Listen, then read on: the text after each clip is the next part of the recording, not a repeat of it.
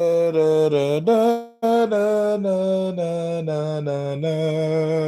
need a goddamn instrumental. But fuck it. We're back again. Who is it? Tell them Hurricane Hood News and Reviews bringing you in the house again. Said the pack of men. Ladies and gentlemen, front and left, right. We back again.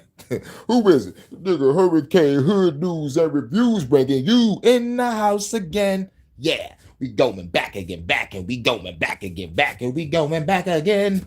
For the very first time, don't worry if I write checks, I write rhymes. Da, da, da. We going back to the HHN special report. We got a lot to talk about today. I should have started off this morning with a fuck y'all haters jam session. But I want to start off saying fuck the haters that hate on my music, hate on my content, and hate on my followers' content. You know what I'm saying? Shouts out to all my subscribers and all my fans. Some of you motherfuckers pulled me out the fire. You feel me? Shouts out to y'all. But we got to talk about these motherfucking haters real quick. Real quick. Remember I was talking about how motherfuckers have like a rap ear and a hip hop ear. Remember I was talking about that yesterday? How motherfuckers want to call a nigga mediocre, knowing darn well I'm the most lyrical motherfucker you probably ever heard in life. Mastered the craft. And then I told you about how there's this so-called rap fatigue right now. There's a lot of people online talking about rap fatigue. They're tired of hearing the same old bullshit. You know what I'm saying? So it's like, I know what these people that call me mediocre want to hear. They want to hear bullshit. They want to hear something to make them nod their head and dance. But let me tell you something, you stupid motherfuckers. We're not in a dancing mood right now. This is not a time to be dancing. We are in a motherfucking time of motherfucking what's the word? 3 letters, 1 word. War. The enemy is killing us through the food, through the water, through the air, through the disease, and you want to dance. Can't you too mad? Go get you some pussy. Okay. I fuck this pussy, and once I'm done hitting, I gotta look around and see myself still in the motherfucking cage.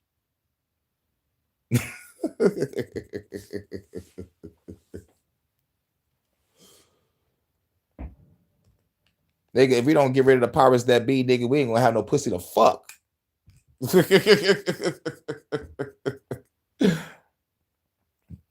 Salute to Big Dog Philly OG.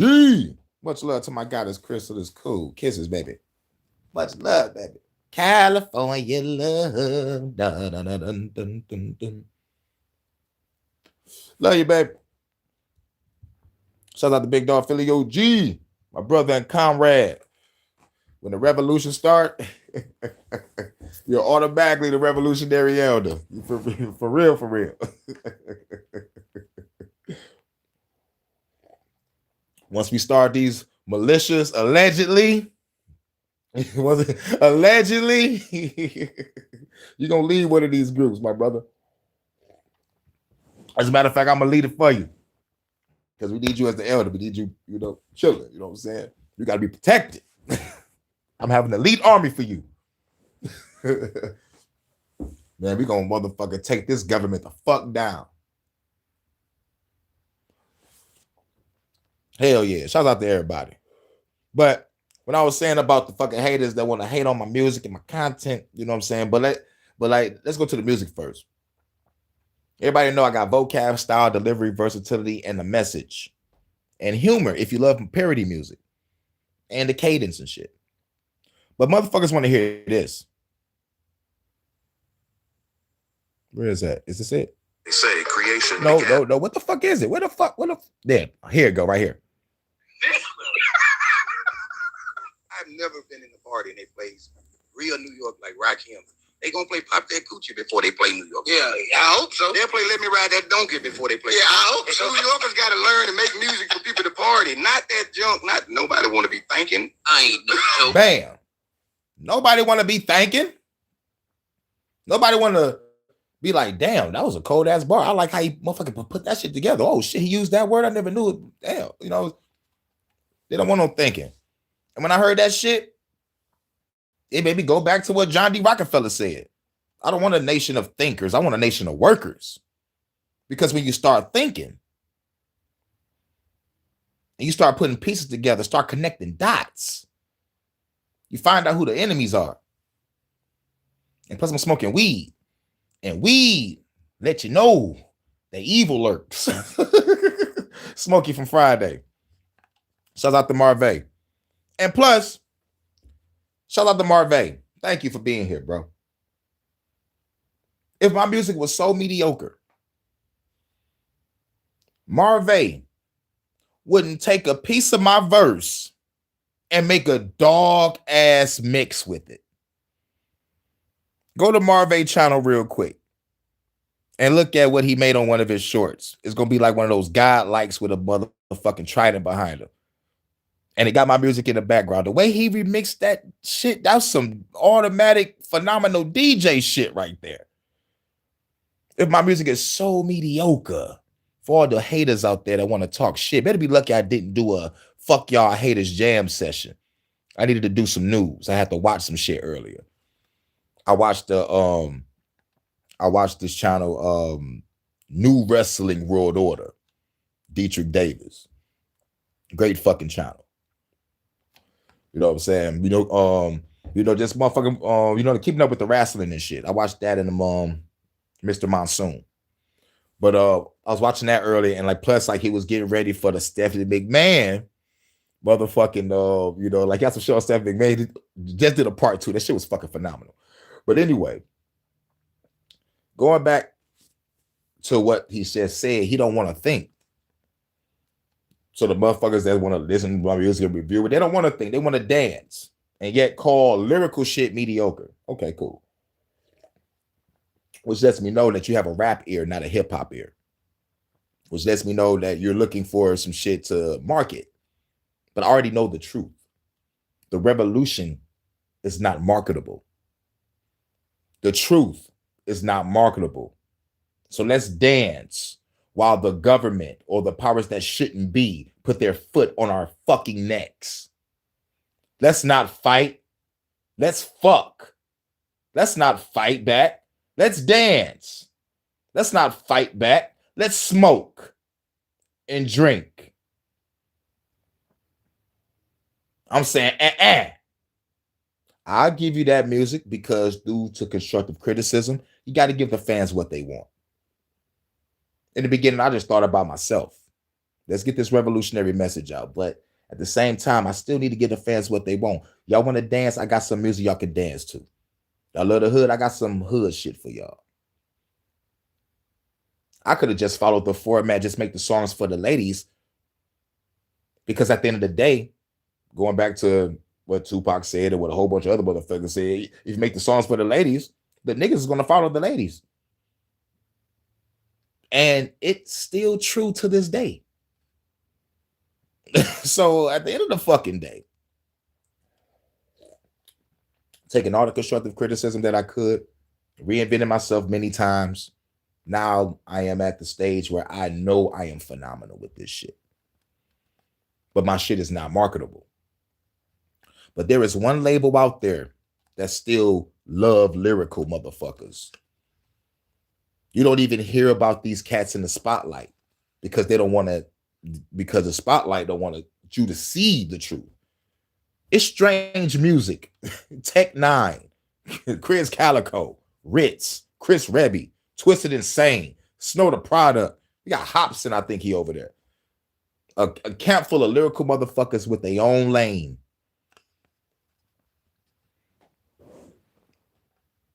You feel me? But motherfuckers want to bullshit. Salute Eyes Wide Shut.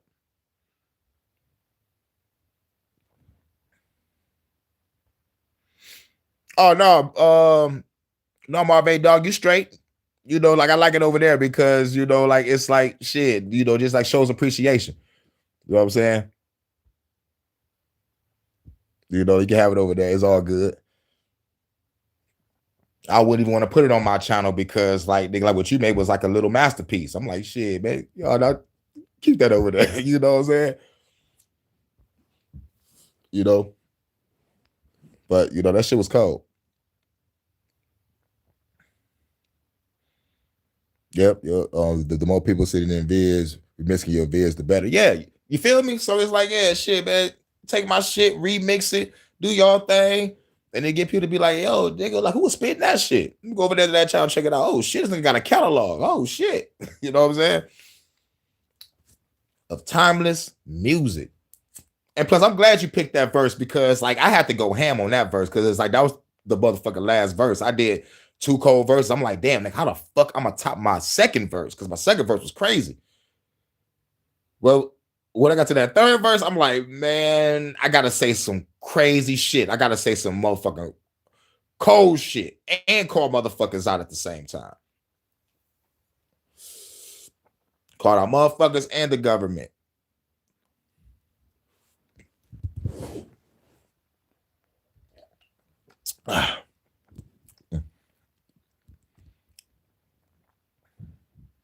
What's good though? What's good though? With the dilly, yo? What's the dilly, yo? Come up with my 9 milli. I forgot what Busta Rhymes said. But let's finish hearing this shit. Well, I'm glad you said that because that had pissed me off. That's how I feel about when I listen to Kendrick. That's how I feel when I listen to Kendrick. I want to dance. I don't want to think. And you know what this also shows to motherfuckers? Some of you motherfuckers are dumb as shit. You don't want to think because you probably can't think. So some shit that will be mediocre, but not knowing that all that mainstream shit that you hear is fucking mediocre. But yet motherfuckers want me to sound like them. Hell no. I'm never forget being told you need to sound like the industry. No. Because when I became Hurricane, I was told from a real OG motherfucker that's like, yo, bro, you want to stand out? You got to be different. You can't say what everybody else saying. You got to be real. You got to do something that's going to motherfucking really make people think. You feel me? Think is the key word. Be online seeing motherfuckers with rap fatigue. I'm tired of hearing all this bullshit. Yeah, they tired of it because people like me is not getting the spotlight. So this is why I say shouts out to the underground sector because we are the shit.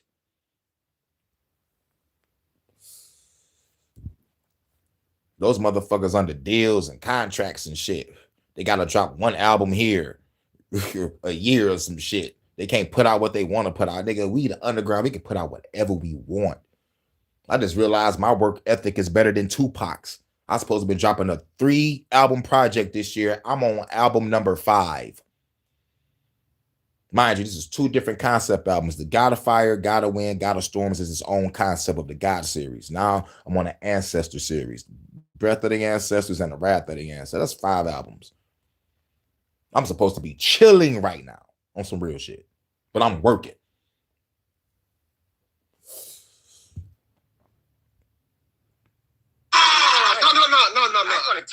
I'm telling you, you gotta listen. It's a message. No, nobody. Bitch, I don't want no fucking message in a song. I don't want no fucking message in a song.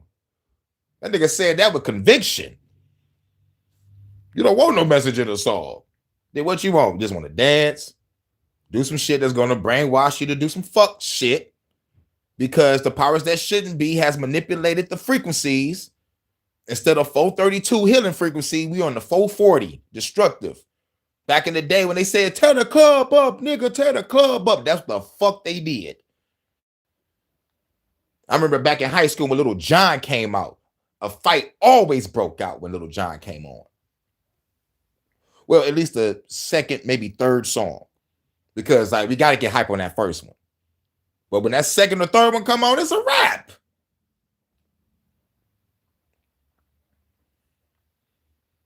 So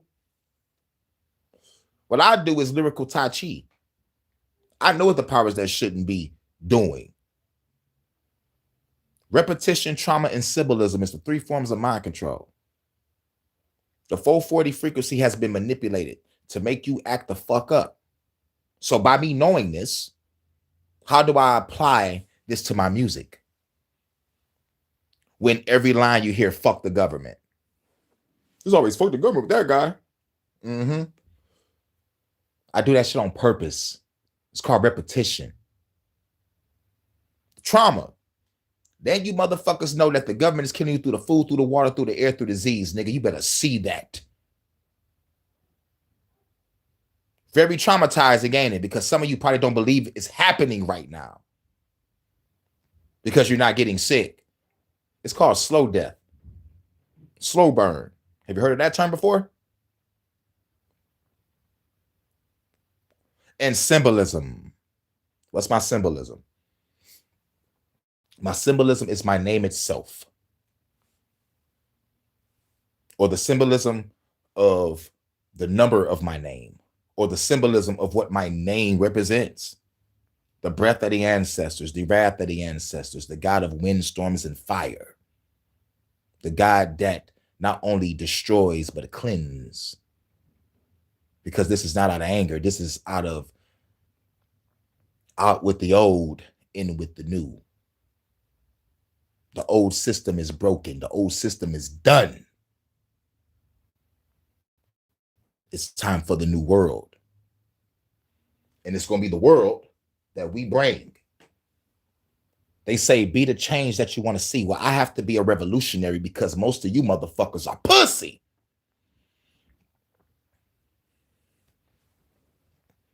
I'm just finishing where great revolutionary brothers left off. That's all. See, they say, pick ourselves up by our bootstraps. We did.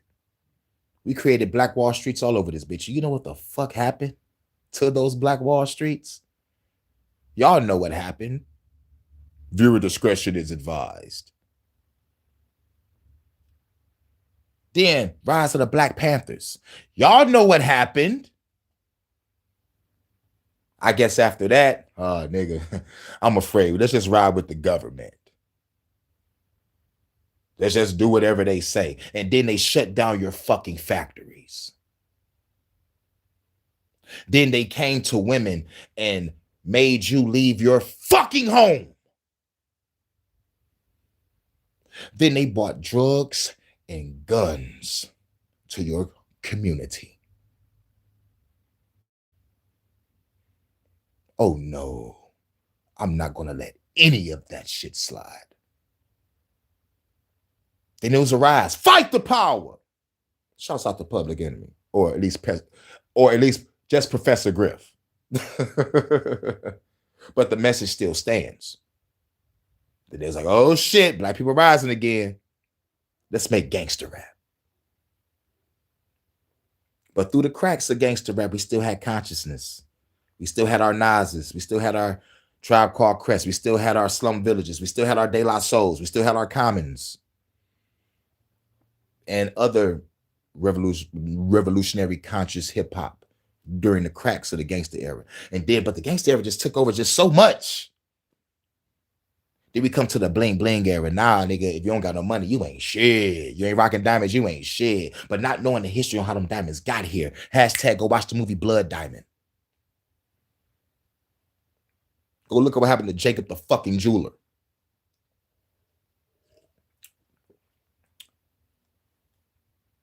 Bling bling, right? Then we get to the trap era. Got all this money, now it's time to start buying drugs. Let's go sell some shit, y'all. Then we get to yo. That right there.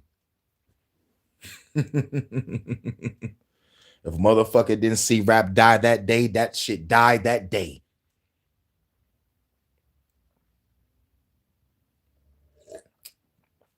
Then after that, what do we see now? Just a whole bunch of, we got to say it right, whole bunch of ritualistic, satanic fruitcake shit. But yet my shit is mediocre. How people started making good music in New York Move the goalpost. We all ain't saying nothing. The music wasn't meant to say nothing. Why baba loop and why bam boom. Nobody. Music wasn't meant to say nothing. You hear this motherfucker say that? Oh, yes, we got to get this out the way first before we get off into the news. Because I think I'm going to make fuck y'all haters jam sessions on the daily. So motherfuckers can recognize real hip hop. Vocab, style, delivery, versatility, a message, humor if you love my parodies, and a dog ass fucking cadence. I make people go back in time, think about nostalgic shit, go back in time with the feeling, and that you understand, nigga, my music reigns. I'm in people's top fives. So, with that being said, let's keep going.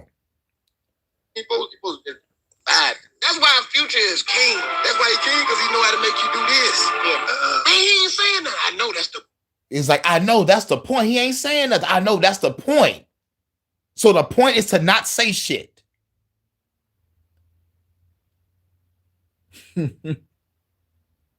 I'm mediocre, right? But I'm saying shit. These other rappers ain't saying a goddamn thing. A goddamn thing. You gotta say it like Samuel Jackson, Pulp Fiction. I ain't tell you a. Tell that bitch to chill.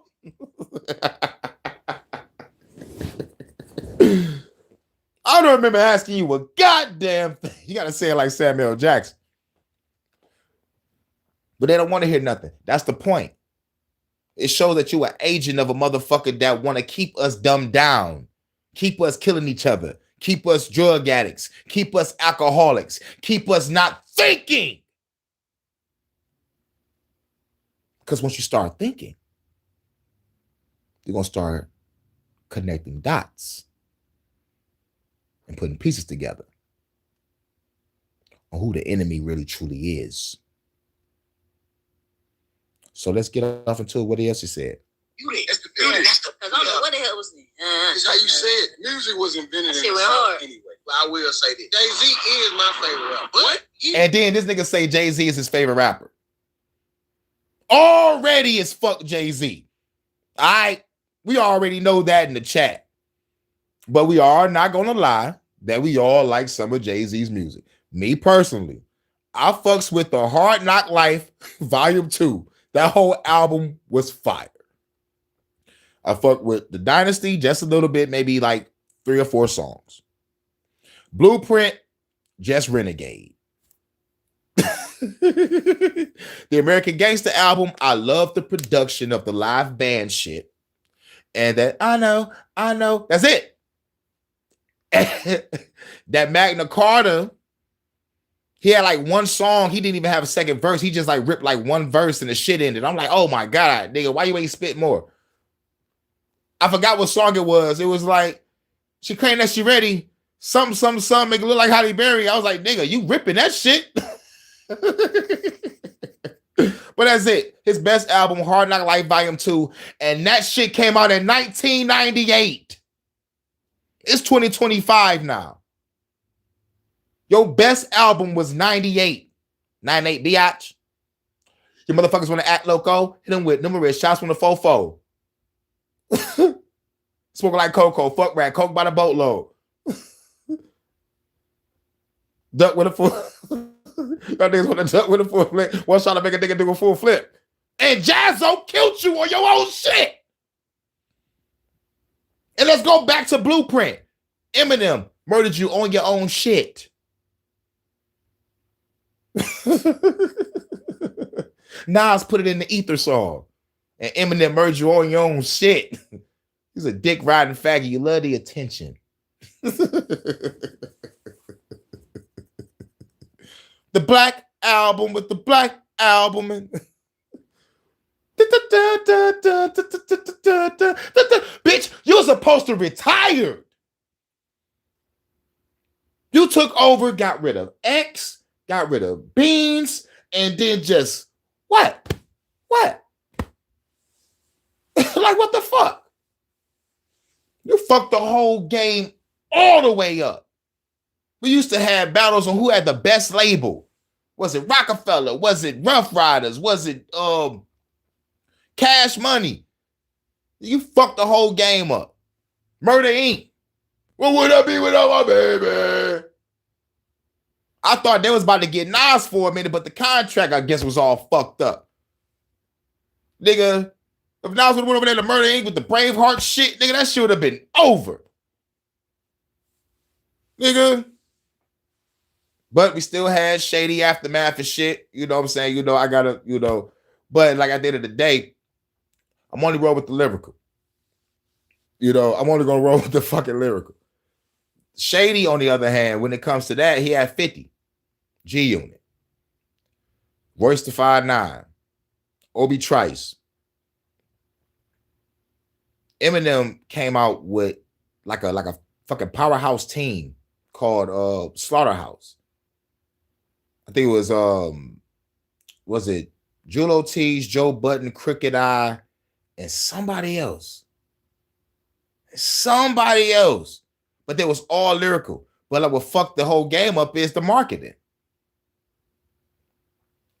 And plus, like real shit, yo, nigga, I ain't know Joe Budden had bars, but dude got bars. If you want to go into his bag, still ain't better than me though. But if he go into his bag, he go into his bag because like Eminem wouldn't put him in that camp if he didn't know that he had bars. But real shit, to be all fucking honest, Joe Budden's best song came out in 2004. Def Jam Fight for New York soundtrack. Come and take a walk with me. I need all of y'all to come and take a walk with me. Nigga, that's his hardest shit ever because he was talking about his life. That's when I knew that nigga was on motherfucking medication. So when you see this nigga now, just know that nigga take meds.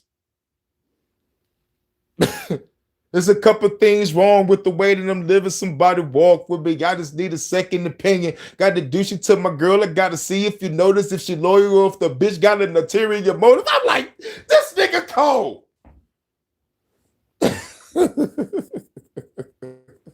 Come and take a walk with me. I need all of y'all to come and take a walk. Man, nigga, that shit was cold. How to go get Southern rappers and dumb it down too, though. Yeah, you know what? Jay-Z know how to get Southern rappers and dumb it down too, though. Let me tell you the truth, though. Pimp C ain't want to do that fucking big pimping shit. He got talked into doing that shit because of Bun B. Jay-Z ain't dumbed down no fucking body. If anybody dumbed down, it was Jay-Z. Because that's a lyrical motherfucker, rather anybody know it or not. Look up Originators. Him and Jazzo. They don't want to hear that fast shit. They don't want to hear that fast shit. They don't want to hear that fast shit. They don't want to hear that fast shit. Reasonable Doubt comes out.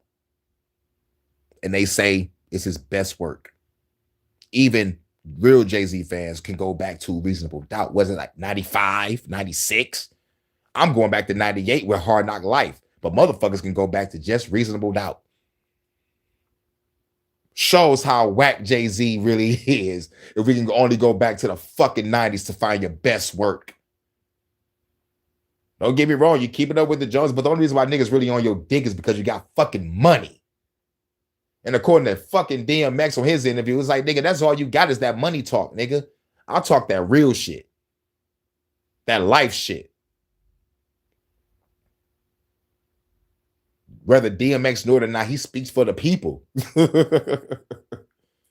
Whether he know it or not, or whether he thought himself as a revolutionary, man. But like, I found his motherfucking tone to be revolutionary. I look through the 11th floor window and take last puff for the endo. Look in the scope and look like 10 go. The professional, man. And all that stop, drop, shut them down, over them. As much as motherfuckers love that, he didn't like it. Because he said his bars were simple. Niggas want to drive. Niggas want to drive. Niggas want to drive. Like, what? But y'all love that shit. Nothing lyrical about that at all. And DMX knew that. We got to dumb this shit down for the radio. I played all the games in that shit. We got to make some radio play. We got to make clean music. We got to do this, do that. Like, pass out this, do the show, man. Like, fuck all that, nigga. Man, I mean, like, not fuck all that. I mean, I've been through all that. But fuck the shit. Nah, if you ain't fucking with my shit, then fuck you. Because at the end of the day, all it takes is one fucking hit. Once I get that hit, guess what? All y'all people in this chat about to eat. Nigga, y'all remember the show Entourage? Y'all the Entourage. And some of y'all are artists. So I'm bringing y'all in the studio. Everybody else, Entourage. Nigga, y'all gonna be going live every day, dog. I'm on a hurricane tour. Like, nigga, real shit. I got dreams too. But they make sure that the truth stays suppressed because the truth is the truth ain't marketable. Thinking ain't marketable. So, all right, y'all want some songs to dance to? I got some. Y'all want some songs for the hood? I got some. But damn, majority of your work overshadows the shit that we want to promote. Because once they stop putting the Shake the Ass song or the hood song off repeat and they finally sit down and listen to your shit, they might wake up. That's the whole fucking point. Like Bearded and For Show said, after they got done listening to that murder song, they felt like they wanted to go out there and do something. Nigga, that's the whole fucking point.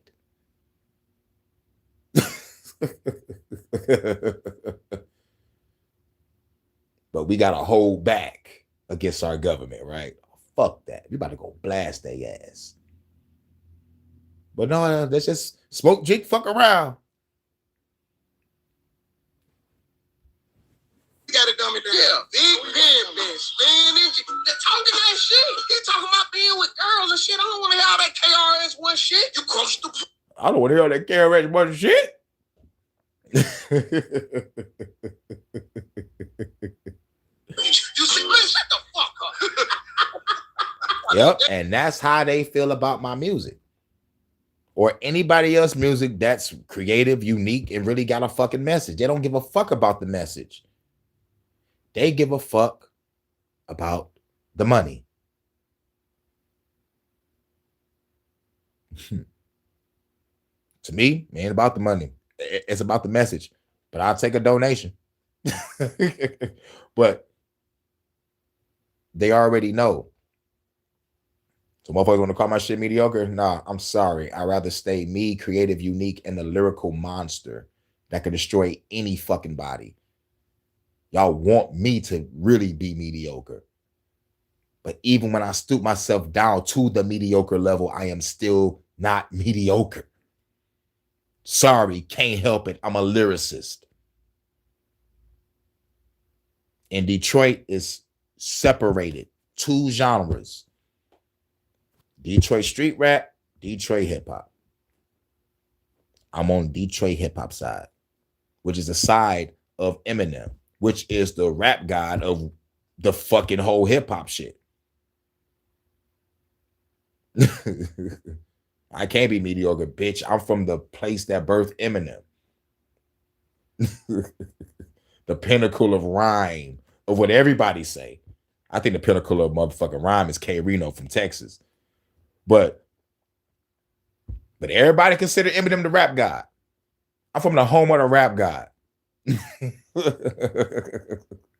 think I'm not about to study who the fucking best is? Let's go back to Prince, y'all. Prince said, study the greats and become greater. Study the greats and become greater. You did? And I studied East Coast hip hop, West Coast hip hop, Midwest, and down south. And I'm still training. You can hear it in all my work. What I love about my shit, I give you nostalgia. I got unpredictability because you don't know what the fuck I'm about to say when that beat come on. You don't know how I'm going to bring it. And I have all levels, vocab, style, delivery, versatility, and the message, and humor, if you want to hear a parody. Cadence, come on now. Mediocre? Nah. But most importantly, I am striving to make timeless music, shit that you're going to remember, shit that you can play 10, 20, 30, 40, 50 fucking years from now. We're not going to remember Future in the next 5 years. We're not gonna remember any of these motherfuckers. We just gonna know that motherfuckers had weird ass names back in the day. Some people had the same name, baby, little baby, and all their babies and shit. That's not gonna be remembered.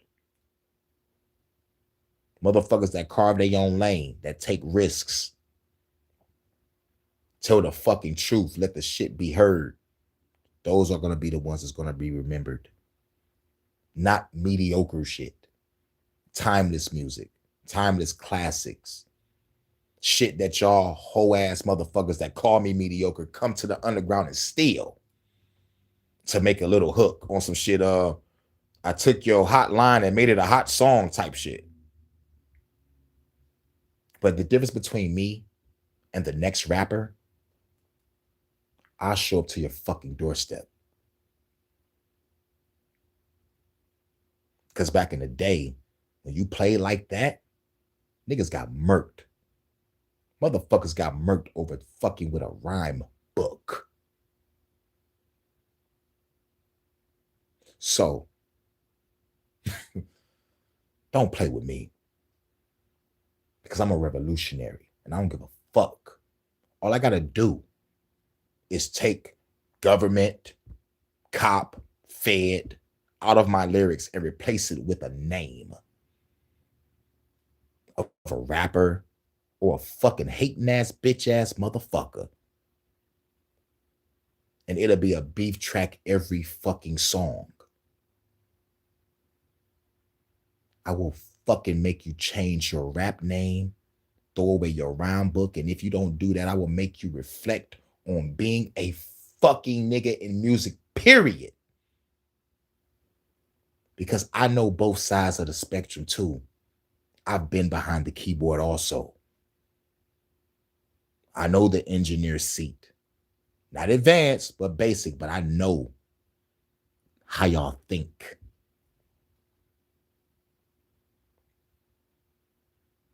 So,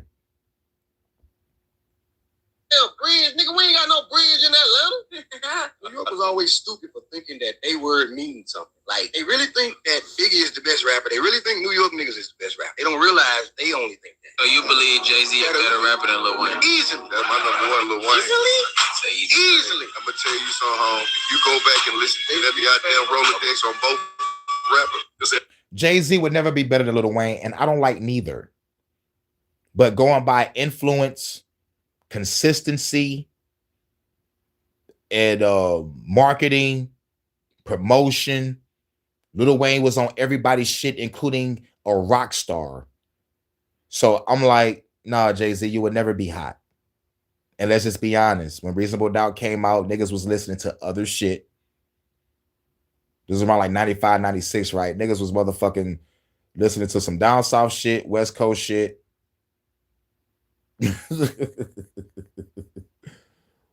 By the time niggas recognized Jay, it was around the time when I dropped my motherfucking, around the time he dropped his Hard Knock Life. It's a hard knock life. I kept seeing that video everywhere. It's a hard knock life for us. And Jay-Z was doing soundtracks to movies that was coming out, like Blue Streak and shit.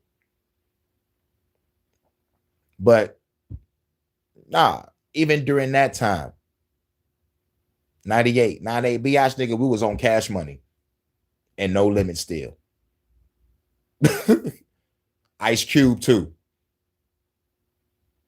Around 99, what was you listening to?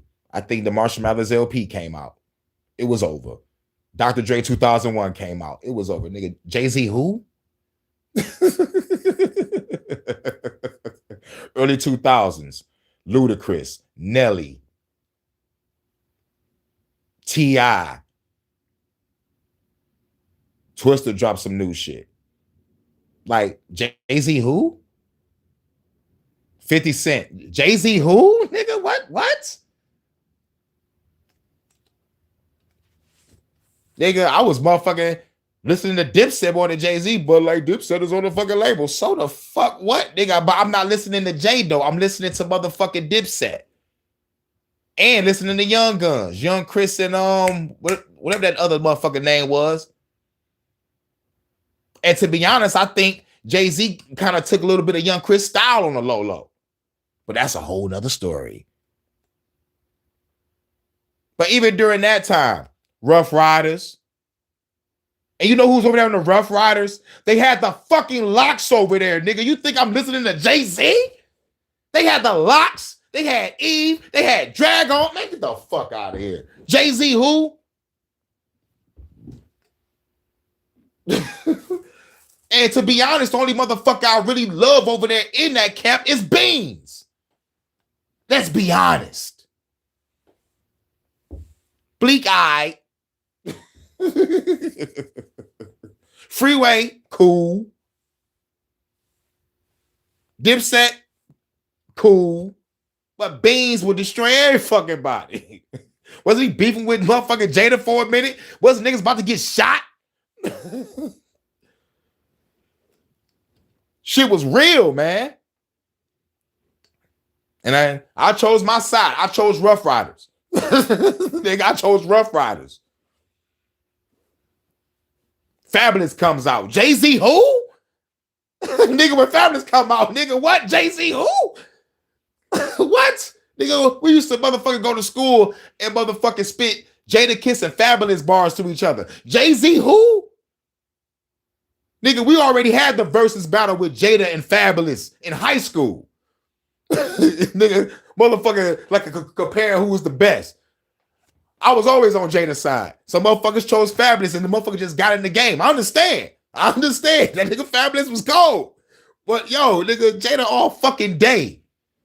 Nigga. Shouts out to everybody. But like, that was the end of that. And since that was a music type of news, and I had to get into my music type of talk, like along with saying fuck those haters. But real shit, dog. We all right. Look, I'm not saying we all the same age. I'm 37. I was in high school in the early 2000s. I remember, you know what I'm saying? I remember Jada, Fab, Dipset, you know, Luda taking over, T.I. popping up, you know, Bone Crusher, David Banner, you know, even 3-6 Mafia was doing their thing. Jay-Z who? Like, you feel me? 3-6 Mafia was dropping an album goddamn near every fucking year. So it was like, shit. But let's get it. Now we on the news. We got Twitter bots everywhere. It came out today that all those right-wing Twitter accounts are foreign bots. I don't know if you guys saw, but Elon made this new feature where you can see the country that these accounts come from. And you've got some from Russia, Thailand, South Asia, and even Nigeria. When you get those crazy comments, this is who you're arguing with. The official United States Department of Homeland Security Twitter page was made in Israel and is connected via Israel's Android app. This is coming at a time where Nikita Beer, the chief director of product strategy at Twitter, was implementing a process where everybody could view where accounts are based out of, and a United States government page was based out of Israel. Damn shame. Elon did that shit on purpose. Elon did that shit on purpose. But I kind of already knew that shit like that was going on. Let me tell you a story. Y'all probably remember when videos start popping up where motherfuckers is on the screen and they're pointing up or they're pointing down or they're pointing sideways at some news coverage or at some so-called truth that we already put the fuck out, right? And they don't say shit. They just point at the video. Look at this. Look at this. Look at that. Look at this. Same shit that I got strikes, copyrights, restricted, banned for. Even the phone agrees. Looking ass.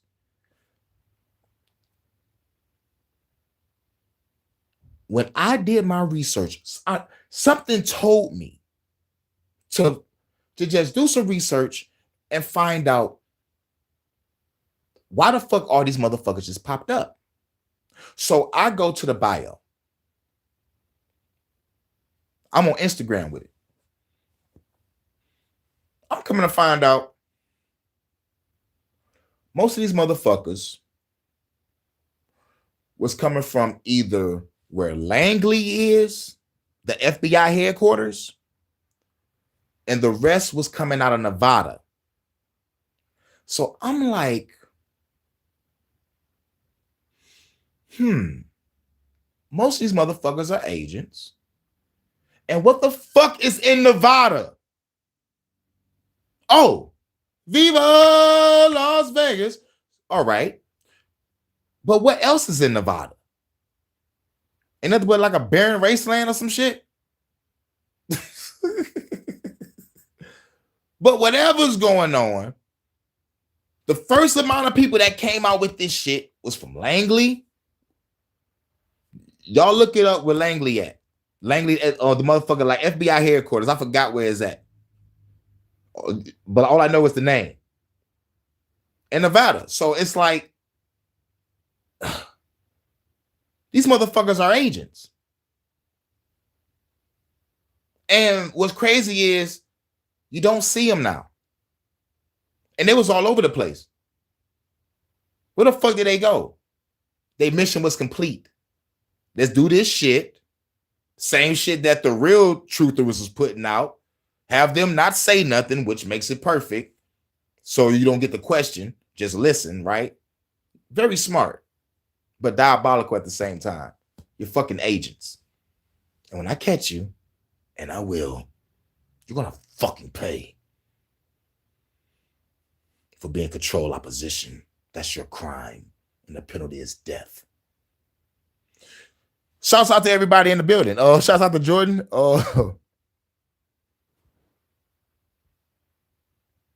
What the hell just happened? Who's getting timed out? What the fuck going on? What the fuck did I miss? I'm looking away. Because he got Biggie unreleased verses on that album. What the fuck? Still ready for my work. What?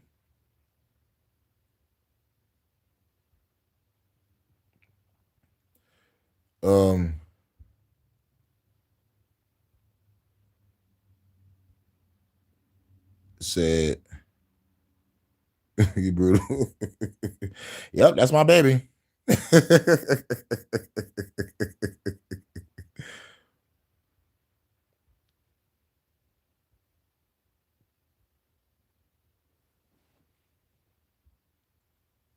Fallout over the MAGA Twitter accounts being exposed as foreign actors is growing. And let me tell you something. Yeah, being exposed as foreign actors is growing, but also got to tell you something on my HHN special report when I told y'all that.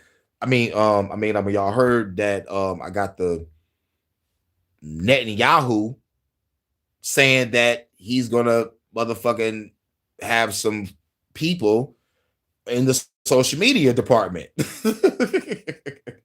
So it kind of connects the dots of the motherfuckers being from Israel.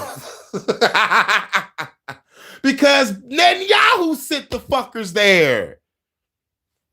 You see, when you start thinking and you start connecting dots, this is why I'm glad I pay attention to what the fuck going on in the world. Because you can put this shit together. And what I love about my shit, ain't nobody else doing what the fuck I'm doing. I mean, like there is people doing what the fuck I'm doing. I mean, like we don't see it as much because we're not getting notifications. We're at the bottom of the algorithm or we're shadow banned. So like, let me rephrase that properly. Shouts out to everybody that fucks with this content, that wants to hear the news, and you ain't gonna get no bullshit propaganda. You know what I'm saying? But I will play some propaganda, but I'm gonna let you know, yo, man, this is propaganda, what you're about to hear. Y'all read between the lines, okay? And then I'll play the video. So, you know, because we also got to factor in the Smith-Mundt Act, okay? They authorized to put in propaganda in our news. They're supposed to be for against foreign adversaries. But no, we are the domestic terrorists now. Trump signed an executive order. If you don't fucking roll with the government in any way, shape, or form, whatever they do, if you're against them in any way, you are considered a domestic terrorist. You don't have to be a conspiracy theorist. You are on the list with me. Welcome to the club. Drinks are on me. The haters that's on that list, y'all drink toilet water. You bitch ass fuckers. Everybody else, we got Hennessy, we got Dose, we got we got Jack Daniels, we have Grey Goose, you know what I'm saying? We got that Lunazul that just popped up out of nowhere. Don't know where the fuck that come from, but I see bitches drinking Lunazul. Got the Crown Royale. We got the motherfucking about to have an OK corral in this bitch if the government show up. But yeah. This truly is one of the biggest scandals of the past year because it shows how R.I.P. to your moms, bro. Real shit. My uncle passed yesterday. You know, I ain't bring it up. But since you throwing shit up in the chat, they just, you know, pay homage to our family. My mom's passed last year, man, but I hate that bitch with a passion. But she did teach me one thing. Well, two things. How to play spades. I'm the baddest motherfucker on the planet. Yes, I said it. Yes, I'm a boast on that. I'm gonna boast the shit out of that. I don't give a fuck. But the second thing she taught me on, not to be like her. Basically, stupid, selfish, stubborn, and be on crack. And make sure that I don't live place to place, house to house, shelter to shelter, bando to bando, stand with people to stand with people. That's it. Otherwise, to the very end, she was her. But my uncle, which is her little brother, it was cool, but did questionable shit. But cool. So, well, I consider him cool. And plus, the last thing I did for him, you know, I can have no shame, guilt, and regret, you know, because I did it for him. I ain't do it for my bitch ass, hoe ass, mentally ill, fucked up ass, mentally unstable cousin. I did it for my uncle. He wanted his son to crash until he so-called get his place. So I'm like, man, I really don't want to do it because, you know, the last, you know, I don't want to get off into the story of what happened, like, you know, like on the reason why I don't fuck with that fucker. But I did it for my uncle.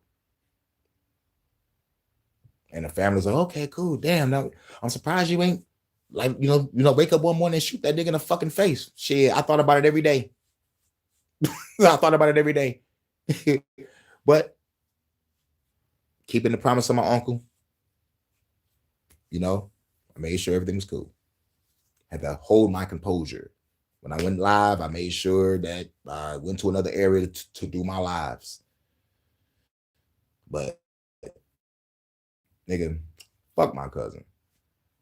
Nigga, baby one uncle passing. That don't change what the fuck you done. And same for my little brother. Last thing you done was steal from me. So, like, nigga, fuck the bullshit. Y'all are my fucking family. Everybody in this chat. But at the same time, you know, my condolences to your moms. And shouts out to the good mothers out there. But my mother wasn't shit.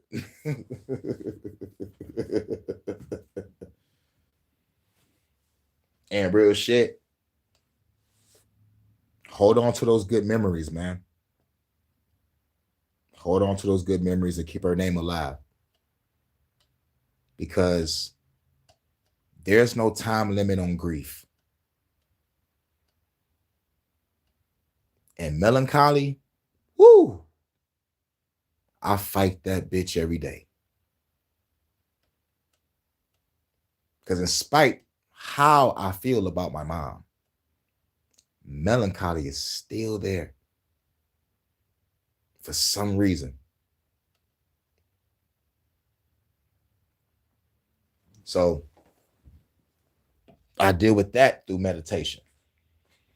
Melancholy is a motherfucker. I don't give a fuck what nobody say. Stress, depression, anxiety, ain't nothing compared to melancholy, because melancholy comes out of nowhere. You could be walking up the street. You could be driving your car somewhere. You could be just walking out of a gas station and suddenly tears, suddenly overwhelming sadness, suddenly overwhelming breakdown. That motherfucker sneaks up on you.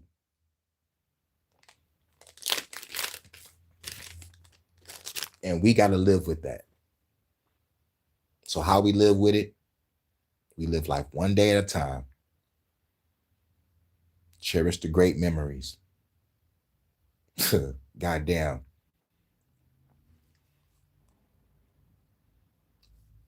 I know I'm saying that now, but I'm really, truly saying it to myself also. Because I have to remind myself that every fucking day. There was a time where I wanted to self-delete for months. Y'all wonder why I was dropping fucking music day after fucking day after fucking day, because of the grief and the melancholy after my mother passed. Fuck trying to have a time limit on trying to get an album done. Fuck that. I need to keep on doing music so I don't fucking snap.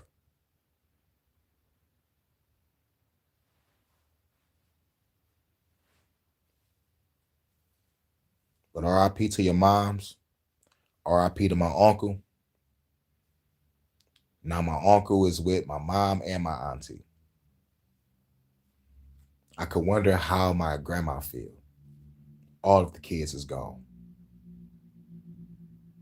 All of her children is gone. I'm really more sad for my grandma than myself, because I already know how I feel about my mom. You know. But the pain of a parent losing a child, that's a pain that I never felt. So I can only imagine what my grandma is going through right now. And not to mention, here's the icing on the cake. My uncle died on my auntie Demetra's birthday.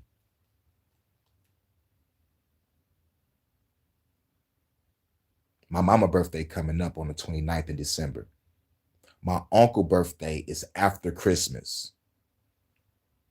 But my other auntie was yesterday. And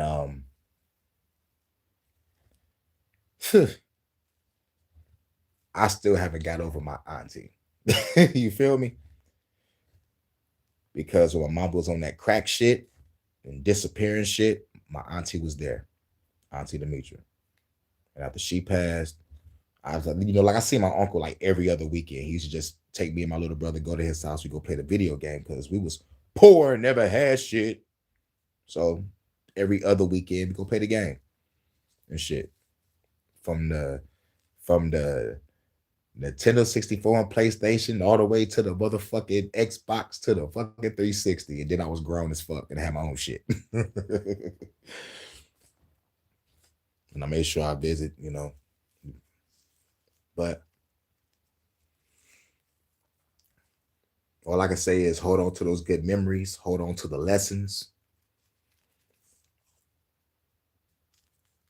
and keep a name alive, because now they're officially are the ancestors, or whatever we want to believe. If I was a Christian, I'll be like, my mama's up there in heaven with the, with the rest of the members of the family and shit. And everybody up there happy and partying.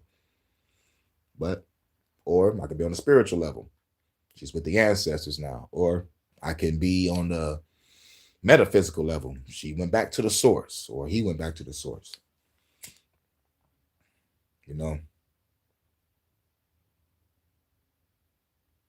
But at the end of the day, man, I seen it in my uncle's eyes. I knew it.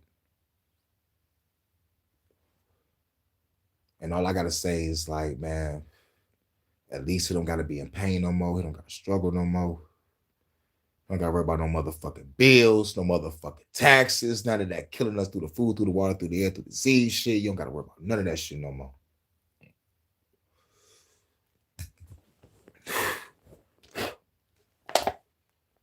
You free, nigga. You free now. But god damn. Ash in my fucking cup. Oh, okay, cool. There you go. But shout out to everybody coming through. Hold on, where y'all at? Hold on, let me go back and look at the comments. Respects. Shout out to In the Groove. Shout out to everybody. Shout out to Demi. Much love, much love, much love. Hey. Facts, they're not the suffer no more. Yup. God damn, this shit took me off my motherfucking square. But in a good way. And real shit, I wasn't really gonna really go live and present it, but you just put it in the chat and you made me just, you know, I feel you, bro. I feel you. And I was like, fuck it. You gonna pay homage, I'm gonna pay homage too. You know, like RIP to the ones that made what we like to call the great departure in shamanism. As long as you know, and when I leave on my great departure, make sure I have no shame, guilt, or regret. Drop. Bitch! I'm trying to fucking talk. That's one, y'all. One phone call. Now I gotta make sure my other phone is motherfucking on so I can make sure my chat don't fucking freeze. God damn, man. Like they don't want us to all have a heart to heart. Jesus. But at the end of the day, like what I'm saying is some real shit. I guess they don't want no real shit. Real shit ain't marketable. Much of the conservative ecosphere on Twitter is literally just foreign actors. I always remember lesson number 1. Never argue with these idiots. Yeah. Never argue with them because they're foreign bots from another fucking country.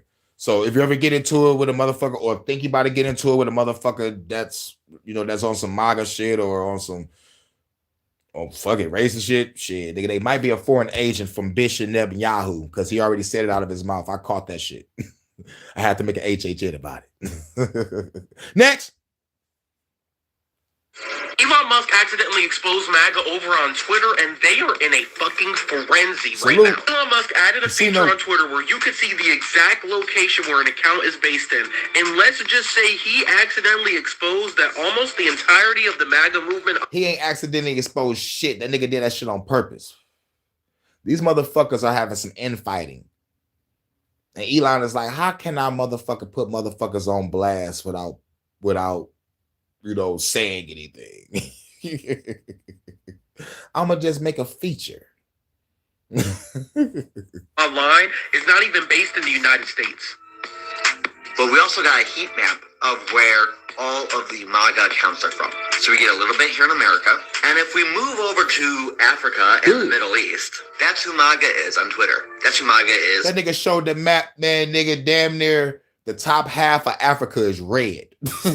Like, damn. There's a shitload of y'all niggas over there. That shit is red as hell. Pretty much on any social media site. Next time you're arguing with MAGA, you're not arguing with Americans. You're arguing with people who've never stepped foot in our country. How is that possible? The Department of Homeland Security's official Twitter account was originated in Tel Aviv, Israel, and millions of Originated in Tel Aviv, Israel. Ain't nothing Israel about it. Cause y'all acting like fake people over here, but y'all really over there. Y'all some whole ass niggas. But Netanyahu said it.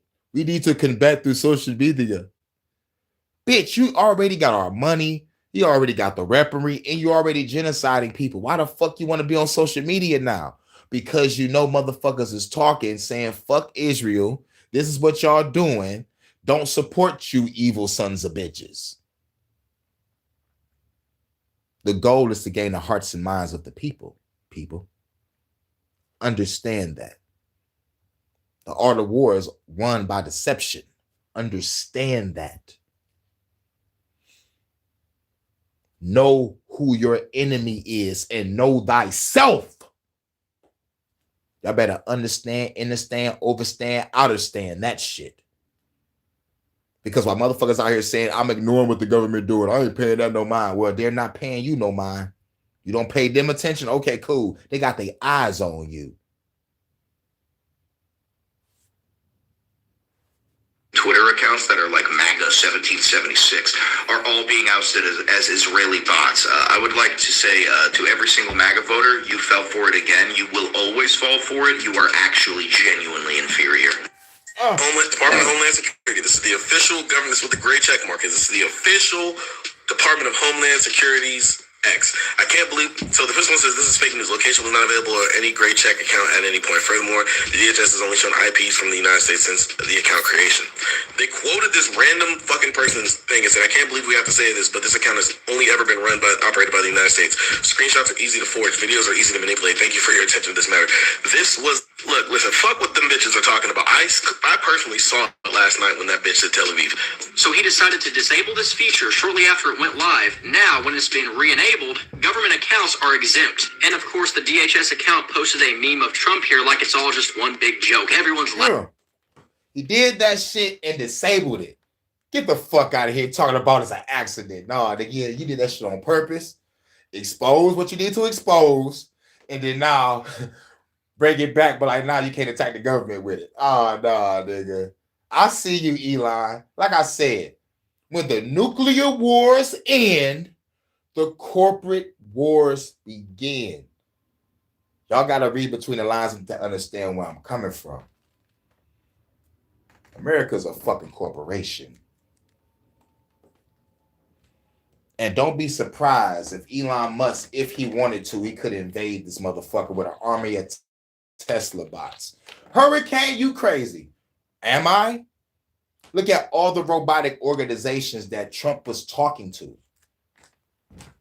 AI, robot tech, everybody, nigga. Everybody is being replaced. Sooner or later, your military will be fucking replaced. So, it is what it is. But it's all just a movie. I'm like, just because you don't see no flying cars doesn't mean the plot of the movie not happening. This is less than 5 fucking minutes. Less than 5 fucking minutes, I get another fucking call. I guess I gotta be telling the fucking truth. Let me know if y'all fucking hear me in the comments. Because now these bitches want to fuck with me now. Y'all want to dance? Let's fucking dance. Y'all don't want to hear the motherfucking truth. The fucking truth is America's a fucking corporation. And Elon Musk got enough money to be his own fucking corporation and shut this bitch down if he wanted to.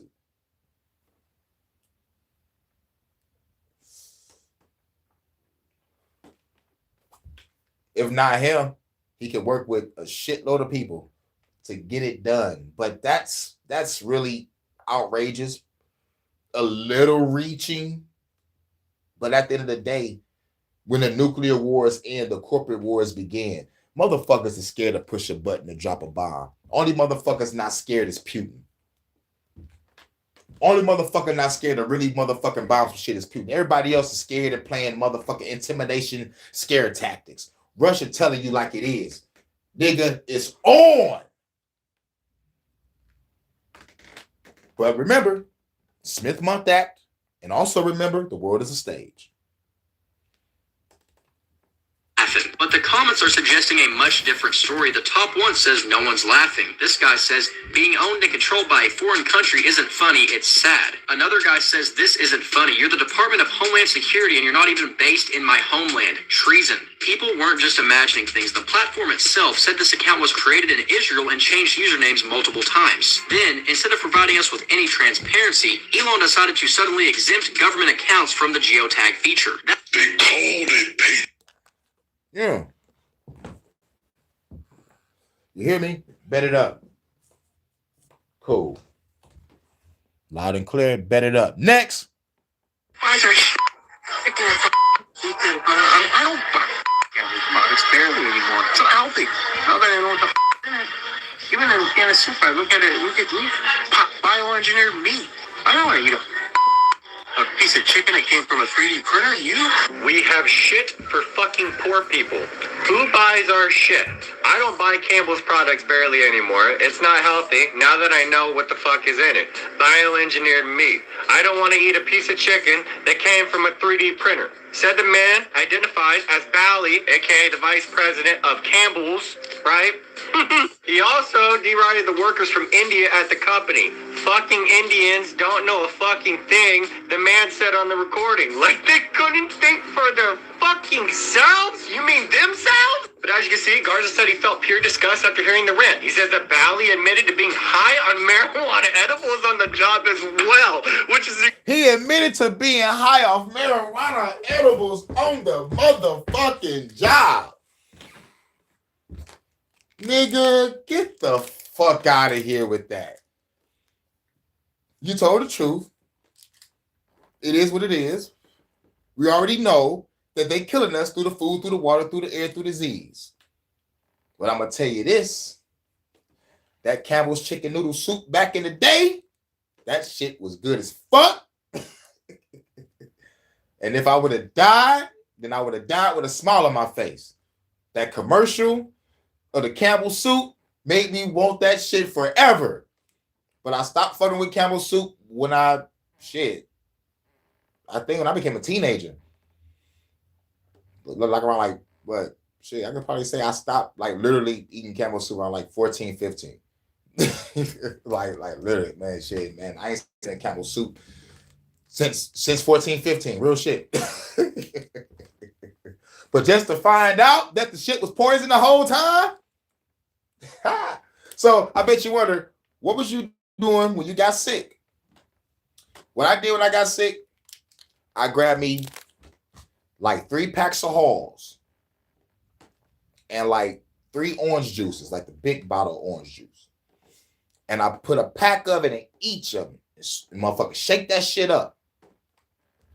Then I exercise all fucking day. Sweat all that shit out like, drink the motherfucking liquor and orange juice. I was liquor and orange juice, exercise. Liquor, orange juice, exercise. Take a nice long nap, wake up healed. Wake up healed. And that's before the meditation started. That was before meditation.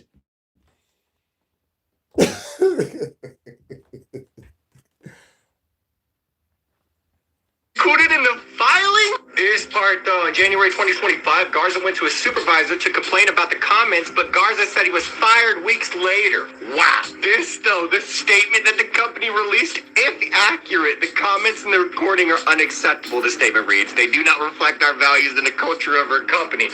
What culture exactly? The culture of misleading people into believing what you say is inside of your product? That's a pretty hefty allegation, might I mention. A new lawsuit filed against Campbell's after a former employee says he recorded that audio of his supervisor. They couldn't think for the like these dumb Just pure disgust. And when he complained, the response to Robert sticking up for other people is he gets fired. He's just real big-headed, inflated. Thinks he's a C-level executive at a Fortune 500 company and he can do whatever he wants. The vice president of Campbell's Soup stating that he doesn't eat Campbell's soup. He said only the poor people eat Campbell's. Yep, and I was poor as shit, place to place, house to house, shelter to shelter, abandoned to abandoned, staying with people to stay with people. Whenever I got sick, it was always Campbell's. But guess what? When you thought a motherfucking nigga was getting healed, a nigga was getting more sicker. But I guess it was a placebo effect with me. It felt like whenever I ate 2 bowls of Campbell's soup and I was sick as a kid, nigga, I was Gucci. It was probably the commercial too. You know, to get this shit, get healed. I'm like, oh shit, nigga, I'm about to eat this shit and get healed. Bet it up. I felt the healing.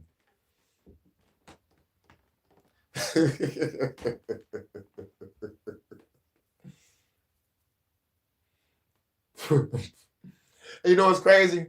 If the Campbell's soup is fucking 3D printed, what about Progressive? I see the Progressive shit right next to the Campbell's soup. What about that Progressive shit? That shit gotta be fucking 3D printed. suit. And when the employee reported him for this recorded conversation, he got fired. Well, now that employee is suing Campbell's for $25 million. Damn! But we're not going to skip past the part that they are feeding But up. let me tell you something. If you add up how long Campbell's been in the game to now, and motherfuckers talking about being sued over $25 million, nigga, that's chump change. Campbell's is a fucking, probably a Fortune 500 company, I think I heard. I'm not really sure. Campbell's is on the map. So it's 25 million, that's a drop in a fucking bucket after decades of being in business. Like, come on now. Come on now. That's a drop in a fucking bucket. You said million. Now 25 billion, that's another story. 25 million is a drop in the bucket. You will settle out of court with 15.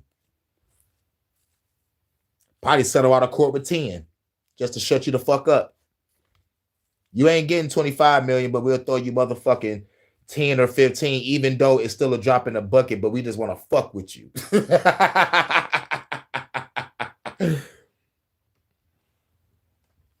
3D printed meat in the soup, are we?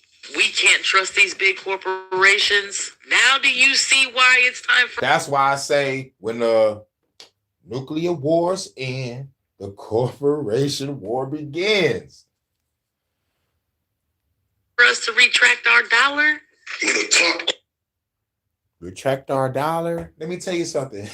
Fuck retracting our dollar. The dollar doesn't have any fucking value already. What we need is a fucking revolution. But since motherfuckers are, you're too radical. How about this? If America is a corporation, then we need a hostile takeover. How about that? You want me to speak in business terms? We need a hostile fucking takeover. And when the hostile takeover happens, don't be surprised if America burns itself down for the insurance money, if that's not what's already going on now. This is a controlled collapse. But what people don't understand is this already over. It's already over. Russia, Brazil, China, India, and South Africa, BRICS, they're waiting on this shit to officially crumble. And we'll have no choice but to roll with BRICS.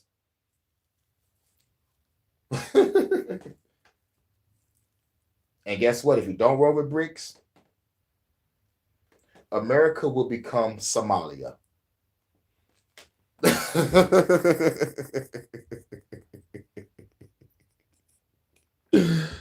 Or we'll let your imagination take its course. It's revolution or nothing. Fuck the bullshit. And if anybody know it or not, because of the monetary system, this is how all empires crumble. Not by revolution, not by famine, not by wars. They crumbled because of this fucked up monetary system.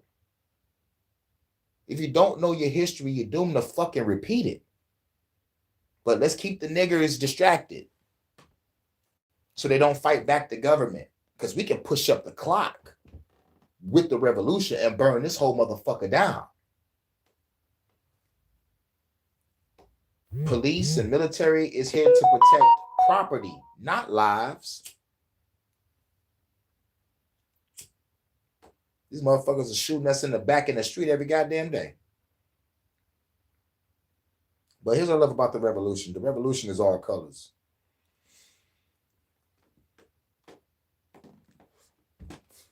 We're fighting for freedom. We're not fighting for regime change. We're not fighting to replace the government. At least I'm not. I just want us all to be free. You have every right to collect rainwater. It shouldn't be against the law to collect rainwater. We shouldn't be paying for water, grapes, shit that comes from the earth. We shouldn't have poison in our skies. We shouldn't have poison in our water or in our food. And there should be no big pharma. Before Big Pharma came over here, we was healed from the earth. It gave back to the earth gave back to us. Whenever there was a natural disaster, it was a natural fucking disaster. The earth cleaning itself. This ain't a bad event. This is something great. Earth could be beautiful, but we have evil motherfuckers in it. But if we eradicate the evil, we be good. But you know what a stupid motherfucker be? I can't call them stupid. But an ignorant motherfucker would be like, once you kill one evil motherfucker, another one will rise up. Yeah, that's true. But he would get cut the fuck down. And then hopefully the next evil motherfucker be like, shit, let me change my ways.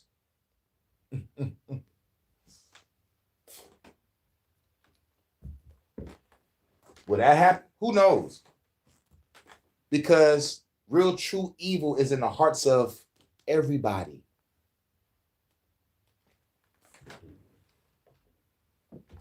In native culture, the kid was talking to an elder, and the elder was talking to the kid, was like, look, we have two wolves inside of us. Two wolves. A good wolf and a bad wolf.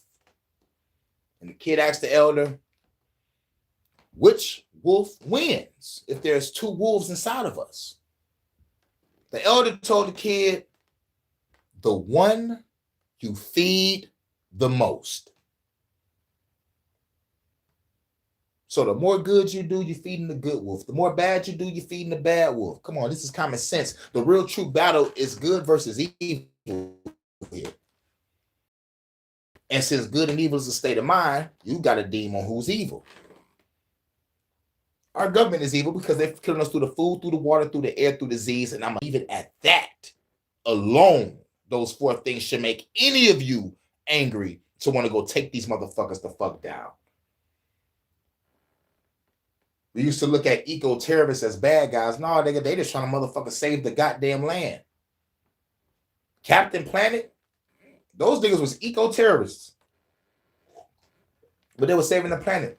The real terrorists was the corporations that the Planeteers was fighting.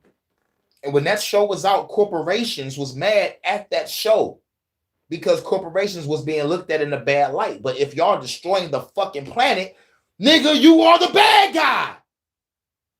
Duh.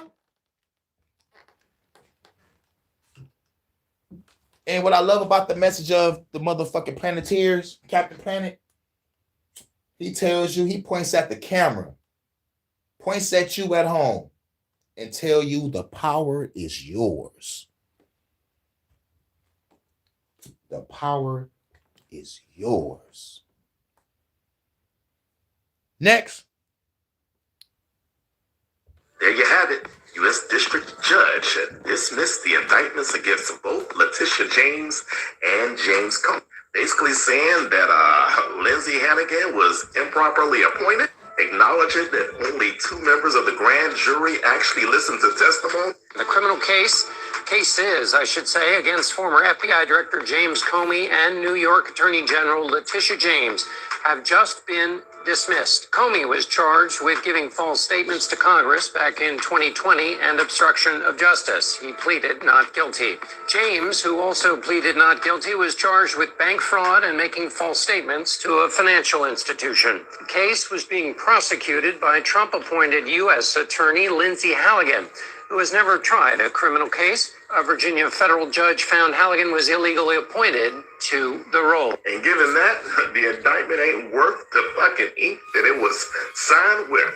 Trump's Justice Department pushed politically motivated cases to silence critics like about the 2 men trying to take over Haiti. I think I saw some shit like that. But I don't think I clicked on it. But I think I remember seeing some shit like that. And I think the thumbnail was like it was a mug shot of two motherfuckers. And the story was like they was about to go try to motherfucking take over. You know, like you said, like a motherfucker like Haiti and shit. I'm like, nigga, 2 people? Nigga, they was gonna do some magic, voodoo, hoodoo, and hang your ass from a fucking tree stump, nigga. Like y'all just gonna go over there and strong arm a country. Like, nigga, you wild. You wild. Straight colonizer mentality. Like, nigga, you crazy. I gotta go into that motherfucker shit though. I might talk about it later. I might talk about it either later or maybe tomorrow. But yeah, like I think I remember saying some shit like that. Like it wasn't a thumbnail on YouTube. It was like, what the fuck I was at? I think I was on Google or some shit, and I was scrolling through Google. You know, because they got like news on Google and shit. You know, they got a whole bunch of motherfucking like a little timeline and shit. And this is Comey speaking. I'm grateful that the court ended the case against me, which was a prosecution based on malevolence and incompetence, and a reflection of what the Department of Justice has become under Donald Trump, which is heartbreaking. This case mattered to me personally, obviously, but it matters most because a message has to be sent that the President of the United States cannot use the Department of Justice to target his political enemies. Yes, the fuck he can. Yes, the fuck he can. I'm surprised RFK not doing the goddamn shit. I'm gonna do it the right way. Fuck that. I'm still giving him the side eye because he's still in that department. He's still over there. I'm like, nigga, these motherfuckers killed your motherfucking people. You're supposed to be in that bitch, get rid of the motherfuckers that was involved, or dismantle that motherfucker from within right now. But no, your ass sold us out to big tech, you bitch. Your father and your uncle is turning over in their fucking graves. RFK, fuck you. You can pass the litmus test of being a so-called good politician in everybody else's face, but once you motherfucking sell us out to big tech, it's over. Nigga. And what's crazy is people that fuck with RFK don't know what the fuck I just said. Well, guess what? Y'all know it now. I covered it on one of my HHNs. RFK sold us out to big tech.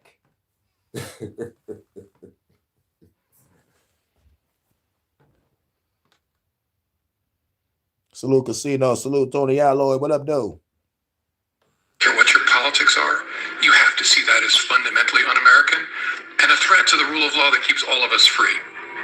Un-American. Bitch, you the former FBI director, nigga. The FBI is motherfucking part of infiltrating all of our organizations and fucking our lives up. Fuck the FBI. Formal FBI director. Get the fuck out of here. You a whole ass nigga just like Cash Patel is. But Cash Patel look more of a pussy than Comey.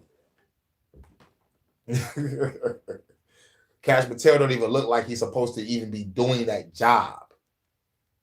But there gotta be some level of being a corrupt asshole, cross-dressing ass faggot to get that motherfucker position.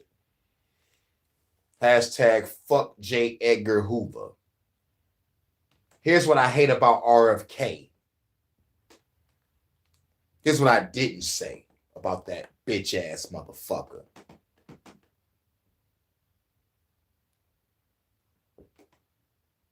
They was trying to, your parents, your uncle was trying to get rid of the FBI.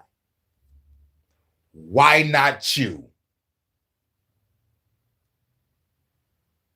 Think about that. And that's what I never said. This is another reason why it's like RFK is fuck that nigga. Because your parents were trying to get rid of that motherfucking FBI, CIA shit. He called out the motherfucking secret societies in a fucking speech. So I think Robert F. Kennedy Jr. is the son of Bobby Kennedy. JFK is the uncle. Nigga, they killed your father for no reason. They killed him because he was next in line. Because he was going to finish where his brother left off. JFK hanging with the niggers. He don't want the CIA and FBI. He don't want to go to war. Oh, nigga, He's sneaking Marilyn Monroe under the White House tunnels. He's fucking Mimi Beardsley, a 19-year-old intern. Oh yeah, we got to kill this motherfucker. But when it comes to your pops, they murked that nigga just because he was vice president. Once the president dies or gets sick, he's next up. But he was going to definitely follow it where JFK was motherfucking leaving off. Gotta murk him too. You should be pissed at this whole type of, the whole government. It should be, I'm about to get in and get my fucking revenge. Or finish where my dad and my uncle left off. And really make the family name be good instead of being tarnished. Because it seems that unanimously, people around this country love the Kennedys more than any other motherfucking president for some reason. So, just going by the hearts and minds of the people. But RFK ain't shit. But back to Comey. That Donald Trump will probably come after me again, and my attitude is going to be the same. I'm innocent, I am not afraid, and I believe in an independent federal judiciary. My family and I have known for years that there are costs to standing up to Donald Trump. Oh, okay, cool. Milestone. All right, cool. Yeah, man. Yeah, YouTube be changing shit around. It's either going to give you your fucking name or it's going to give you the motherfucking @ sign in your name and shit. It's like, you know, they do all this new changes, but they don't motherfucking give people a chance to get their notifications though. Whenever a person go live, they want to block niggas' channels, give niggas copyrights, strike motherfuckers, and don't nobody else get them. But it seems us that tell the truth, we don't want to get the motherfucking bullshit. You know what I'm saying? # fuck YouTube. Because like this, you don't be having me motherfucking confused because I don't be knowing who people is. I'm like, okay, you know, this is like a new person. I'm like, wait a minute. You know, if he say something in the chat, I'm like, okay, cool, that's Milestone. Or, okay, cool, that's such and such, that's such and such. You know. Shouts out to Kay if you pop up, because I know she pop up as I think as Diamond. So I'm like, okay, Diamond is K, Casino is gonna be Milestone, and okay, cool. You know, see, like YouTube is making me motherfucking like I gotta motherfucking rearrange, you know, my motherfucking mind and shit. But we couldn't imagine ourselves living any other way. We will not live on our knees, and you shouldn't either. I'm grateful that the court ended the case against me, which was a prosecution based on malevolence and incompetence, and a reflection of what the Department of Justice has become under Donald Trump, which is heartbreaking. But even though it's evil versus evil, I love the infighting. I love the infighting. The infighting is awesome. They should just start throwing punches like them niggas do across the country. That whole conference room, they be squabbing. I love that shit. And then, nigga, when they done squabbing, they all motherfucking wipe themselves off and get back to deliberate or whatever the fuck they doing in that bitch. I can't understand the language unless I'm reading the subtitles. But, like, they put laws in place, but they in that bitch scrapping. Oh, my God, nigga. Oh, my God. I saw one motherfucker at a Congress on the other side of the world. This nigga trying to commit suicide. Yeah, I said to YouTube, fuck y'all. Motherfucker jumped off for like a second story or third story fucking balcony to the fucking floor. I was like, oh shit. We need that over here. You know what else we need? We need motherfucking real shooters. Not people that's gonna motherfucking nick a motherfucker in the ear. And the shit grows back like a reptilian and shit. No one is talking about that. No one is talking about that. Oh, y'all must have forgot. On some Roy Jones shit. Also inspired by the example of the career people who refused to be part of this travesty. It cost some of them their jobs, which is painful, but it preserved their integrity, which is beyond price. and I know they will serve again. Nigga, fuck the bullshit. I love the infighting. Here's why. Here's the second reason why I love the infighting. You know, the first one was bullshit. The second one was this, which should be the first. Second one was a joke. Fuck it. You think I'm not about to go after the motherfuckers that was talking shit about me on my first term? Y'all bitches still got y'all jobs. I'm about to fuck y'all up for fucking up my name, or at least trying to. Some of y'all about to get fired. Some of y'all about to get arrested. Some of y'all about to go to hearings. Some of y'all about to cease to fucking exist for fucking with me back when I was doing my first shit. Nigga, I'll come after y'all motherfuckers too. Those motherfuckers still working? Get their ass. That motherfucker still working? Get that ass. That bitch still working? Oh, lock that hoe up. That motherfucker still working? That whole team is operating? Shut that shit down. I'm a fucking president, bitch. Nigga, come on. That's why I love the infighting. Because it's that mentality right there. It's that mentality. Dog eat dog. Everybody talking about rap is a dangerous profession. No, nigga, being a politician is a dangerous profession. And this is what I love about myself. If being a politician or a celebrity is the pinnacle of success in this country or around the world, then I'd rather seek wisdom and knowledge and understanding for the rest of my motherfucking life. I'm going to keep putting out this music, keep spreading this message, because it's all about the message. The goal is to wake the fuck up. My music is the soundtrack for the revolution. My music is my manifesto for the revolution. My content, letting people know what the fuck going on in the world, because most people smoking, drinking, fucking around, don't want to motherfucking read, don't want to motherfucking really watch shit but bullshit. But let me slide this on in there. You can watch my channel shit for like a week straight on just a loop. I got over damn near 1,800 videos of different type of content, music, news, fuck the government, you know what I'm saying? You know, like, which is another news, but it's like more hardcore news. Like, you know, it's HHN is a little light, but like sometimes I go to my fuck the government bag, sometimes. But I try to be cool, calm, and collected on the HHNs. But like, shit, man, at the same time, like, once you hear something that trigger you, man, you just gotta motherfucker just say what you gotta say.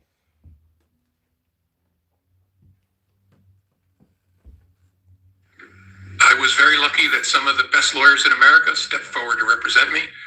I hope they serve as an example to more and more lawyers, especially at some of the big firms, to participate. Nah, nigga, you paid to play, you had the money to play, and you won. You got all. But like on some real shit, he's a former FBI director. I need to find out if he's one of them 33rd degree Freemasons. Because he's supposed to be locked up for at least shit. Give him 5 to 7. You know what I'm saying? At least give him 7. You know what I'm saying? To get out on 5 good behavior or 3, whatever the fuck. Because you're the former FBI director, nigga.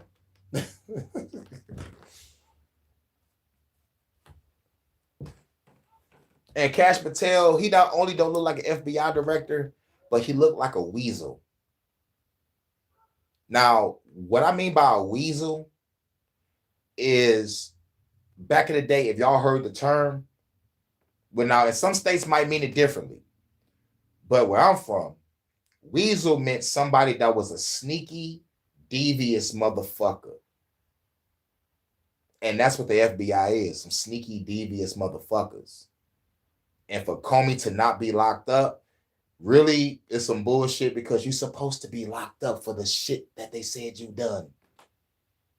But just because the lawyer that was fucking with you fucks with Trump, it was all just like, oh, this is all motherfucking, you know, this is unfair type shit. No, nigga, like, what if the lawyer was really doing her job in spite who she voted for, you dumb bitch. No one thinks about that.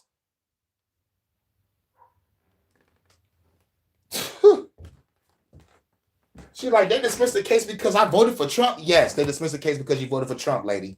Ain't that a bitch? Yes, ain't that a bitch?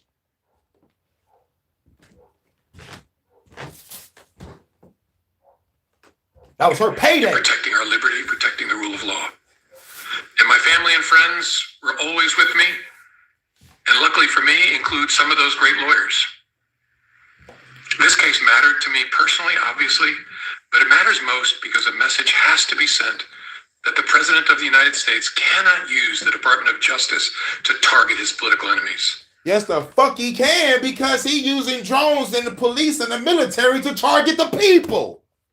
You think he not about to get motherfuckers that was fucking with him? You gotta be the most stupidest motherfucker. And this motherfucker already said Trump may come after me again. Yeah, he's gonna come after you again, but this time it ain't gonna be no trial. Your ass might get deleted. I don't care what your politics are. You have to see that as fundamentally un-American and a threat to the rule of law that keeps all of us free. I know. Keeps all of us free. Keeps all of us free. The only free motherfucker is you, bitch. And the motherfuckers that run this country, everybody else is a slave to the goddamn system. Woo, I'm in my fucking government bag right now. Ooh, woosah. Woosah. My attitude's going to be the same. I'm innocent. I am not afraid. And I believe in an independent federal judiciary. The gift from our founders that protects us from a would-be tyrant. When I was a kid, my parents would wake us up for school every morning by snapping open the shades and saying, "Time to rise and shine and show the world what you're made of."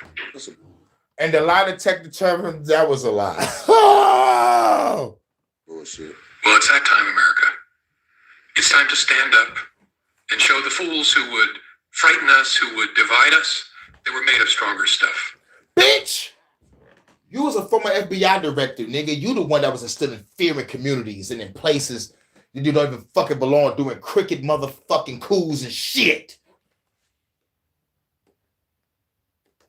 You just got out of something and you about to jump into something way more worse now. The safe thing to do, Comey, is to get the fuck out of the United States, but you're gonna stay. I'm a former FBI director. I ain't scared of shit. Nobody can use the DOJ against me. Really? Really? Okay. Okay. All I gotta say is, Comey, good luck. And Letitia James, you already know how they feel about. Woo. Don't give a fuck about women, rough, they black or white. So she better get the fuck on too. But you, Comey, you got heart. I give you that. But Trump is the president. Your ass could disappear. Just like JFK made Marilyn Monroe disappear.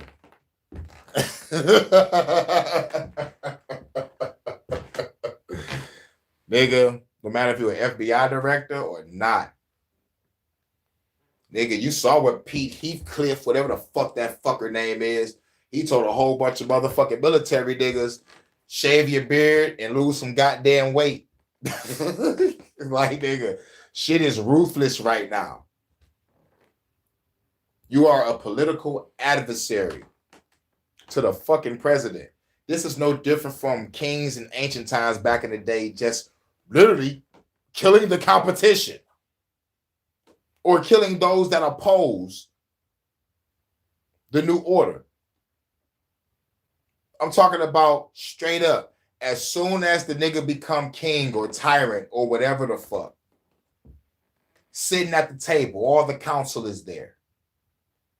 He tells certain council members to stand the fuck up.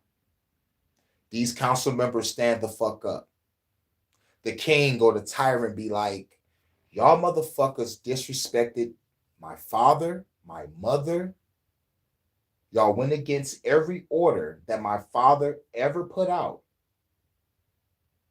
I was king for a couple years, probably a couple months, or maybe the first day he becomes king. Be like, y'all motherfuckers did some disrespectful shit, and I would not allow that on my council. And have those bitch ass niggas decapitated at the table. This is just another version of that, but Comey is just a nigga that ran away from the guillotine, got away from the guillotine. Somebody ran up right before the guillotine was getting ready to come down. It's like, stop! He got the paper out, pulled out the scroll like, this man is innocent. And the guillotine nigga like, ah, shit, I can't even get paid now. Fuck. Nigga always walk away like, ah, shit. But the king like, preposterous. No, I'm sorry, nigga. Innocent. Whoever Comey Connections is, I'm about to find the fuck out. Because ain't no fucking way you're supposed to get out of this shit. Let's go. We believe in the rule of law. And we believe in the importance of doing things by the law. Bitch, you evil. So stand tall. Shine. It's like, I agree. My family and I have known for years that there are costs to standing up to Donald Trump. But we couldn't. He said he knows there's costs to standing up to Donald Trump. Nigga, why you making it sound like he gonna murk your ass?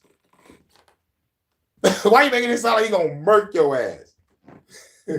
I sense a little fear. But he also talking like he has somebody behind him. Somebody saved his life. Remember, you are a formal FBI director. Yes, you had a big motherfucking job. So what? But your job was really fucking over the people, making fake shit, lying. That motherfucking shit with the governor of my motherfucking state, Governor Gretchen Whitmer, nigga, that fake FBI kidnapping plot, bitch. Fuck you, hoe ass nigga. Y'all had the judge paid off, had lawyers paid off. Y'all say, nigga, we ain't about to put up no witnesses. We ain't about to show no evidence, nigga. Man, nigga. And that bitch ruined my state. Locked people up that had to motherfucker take care of their families, the ones that didn't comply to the fucking system. Like, bitch, this is my fucking family business. I gotta take care of my fucking family. And I gotta watch a father and an entrepreneur get hard out. I don't give a fuck if it was black or white, nigga. This was wrong. What happened during that fucking scamdemic? And that bitch had the nerve to win again. Like, I need something big to help me win this motherfucking election again. And niggas in my motherfucking silly calling her Big Gretch. Got her with Cartier frames on like she a real nigga. Bitch! They did this shit to lock up the leaders of a militia. And I don't give a fuck if there was black or white, nigga. Y'all something nigga in that bitch. Saying, hey, yo, let's go motherfucking fuck up the governor. Let's go kidnap the governor. And they laughed you off. And then came up with some bogus shit to try to motherfucking say that they was doing the shit. Locked up a shitload of motherfuckers. Made sure they grabbed those leaders. And right after they grabbed the goddamn leaders, the motherfuckers was getting let go. And the motherfuckers that was let go was motherfucking agents. And don't get me started on January 6th because it was agents of the FBI and that fucking crowd too.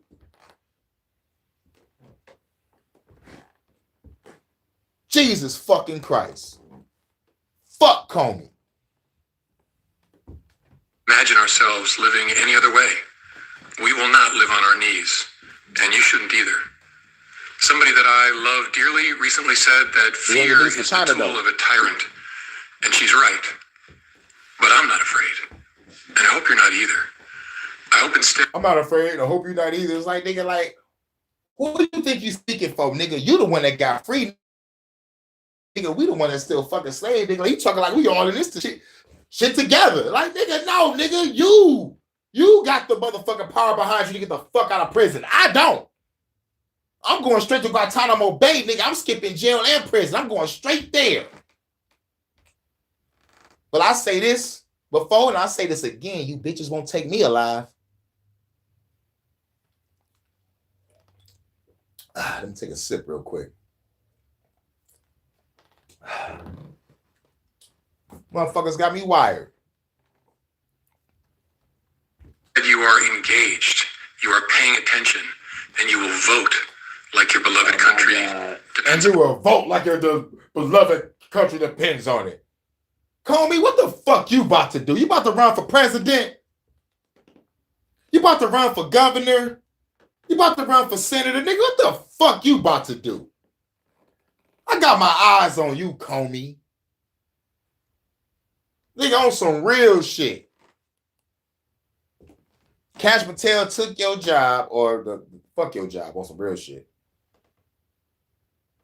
But what you about to do after this? Since you know some shit about to happen.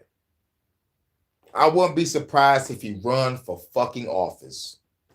And this so-called bitch-ass case would be like a highlight or the beginning of his new career. I wouldn't be surprised if he write a book about the bogus shit that happened. I need to follow Comey.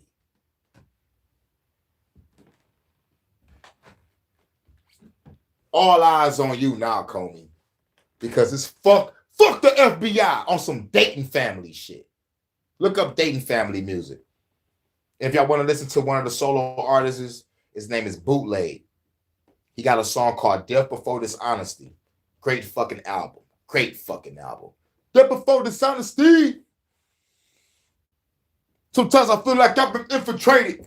That nigga cold. Shout out to Bootleg and Shoestring. Dayton family. Yeah. Bootleg and Shoestring. Yes. But they were the coldest motherfuckers you ever motherfucking hear. Motherfucking Dayton family. They did some shit with 3-6, Mafia, and a whole bunch of other cats.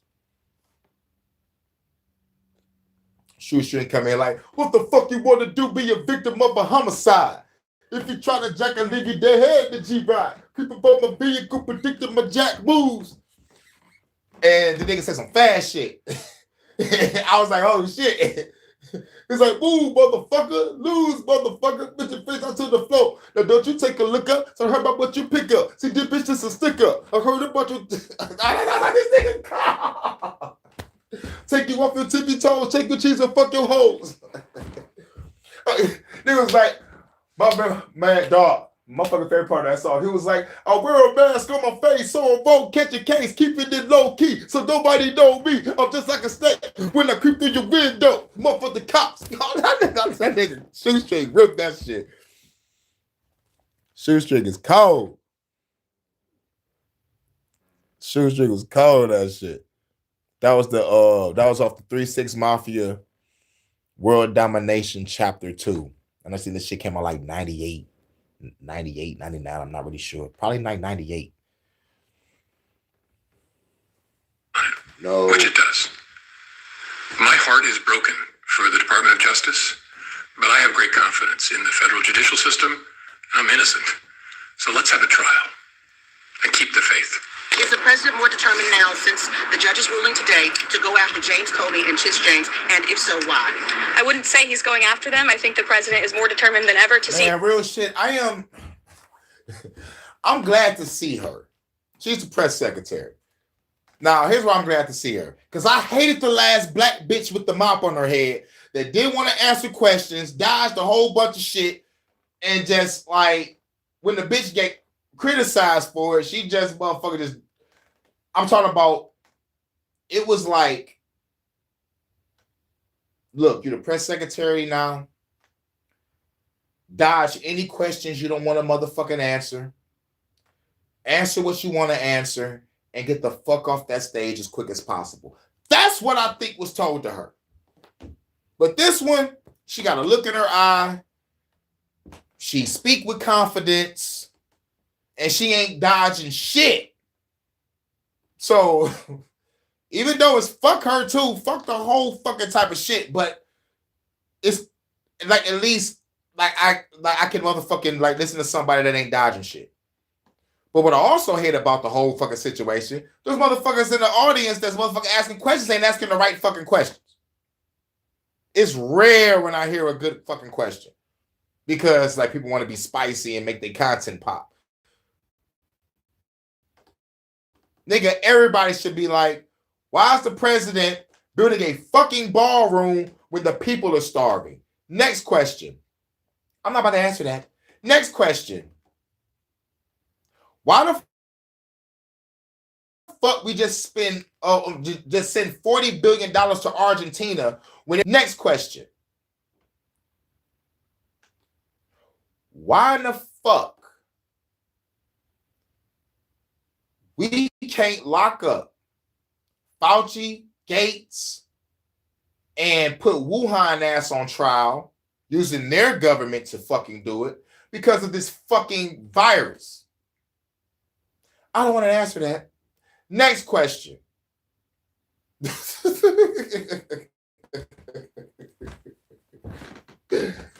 Why in the fuck is we fucking with Venezuela and Colombia when the fentanyl is coming from China through Mexico to the U.S.?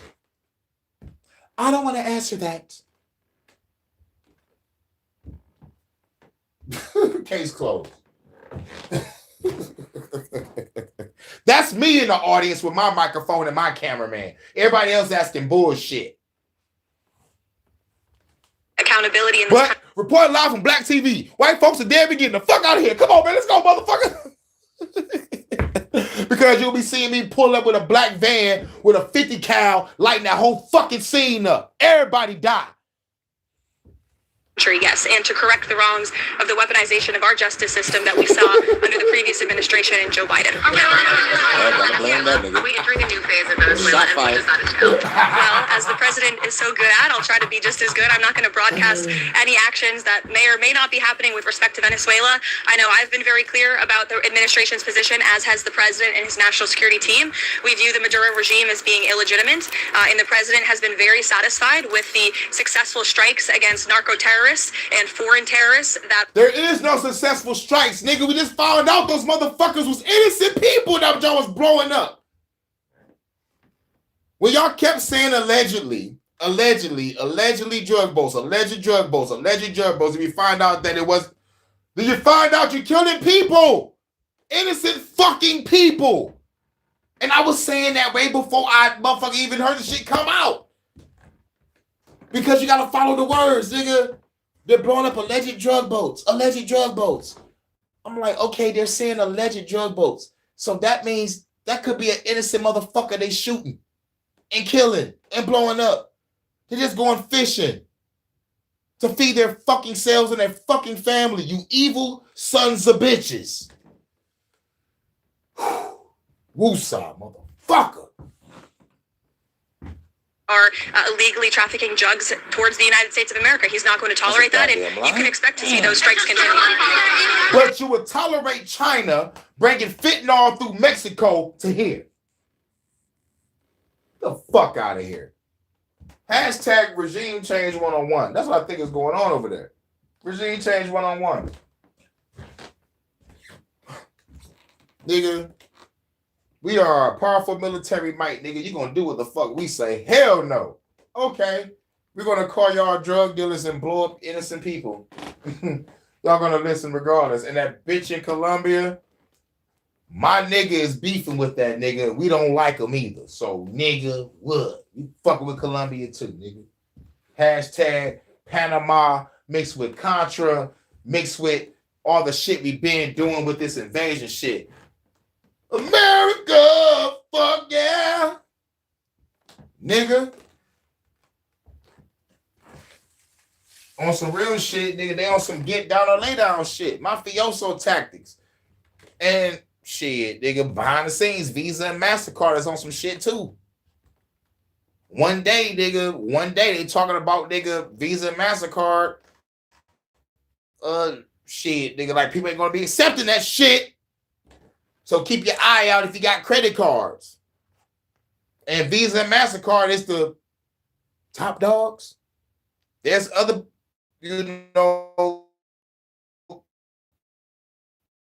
credit card, comic creators and shit, because Visa and MasterCard was on that so-called crackdown because we make adult content.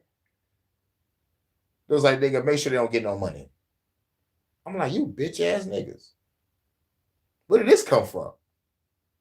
Why is Visa and MasterCard involved in the conspiracy? No, fucking not a conspiracy. Why is they involved in pushing the 2030 agenda? Because that's what it's all going to lead to in the end. You will own nothing and be happy. Everything AI, robots, and one world digital currency. And most of you motherfuckers might get chipped. Not y'all in the chat. We're going to fight to the very end. But most of the majority of the people are going to be chipped.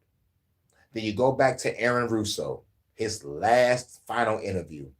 He was talking to one of those fucking Rockefellers. What's the end goal? To get everybody chipped. And when you talk shit, you get your chip turned off, and your ass won't have shit.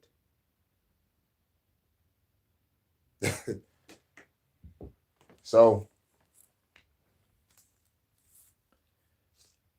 everything is leading to that. And if we keep on letting the shit go on, it's going to turn to transhumanism. Then you will be merging with the machine. And everybody keep on thinking that this is a sci-fi movie. You don't see no flying cars. You don't see this shit happening. No. They're already making the robots. They already got the brain chips. And they already got people marrying sex dolls and sex robots. The game is already over. China just made a fucking robot that can get fucking pregnant. Can y'all say it with me? Game over, man. Game over. So what the fuck are we going to do? They're replacing the human race right before our very eyes, and we are not doing nothing.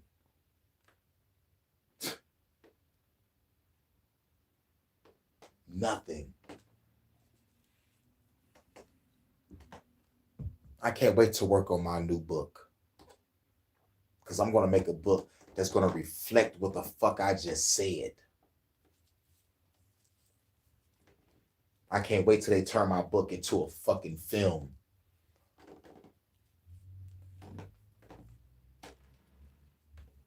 But it's going to be on the independent scene.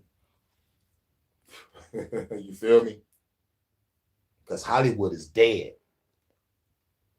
You know why Hollywood is dead? Because all we see is remakes and rehashes.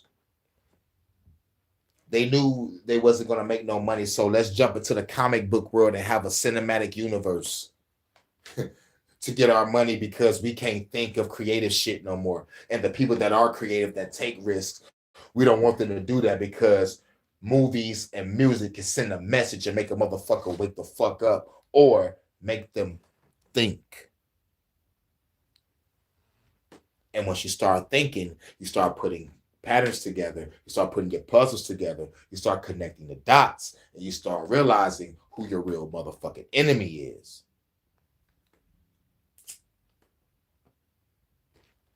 Everybody spark up your frankincense.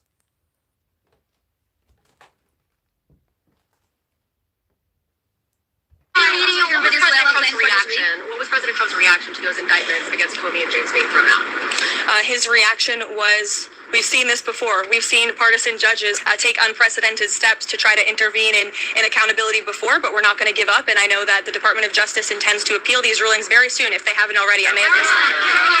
Okay, Ryan, one question on Venezuela. Is there any plan meeting for this week on Venezuela? And another one, a clarification this weekend, because the president was asked about the former Brazilian president being arrested, and he mentioned that he spoke with this gentleman. Did he speak with Bolsonaro the day before he was arrested?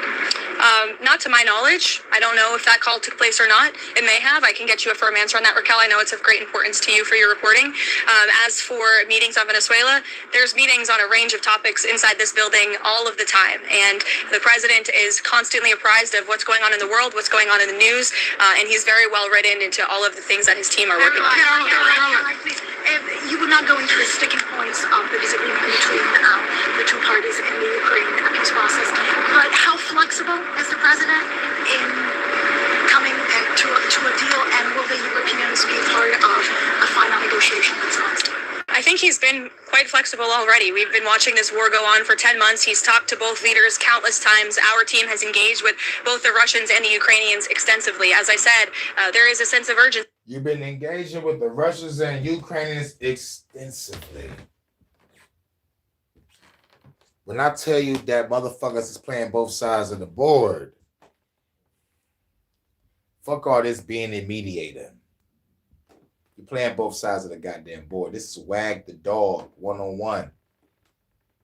I've been following this Russian-Ukraine war since it started. It started from a hole in a wall of a school that they said Russia sent a fucking missile at. No shrapnel, not even a giant ass fucking crater. Like, it was like two motherfuckers with sledgehammers hit open the wall, made a hole, and walk away and blame Russia. Then I see fighter plane shooting. Turned out that it was fake because a gamer that plays the same flight simulator came out and said it.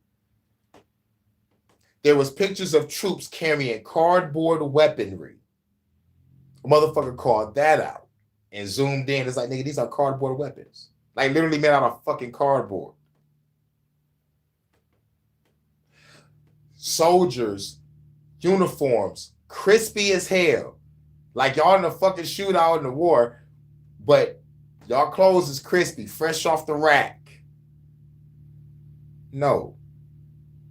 Another anomaly. Talking about there was an explosion at a mall. Thousands of people died.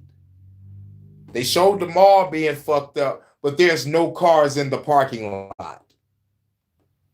Other videos, Ukrainians driving up, shooting at open fields. Other videos, Ukrainian cars driving up, shooting at empty fucking houses and empty fucking buildings. Some videos, the Ukrainians walking on a destructive ass block, but every fucking car on the block is crispy with no damage. Even the phone agrees. Thank you, phone. These are the anomalies you need to look out for. But yet, we go to the Middle East. We see footage of missiles shooting at hospitals with people in it, babies, kids getting shot in the face with pepper guns or real fucking snipers. People being hauled out, half limbs and shit, bloody like a motherfucker. But I can't see no bodies in Ukraine. Then, people that was going over there to do independent research was coming up dead. So I'm like, yo, what's really going on? What's really going on? Let me know. The president wants to see this deal come together, and he wants to see this war end. I want to ask you, is it MAGA to support American workers being replaced with H-1B visa holders? Are Americans not capable of filling these positions? Who supports getting American workers getting replaced? I know the president mentioned that he wanted to bring in some workers that he could eventually send back in regards to... The president does not support American workers being replaced. You are mischaracterizing what the president said. The president wants to see our American manufacturing industry be revitalized better than ever before. That's part of what he's doing with his effective use of tariffs and cutting good trade deals around the world. That's why he's recruited trillions and trillions. How about you just stop that NAFTA shit and just start building shit over here instead of building data centers? But no, majority of the military, a couple rich motherfuckers, and the Queen with the Commonwealth owns most of our fucking land. Damn. Of dollars in investments into our country. Those are creating good paying American jobs right here at home. As for the H-1B visa issue. Making good paying jobs where? I don't see them. Because y'all trying to replace a nigga with AI robots. So what are these fucking jobs? Most importantly, where are these fucking jobs? But if you ever remember what these motherfuckers used to say back in the day all the way up until now, Jobs for the private sector, private sector, private sector, private sector, private sector, private sector, private sector. But who are we? We're the public sector. What about us? Goes back to what they like to say, trickle-down economics. The city gets the crumbs. And I'm from the poorest city in the country, Detroit. It is one of the poorest cities in the country. We're considered the toilet of America, even though we are home of the big three automakers. I'm gonna buy me a Chevrolet and cruise it up and down the road. For real. But when the riots happened, motherfuckers dipped in 67. Detroit haven't been the same since 1967. Detroit started rebuilding itself around 2003 when I was in high school. That's when I saw the revitalization of Detroit. But it was just downtown areas. There was places across Detroit where they was kicking out everybody in the motherfucking projects in every motherfucking hood to build up townhomes, and we was forced out on the goddamn street, forced to the goddamn suburbs, and forced to do street shit, forced to do dumb shit, crazy shit to get ourselves locked up or killed during the revitalization. It's crazy work. Downtown Detroit is beautiful now. We got 3 stadiums downtown. Little Caesars Arena, home of all the concerts and hockey. Ford Field, football and concerts. Tiger Stadium, baseball and concerts. Right across the street from the Fox Theater, shows. Next to the Fillmore, which used to be called the State Theater. Eminem got Mom's Spaghetti right in between the Fillmore and the motherfucking Fox. The longest line I ever seen. Spaghetti tastes like shit. I never wanted to motherfucking go to it. I'm like, why would you call it Mom's Spaghetti? Because every time I hear Mom's Spaghetti, I see like Eminem going to the bathroom and throw up on 8 Mile. So I never wanted to fucking try the spaghetti because let's just say I mentally fucked myself because of the scene in 8 Mile, connecting it with his verse talking about Mom's Spaghetti. Vomit on his sweater already, Mom's Spaghetti, and you call a restaurant Mom's Spaghetti. You're thinking, you know, I didn't want to go. So when I finally went, spaghetti is horrible. My spaghetti, homemade, is a lot better than Mom's Spaghetti for that shit to be that goddamn expensive. I'd rather go to Johnny Rockets and pay for an expensive burger and a fry combo than to pay for some goddamn Mom's Spaghetti. I swear to God. And Johnny Rockets was expensive. If there's a Johnny Rockets in your area, let me know. But Johnny Rockets had the best fucking burger. Shit was like the Mondo burger from Good Burger. You know what I'm saying? But like, the Mondo burger was kind of over-exaggerated. But I swear to God, it was just like it. You would get full off that one fucking burger. And you got fries too. Shout out to Johnny Rockets. And we got a Fuddruckers too in this bitch. If y'all got a Fuddruckers, that's a bad motherfucker too with the burgers. And when it comes to pizza, we got a Pizza Popolis in this bitch in the Greektown area. What I love about Greektown Casino is a strip. It got a Coney Island. It got motherfucking Pizza Popolis. It got a whole bunch of great exotic restaurants. And it got a motherfucking club on the corner. And a bouncer's always tossing a nigga out every time I walk past that strip. And like, I'm talking about like if I'm walking out every night, a bouncer is tossing a nigga out on his ass. Shouts out to the X-Men security service. Them niggas got fired. The niggas lost their contract. Because here's what makes me mad about the X-Men. About what happened to the X-Men. They was doing better jobs than the police. The thing about X-Men was they was extra aggressive. But ain't the police? Like, nigga, what? The difference between X-Men security service and the police was the X-Men didn't have no weapons. They was just a whole bunch of niggas. Some was short as me. Some was tall as a fucking tower, just tossing niggas the fuck out. Like, damn, these niggas cold. These motherfuckers had contracts all over the city. These niggas was at clubs. They was in our parking lot, because I used to do parking attendant. So, like, we had motherfucking, like, security firms, different security firms coming to watch the lot with us and shit. So, we had X-Men first, and then they motherfucking switched to worldwide national security and shit. But X-Men, nigga, them niggas ain't give a fuck, bro. What I loved about every X-Men that I've met at every parking lot that I was assigned to, those niggas was always ready to fuck somebody up. I was like, nigga, I'm glad I'm over here with you, my nigga. I'm ready to fuck somebody up too, but like they don't want me to. At my job, it was like, yo, nigga, it's all good. I'm talking about cot diesel motherfuckers, dog, bro. I swear to God, dog, it was one nigga probably shorter than me, bro. Ready to fuck a nigga the fuck up. Like, nigga, I'm 5'6". No, 5'7". I'm 5'7". Like, nigga. I swear to God. Only reason why I claim 5'6" because of Rey Mysterio.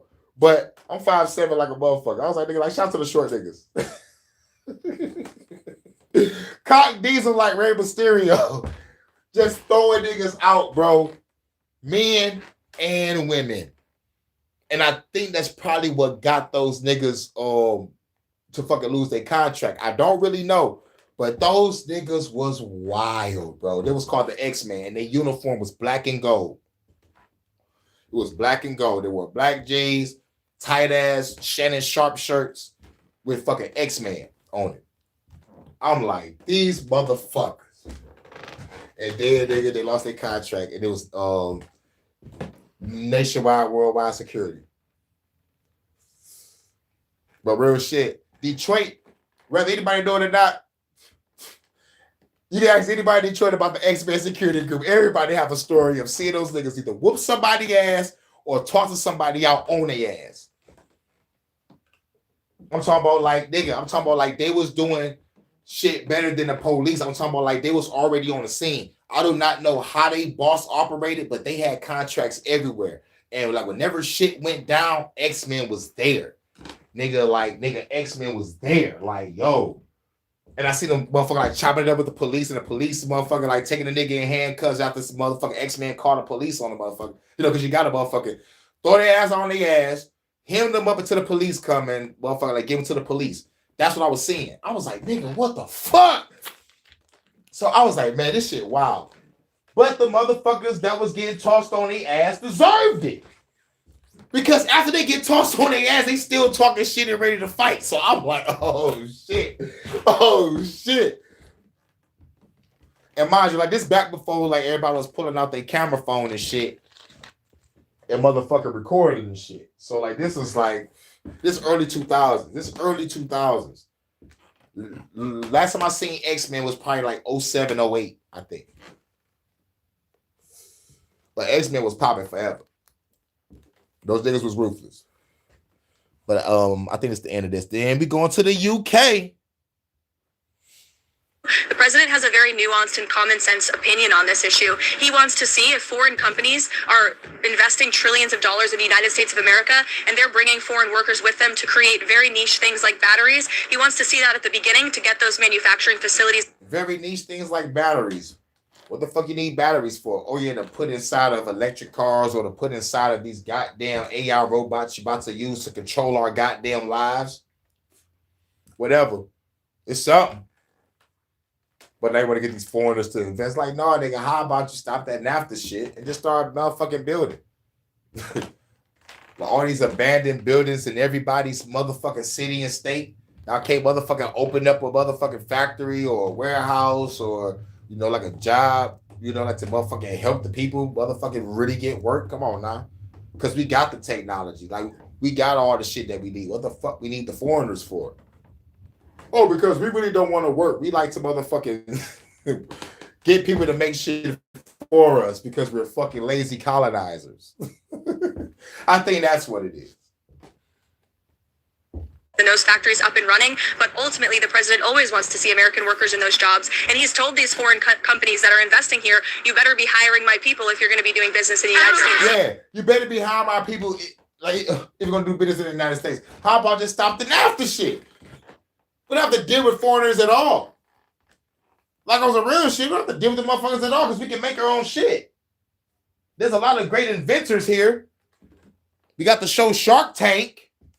Like, which confirms that we have a lot of great inventors here in our own fucking country. So, like, what the fuck? But no, we're going to take your invention, keep it for ourselves, because we really, truly already got what you created on the advanced level, but we just don't want to have you making shit for people. We're going to take your product, pat your shit, give you some money, get you to shut the fuck up. Now we run your shit. And we ain't going to put it out. We're just going to hold on to it. Diabolical.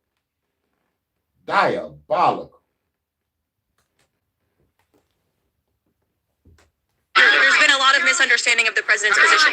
Michael. Caroline, is President Trump asking for Xi Jinping's help and putting pressure on Putin to help end the war tonight?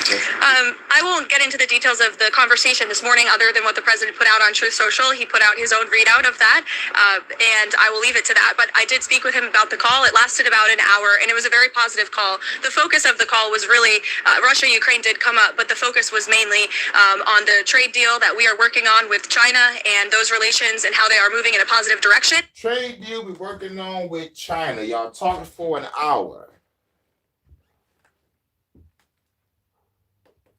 Talking for an hour on trade deals. Nah, it wasn't just trade deals. It wasn't just trade deals y'all was talking about for an hour. Trade deals don't take that long of a conversation, at least to me personally. I think what else was being talked about? China and the U.S. talking for an hour over trade deals. Well, y'all been having the same trade deal forever. I think y'all was talking about something else too. Like the situation with Taiwan. Ooh. How Japan is setting up their military forces to try to protect Taiwan because they have diplomacy. China wants to take. And I remember them mentioning something about using their allies to help. So don't think I don't know what the fuck is going on. That talk was about trade deals in Taiwan. And I don't think Japan stands a chance. Because of what happened last time. Last time on Dragon Ball Z, a bomb on Hiroshima and Nagasaki. And they had to rebuild themselves. They rebuilt themselves. They created one of the greatest industries of all time, which I like to call anime. And gain the hearts and minds of the people of this country and around the world. Took them 40 years to bounce back. 40 years. Now they're about to be resorted to dust again over China wanting Taiwan. The smart move will be this. Japan and Taiwan follow Russia and BRICS. Try to get in that. That'll make the world flip the fuck out. Now y'all got to think twice before trying to attack Taiwan or Japan, because now you're going to witness the wrath of Russia. But China is part of BRICS. So it'll be a negotiation between Russia and China to be like, look, can we leave Japan alone? Can we leave Taiwan alone? Because at the end of the day, China has all that fucking land. Like, what the fuck do you want Taiwan for? Unless you want to traffic kids to these places and do whatever the fuck you want to do, or turn it into a military continent. So just in case China do get fucked up, you got a place to run to. Who can I run to when I'm getting bombed every day? Can you tell me who can I run to? Nigga, I need guns. Who can I run to? Who can I run to? I'm getting bombed every day. Can you tell me who can I run to? Bitch, I need guns. Sweet guns. But otherwise, if you look at the Wag the Dog movie, put everything in perspective. Remember, the world is a stage. But I'm just talking shit if I want to play the game and doing my deep dives on shit. And like looking and reading between the fucking lines on what's really going on. So it's all about war and money and trafficking. President also addressed our farmers, and we are pleased with what we've seen from the Chinese, and they feel the same way. And the president and President Xi discussed continuing to stay in correspondence following their very productive meeting in South Korea. Yep. Now we about to go to the UK. Now, what I'm about to say before I play this, shouts out to Vanta, my UK correspondent. Hey, baby.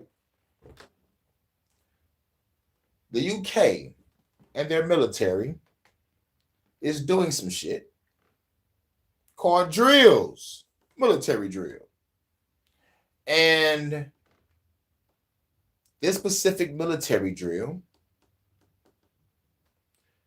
could be a little, let's just say, spooky.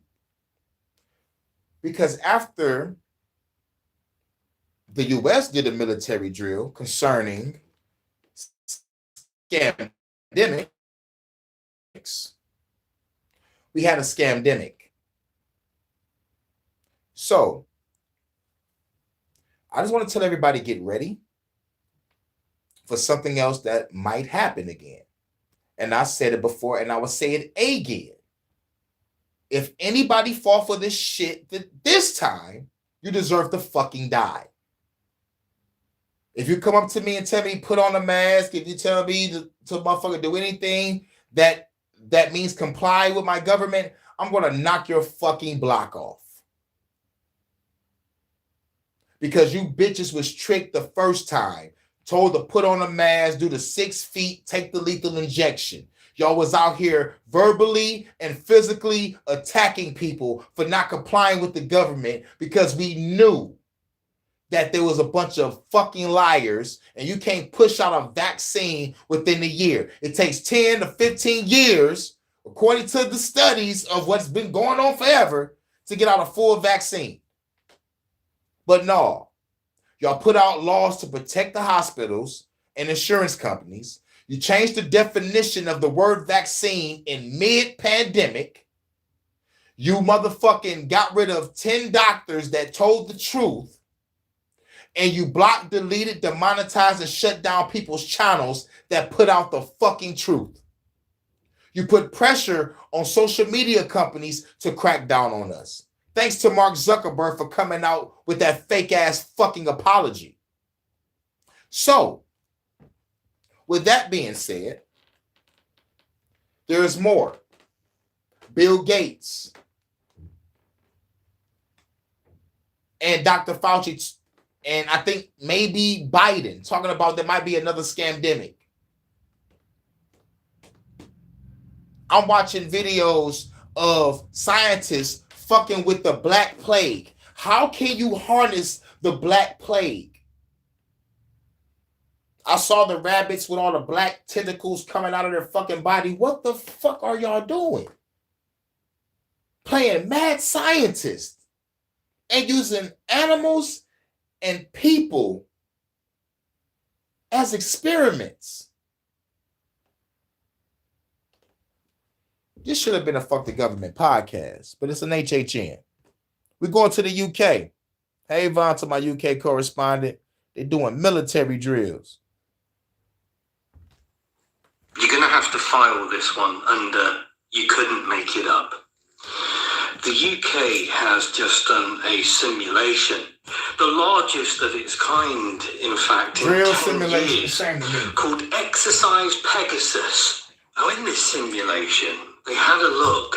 They used like this imaginary fake island in Asia that developed a virus. And unlike the old Rona, this virus targets children and teenagers. It kills children.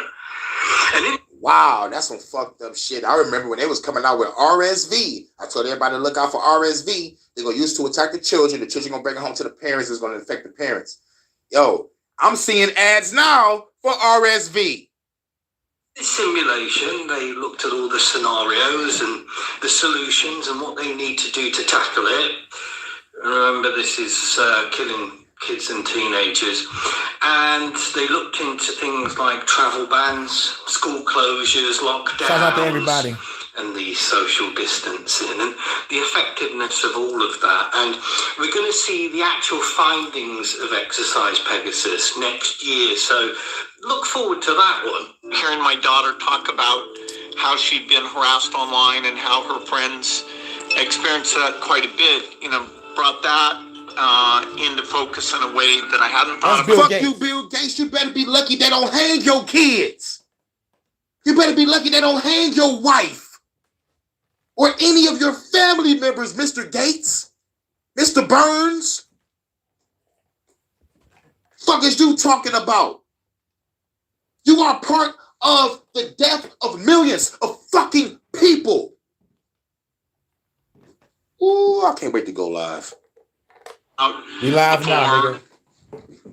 Billy G will no doubt know a lot more about that's my past self-talk person, Mike, because he's an expert. And of course, he's been mentioning about the next one and the need for preparedness and the simulation. So let's not forget it's killing kids this time around. The need for the simulations and the preparedness for this.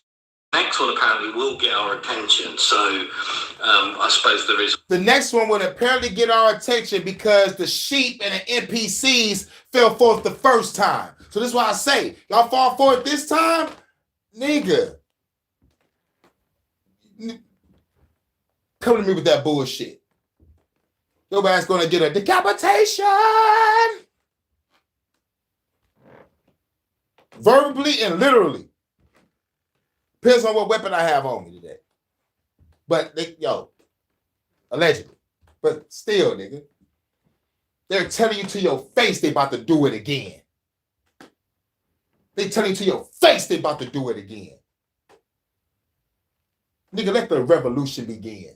I want that shit to happen. I want it to happen again. Like, there's going to be a lot of dead bodies in the street. You know how many people feel the same fucking way I do? That was harassed, that lost friendships, that lost family, even lovers, because a motherfucker didn't want to comply. And for the people that was getting attacked verbally and physically, you think they don't remember what was done? Y'all think I'm just talking shit. Motherfuckers gonna be doing. I'm just waiting for the shit to happen to me, because if it happened to me, nigga, somebody get a head knocked off. Rather, if I'm on a bus, at the bus stop, in a market, in a gas station, in a liquor store, walking up the block, walking into a business setting, walking into a park, nigga,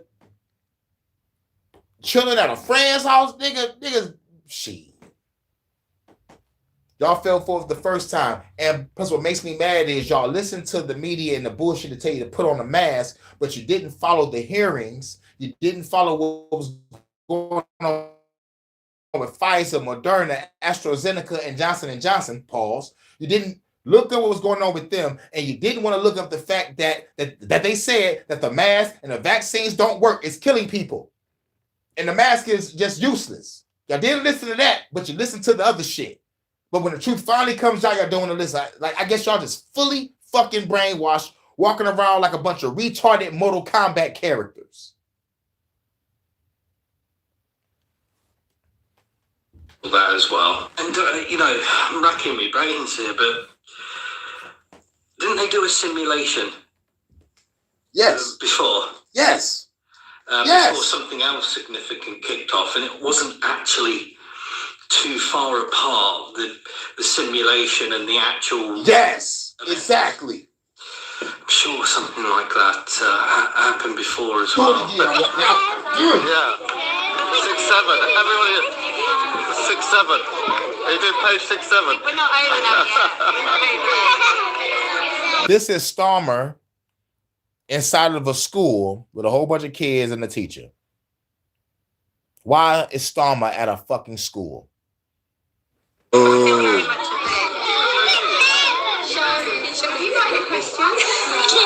That's fucked up. Fuck you, Starmer. You a wanker. Starmer's a wanker. Why is you in that kindergarten class? He's scoping out victims. Yeah, there we are. He's scoping out victims. I didn't start it, miss. Fuck Starmer. Yeah. He's a fucking Watch out, wanker. kids. Watch out. Ta-ta. Watch out, kids. Hey, teacher, leave those kids alone. Like, really? Hey, teacher, leave those kids alone. Y'all don't remember that shit. We don't need no education. But y'all know about that. We don't need no thought control. What y'all know about that? Y'all put the song in the comments. I know y'all know it. Hey, teacher, leave those kids alone. Literally. Literally.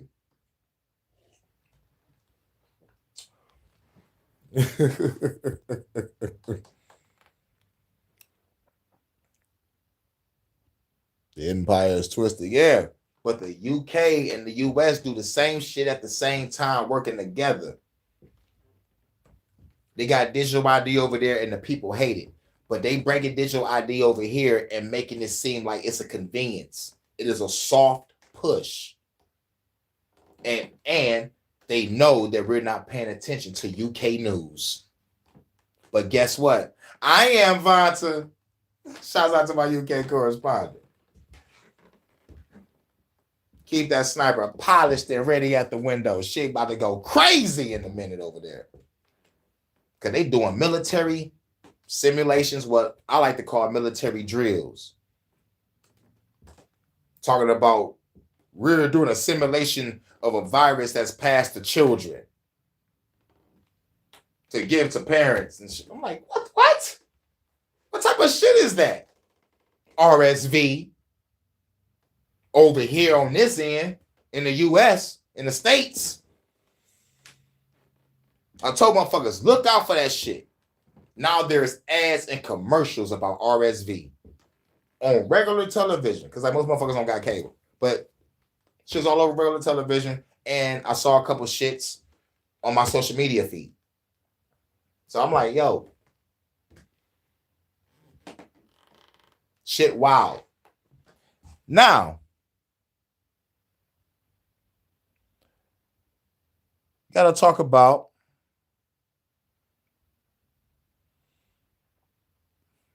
the anime last. Talk about reparations real quick.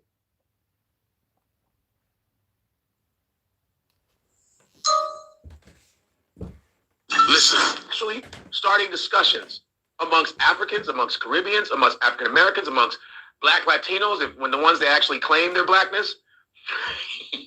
Sorry, guys, but some of you guys be like, I know black, I know black, I know black, imposible, I know black, I'm Dominican, I'm Puerto Rican. I know black. Be looking just like me. Be having the same hair. I've been touching you like, you know the same. You know the same. It's not the same, papi.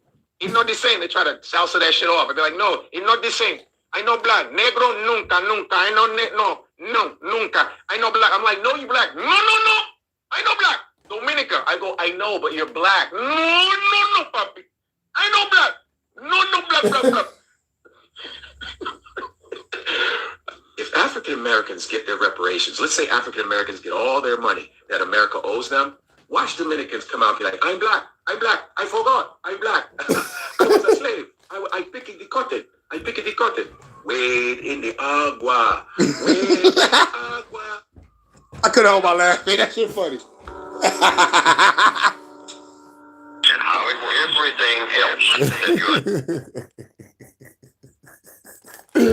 That shit fucking hilarious. I couldn't hold my fucking laugh in, bro. I had to play that one time. I was like, shit. We was on some serious shit. I was like, yo, nigga, I had to motherfucking play that. I had to fucking play that one time. But,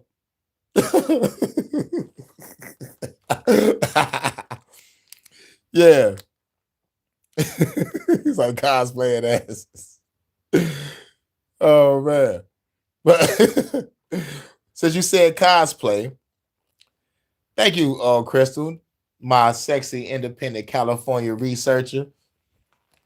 My Cali Crystal, when I destroy this world, baby, you will be the goddess of the new one. We are in Crystal City right now, chilling. But I'm glad you said cosplay because it leads on to the next segment, baby. It's about anime and race. And the last little funny segment is leading on to the same shit too. So I want y'all to listen to this. Shouts out to the sexy cosplayers that be throwing on those sexy ass anime outfits. You know, so y'all be looking wonderful, ladies. But it gets serious. Because fuck it. Let's just roll the footage. Shouts out to everybody.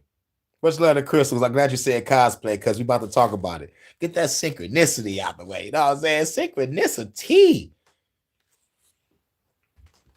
I'm just saying the character is not black. People just assume that every character must be white, and those people are weird. Especially the ones that take that mindset and then apply it to cosplayers. People run to the comments to say that he's anything but black because they love the character, they love the black culture around him, but they hate the idea that he might actually be a black man. White people are trying to colonize anime now because of course they are. Now, if you're just like, hey, I found this thing called anime. It's like Japanese animation cartoon source. It's really cool. Their art is really good. The way they depict fight scenes is really good. I think it's really interesting. That's fine. You can like anime.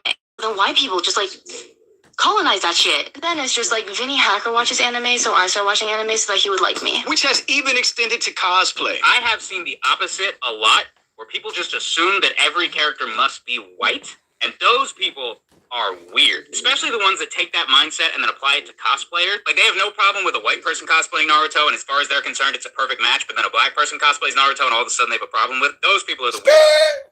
Crystal, do I gotta hit you with that Greta? Do I gotta hit you with that Greta? How dare you? You know darn well that we rocking that shit just for a convention. That's it. One day. Or if they have content and they promote anime, I want an anime cooking show. Your ass gonna be dressing up in a sexy ass anime fit, just presenting food. No talking. I'm gonna be doing all the talking. But Halloween parties, y'all be dressing like, woo! Y'all ladies be looking sexy. You know what I'm saying?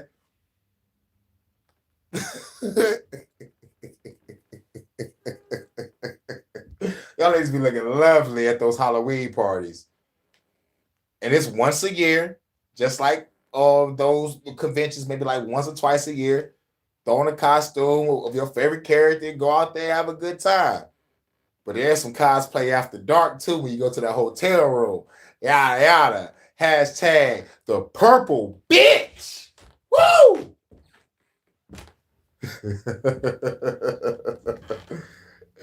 The purple bitch and her friends? God damn. That's her name. Purple bitch. Okay, I'm not just saying that her name is Purple and she's a bitch. No, that look her up. That's all I gotta say. For those that love anime and cosplay and fucking. Anyway, this is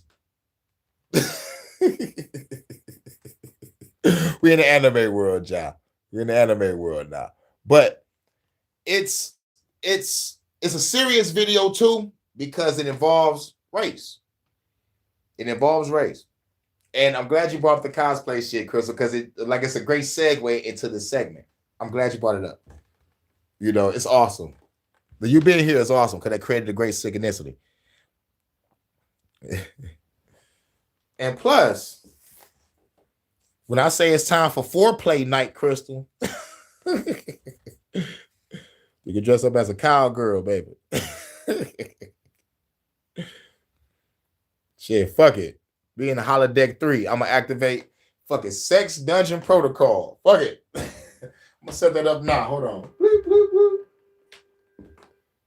So let's say set that up now. A car just honks like, eh. See, another synchronicity. I'm stupid, Crystal. Don't pay me no mind, baby. Don't pay me no fucking mind. But shouts out to everybody. But this is about racism in anime. But what happened, what makes this video, kind of important, is what happened when it came to racism of one of our, fellow black cosplayers. And she really had good cosplayers. And plus, I didn't even know she passed. But you're about to find out why she passed. But racism is part of it. But also at the same time, you don't know what a person is going through and shit. But it's wild. Y'all about to hear it. It's this video ain't that long, but it's a little over 10 minutes.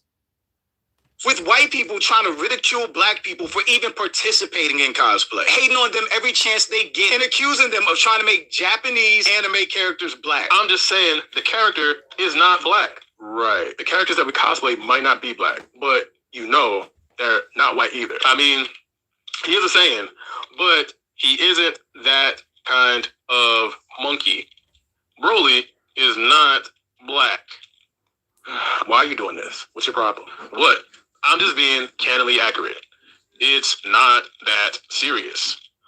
It is that serious because what you're doing looks like racism. And you see their ignorance as clear as day with tweets like this. Not sure why everything needs to be this character, but make it black. Seems like an odd choice if you love the original characters. This is just a normal black woman cosplaying, by the way, which then leads to black people speaking out about that colonizing mentality. When a Japanese creator wants to put black characters in her story and she creates a black man who's on the lighter side, people run to the comments to say that he's anything but black because they love the character, they love the black culture around him, but they hate the idea that he might actually be a black man. When Miles Morales puts on the mask, he's not Spider-Man, he's Miles Morales. Because Spider-Man can be any other race, any other gender, any other species, but he can't be a black person. When a Japanese person creates a manga to highlight the struggle of mixed race people in Japan and it follows a black mixed race girl, met with none but racism and controversy. She is black. She didn't make it black. You sound dumb. But racism and negativity like that is what led to a black girl really into cosplay on social media, self-deleting. Ashley, who went by the username SquidKid1111, she was a cosplayer that cosplayed anime characters. Her cosplays are amazing. If we scroll through her page, you guys cannot tell me these aren't good cosplays. But wait, some people will say they aren't good because she's black. Unfortunately, racism is still very much a thing in today's world. Ashley's family made a post announcing the passing of Ashley. They revealed in a recent story post that she received many disgusting racist comments. All these comments built up dark thoughts within Ashley, and she decided to exit the world. Fans should be able to cosplay any... Yeah. She's a cosplayer. And her shit was flooded with a whole bunch of racist comments. And she self-deleted. And it was wild. I was like, man, this was a beautiful cosplayer. Beautiful skin, chocolate. Well, she wasn't too chocolate, man, but she was a cool cosplayer.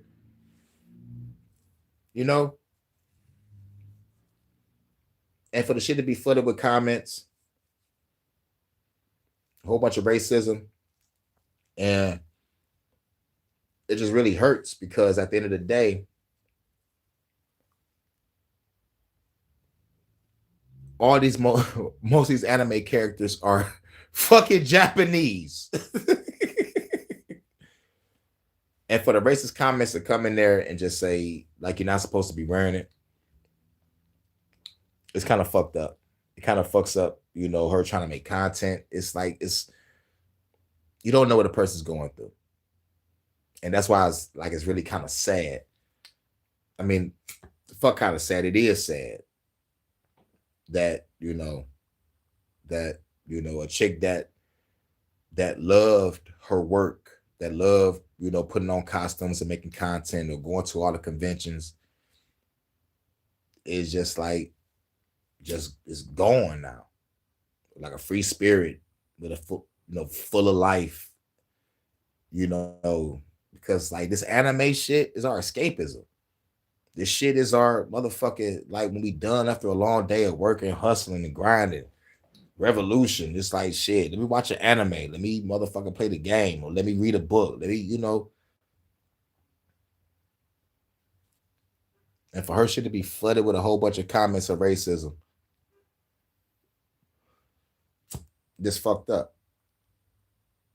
Because you know why? It's fucked up. Listen, if you do not understand white supremacy, what it is, and how it works, everything else that you understand will only confuse you. And sometimes people say, well, you mean everything that I understand will confuse me if I don't understand racism? Yes, because racism is the dominant political and religious motivating force among the people of the planet in all 9 areas of activity.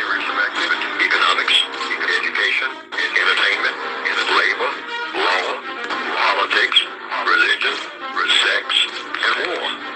That covers just about everything that any person, minute by minute, might be doing or engaged in any time of day or night, anywhere on the planet. Yep. Now, I forgot what time I had the other shit on. God damn it. I gotta motherfucking rewind it. Those people are weird, especially the ones that take that mindset and then apply it to cosplayers. Like, they have no problem with a white person cosplaying Naruto, and as far as they're concerned, it's a perfect match, but then a black person cosplays Naruto, and all of a sudden they have a problem with it. Those people are the weirdos. With white people trying to ridicule black people for even participating in cosplay, hating on them every chance they get, and accusing them of trying to make Japanese anime characters black. I'm just saying, the character is not black. Right. The characters that we cosplay might not be black, but they're not white either. I mean, he is a Saiyan, but he isn't that kind of monkey. Broly is not black. Why are you doing this? What's your problem? What? I'm just being candidly accurate. It's not that serious. It is that serious because what you're doing looks like racism. And you see their ignorance as clear as day with tweets like this. Not sure why everything needs to be this character, but make it black. Seems like an odd choice if you love the original characters. This is just a normal black woman cosplaying, by the way, which then leads to black people speaking out about that colonizing mentality. When a Japanese creator wants to put black characters in her story and she creates a black man who's on the lighter side, people run to the comments to say that he's anything but black because they love the character, they love the black culture around him, but they hate the idea that he might actually be a black man. When Miles Morales puts on the mask, he's not Spider-Man, he's Miles Morales. Because Spider-Man could be any other race, any other gender, any other species, but he can't be a black person. But here's what makes me mad about the whole entire conversation about the black cosplay shit. We love this medium. And we ain't give a fuck about what color the character was when we watched anime, because we all supposed to already perceive that these motherfuckers are Japanese. Bars. You know what I'm saying? We didn't care about if there was a black character in the show or not. We cared about the story. We cared about the dialogue. We cared about mostly the fucking fights. So, and when we come out to express ourselves of loving whatever medium it is, you know, whatever show it is, and like, you know, it's like, nigga, they all Japanese. 2, they all ain't real. 3, this is our escapism of the shit that we love. There might be a black guy that dressed up like Goku, black guy dressed up like Vegeta, but like, oh no, they're white. No, bitch, they're Japanese. Some of them are aliens.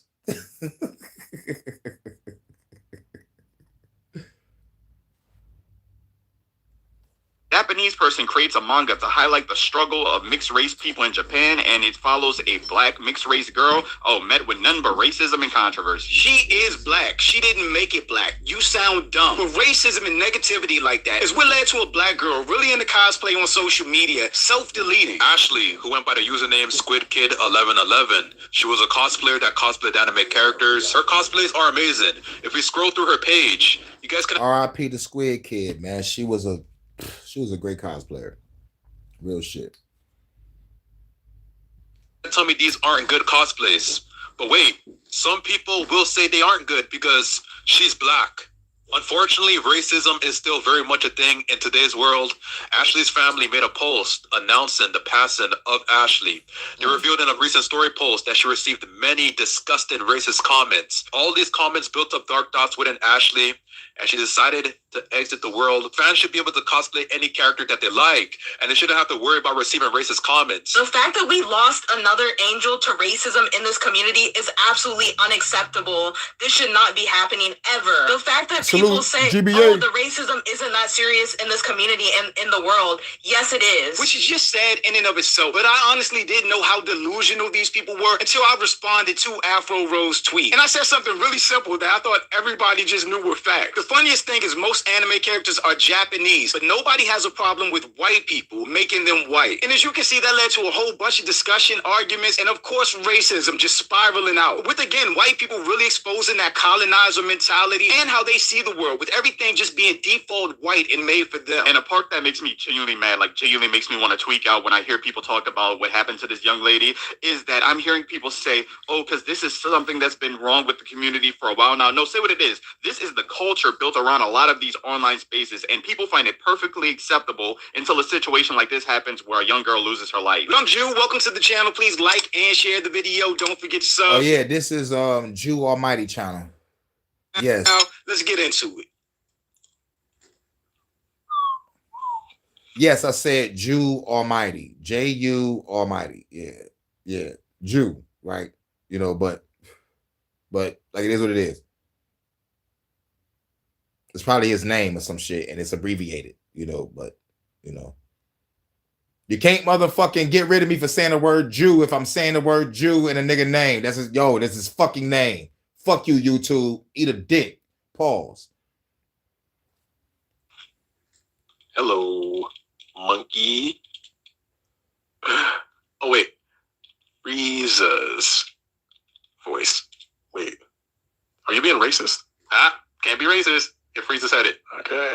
I guess Frieza did say that, didn't he? I mean, he is a Saiyan, but he isn't that kind of monkey. Broly is not black. All right, now I gotta respond. Like, why are you doing this? What's your problem? What? I'm just being canonically accurate. It's not that serious. You know, it is that serious because what you're doing looks like racism, but you're trying to dress it up as being canonically accurate, as if somehow hiding behind the word canon makes it okay. I'm not being racist. I'm just saying the character is not black. Right. The characters that we cosplay might not be black, but you know they're not white either.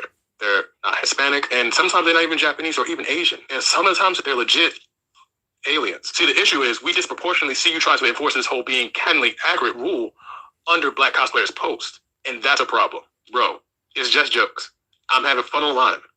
Relax. And that's the difference. Your version of fun has the ability to damage someone else's mental health. Black cosplayers are just trying to have fun online too. But your fun comes at someone else's expense. And you don't know what somebody is dealing with offline. They could be battling anxiety, depression, or just real life struggle. And you can sit up here and say, oh, it's just one comment. But psychology literally shows us that one negative comment outweighs 5 to 10 positive ones. And when you add likes, shares, and retweets to that, you're amplifying. And that's why you got to have tough skin when you be on the fucking internet or in chat forums or whatever the fuck you're doing. On some real shit. If it's psychologically proven that a negative comment outweighs a positive comment, why you think I got the fuck y'all haters motherfucking jam sessions? No one calls me mediocre and get away with it. Knowing the fucking facts that I got vocab, style, delivery, versatility, and the message and humor and a dog ass cadence. Come on now. But one thing about me, I turned I like to turn that shit into fuel for my fire. Or what I like to say, lava. Can't fight fire with fire, you fight fire with lava. You disintegrate your enemies. There might be another jam session after this. Who knows? As a matter of fact, yeah, it's going to be a jam session after this because I didn't even start off with any fucking music. I just went straight to the motherfucking news. And we had 3 motherfucking hours bedded up. I'll do a jam session for an hour and 15. Or maybe less than that. Who knows? It's already been live for like 3 hours. And plus I got like one more video after this. It, you're normalizing it, and you're literally opening the door for people with negative intentions to come in and pile on top of that comment. Like I said in another video, I've been watching anime for a long time. Like before Toonami Dragon Ball Z Day. I love anime. I always have it. My kids love anime. And one thing I've always known about anime, which I thought was common sense, is it's Japanese anime. Which means that all, if not most of these characters are Asians, robots, or aliens.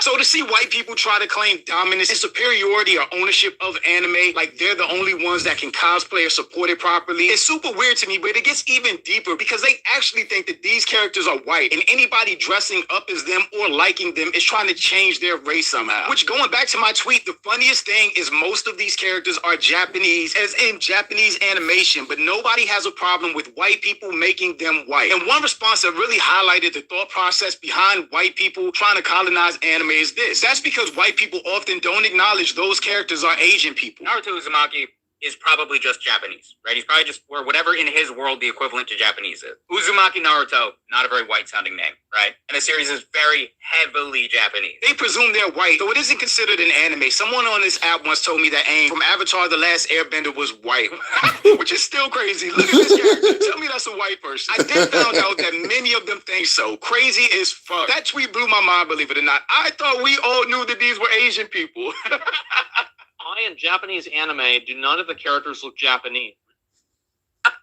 In Japanese anime, do none of the characters look Japanese? Real reason is because anime is a Japanese medium, so every anime character is presumed Japanese, or supposed to be presumed Japanese unless directly stated otherwise, which is why they speak Japanese, they have Japanese names, they go to Japanese schools, they eat Japanese foods, they live in Japan. The only thing I don't like about this guy that's talking is this. This motherfucker is wearing a fucking bonnet, and I think he got 2 earrings on. He got 2 earrings on. Jesus fucking Christ. These locations, etc. Which I then responded to. Aang of all people, everybody in Avatar is anything but white. Again, look at these people. But that makes a lot of sense now. And then, of course, the racists came out mad and in full effect. And it literally turned into a war zone between these tweets and the comments. To the point that I had to mute these threads because my phone kept going off. Well, it sure as hell ain't black for the most part. But I digress. People should be able to just cosplay and have fun regardless of race. And honestly shouldn't be making it an issue. But even that tweet in and of itself is racist. Who said these characters were black? Nobody. It's just black people participating and dressing up as anime characters. Exactly. All we're doing is dressing up as our favorite anime character, going to a convention or going to a party. And after that, we go home, we take the shit off and wait till next year. Some people cosplaying different shit and make content on TikTok, on YouTube, or Patreon, or X videos. Either way it go. Should be no fucking problem. Should be no fucking problem.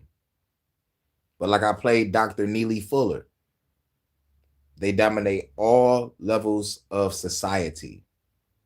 We are in the entertainment sector. But at the same time, this is the entertainment that we grown to love because y'all bought the shit over here to the States. We wouldn't know shit about anime if y'all didn't bring Sailor Moon and Dragon Ball Z over here. We wouldn't know shit about that shit. We'll be doing some motherfucker like buying like underground tapes from the VHS rental store of an anime, or stumble across it if you're watching the HBO. You know, because I remember I stumbled across 2 great movies on HBO that made me fall deeply in love with animation.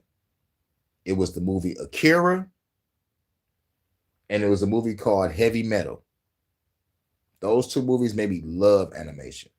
But I was already in a Dragon Ball Z like once it came out. But like once I saw Akira, I was like, I really truly love Japanese animation now. This shit is amazing.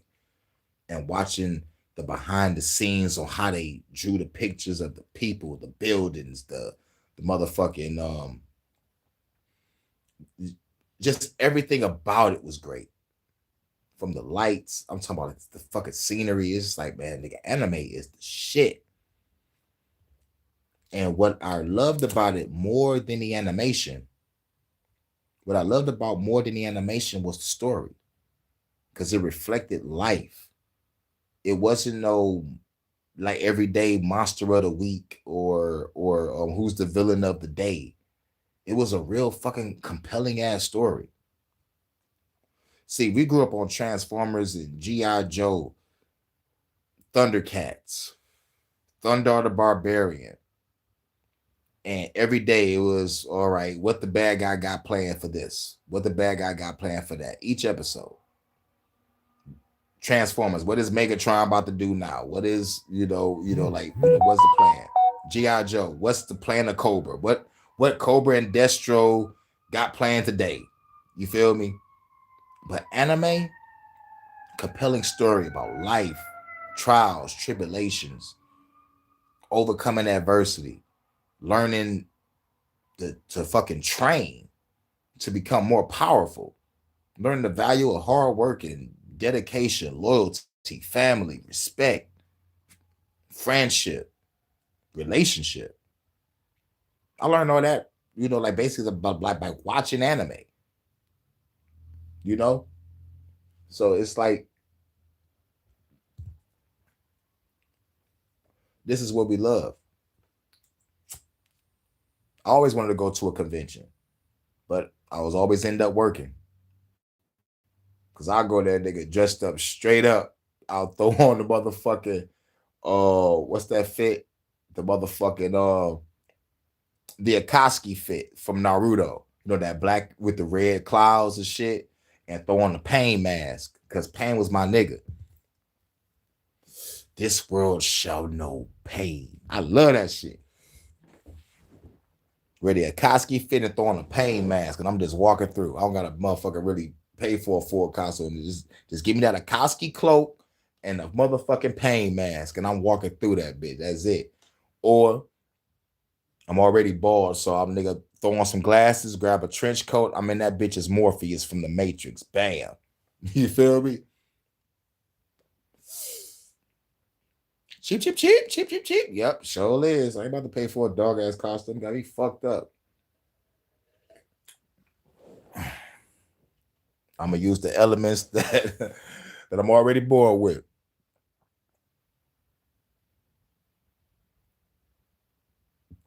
Kids growing up with trans. Where'd that come from? That is happening right now, though. I'm not gonna lie, say it ain't. But like when it comes to cosplay, the only thing person is doing is dressing up, going to convention, or they dressing up and making content. But like no one should deserve racist comments in a comment section. I wish that she had a more tougher exterior and just get people to delete the comment or just like delete it herself and not pay it no mind. But it ain't nothing but a person put on the costume, like she ain't have to, self-delete or because some racist comments, but it lets me know the fucking hatred that's still in this motherfucking country due to the colonialization and due to how motherfucker was raised. But I would have did was I would have found a hacker friend, hacked the motherfucker that made that stupid ass comment, dox that nigga online, make that nigga shut the fuck up, and you good. Or get a hacker friend, get that nigga information, and send someone to that nigga doorstep. And then you good. But RIP to the black cosplay girl, though. Is considered cultural appropriation no matter the race. No, it's not considered cultural appropriation because these are cartoons that people dress up as to go to Comic-Con. And then again, you see the colonizer mentality. That's just not true, as most anime characters are drawn to be white, light-skinned, big blue eyes, very European-based. Sailor Moon describes herself as a typical Japanese girl. Her parents, Ikuko and Kenji, are obviously Japanese. She's Japanese. Her hair color is non-diegetic, which means it's not literally that color. Yep, Sailor Moon was out. They brought Sailor Moon and Dragon Ball Z out first. I used to like, oh my God, can't wait to Sailor Moon go off so I can watch Dragon Ball Z. Because they used to put Sailor Moon on first and then Dragon Ball Z. I used to hate that shit. And then I was like, man, what the fuck, man? And then I was like, Sailor Mars look kind of hot.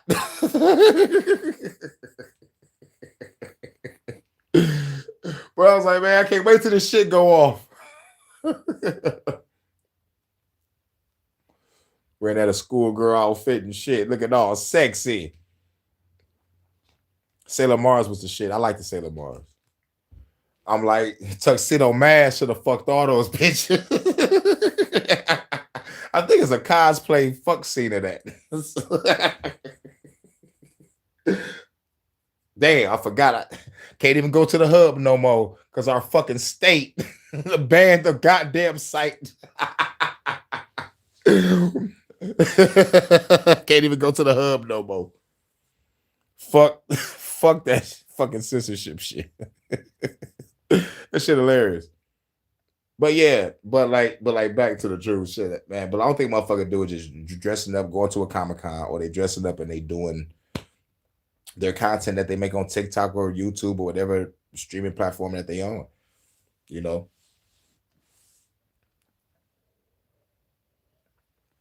And plus, what people don't understand, you don't know what a person's going through mentally.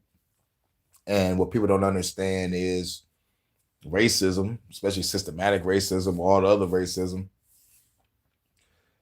That shit is psychologically fucking damaging. Because you will expect that we being in a new time that a motherfucker is not really on that mentality, you know.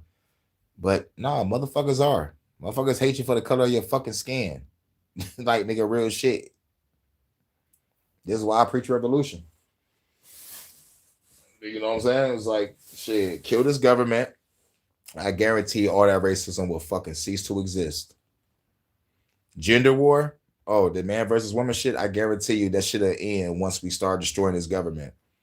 Ladies, your panties will be wet. Because you're seeing a real man take down the enemy with a mighty war. That's why I ain't really tripping about the gender war. Because I already know, like, what's going to make that end. Like, real shit. Once you see me taking down the government, you can be like, oh, shit. I'm rolling with Hurricane. That's a real fucking man that's ready to fucking fight. And fighting right now as we speak. Like, come on, man. I can't wait to leave YouTube. Because I'm going to the fucking battlefield. Right now, this is the information war that I'm on right now. This is the battle of information. I'm a minister of information. Just putting out the truth, getting people to wake the fuck up so we can motherfucking stand up together and take down the fucking enemy. This is a battle for our fucking freedom. You know what I'm saying? But if anybody don't believe that racism still exists, you fucking crazy. It's in every field. And it's going on day and night. Y'all heard Dr. Fuller? I just played him. Right now, we're in the entertainment sector. And what's crazy is a person can enjoy their entertainment without being bombarded with racism. Real shit. And that's fucked up. That's the fucked up part. And this shit comes from parents in the home, because it all starts from the home.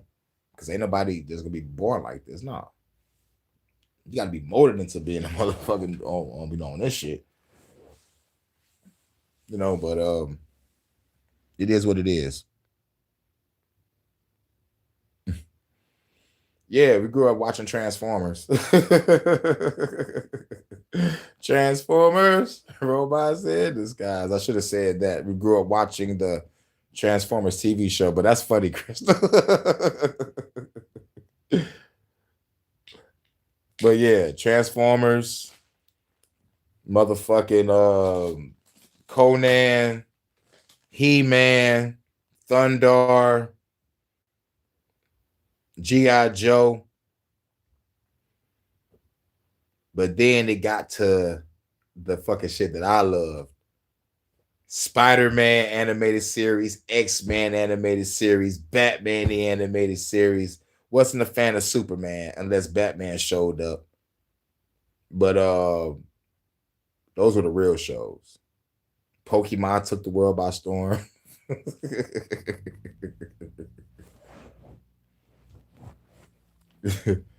But yeah. But like Transformers was the 80s, you know, Transformers, G.I. Joe, He-Man, Conan, you know, like that's the 80s. I came in like at 88. Transformers was still out because I still had the toys. I remember still getting them bitches for Christmas, and there was Happy Meals, Burger King, and McDonald's and shit. Getting discount Transformers from the dollar store. Yeah. But yeah. But my era, you know, growing up through the 90s era, straight up Spider-Man, Batman, X-Men. Those top three. Those the big three. Paul. Because the shit had meaning. It was good story. It was good story. It was good dialogue. And the fight scenes was cool. Even though due to government restrictions, Spider-Man couldn't really do too much fighting. You know, but like, but it was still cool. It was still cool. It was still great. It had a great story. And the movies that came out, like, god damn, man, the fucking movies, man, shit. I'm a movie buff like a motherfucker. It's got color because of the art style and creative choices. But again, those are cartoons and it's an art style. They still were born and raised in Japan. And the comments just bounced around. Seriously, cosplay isn't X-washing characters. Anyone can cosplay anything without needing to color their skin to be as accurate to the source. If that were the case with anime, we'd all have to change our faces to be cat-like. Facts. Yeah, this is a weird one. She's a cosplayer doing her thing. It's not like a producer changed the character. I don't know why they're mad. The jealousy of whites never ends. They just can't give credit where credit is due. This is a difference. If a white person kills something, we give props. And we should stop giving props and funnel that energy and support into our own communities and people that are doing these things. She's doing this for attention. Soon blacks are going to say they invented anime like they invented everything else because it's their culture. Just let her have this little win. The funny thing is, black people don't act like we created things that we did not create. When we talk exactly. We actually love the anime culture and embrace it really more than the motherfuckers that love the shit themselves. I mean, that motherfucking created the shit themselves. When that shit got to America, nigga, it was like a breath of fresh air. Great story, great dialogue, great fight scenes. Like, man, the shit was fucking awesome. It was fucking awesome. Still awesome to this day, and the stats show it. Because all the shit over here, remake, reimagine it. And the shit that they putting in our fucking movies, TV shows, and best-selling novels and comic books are fucking faggotry.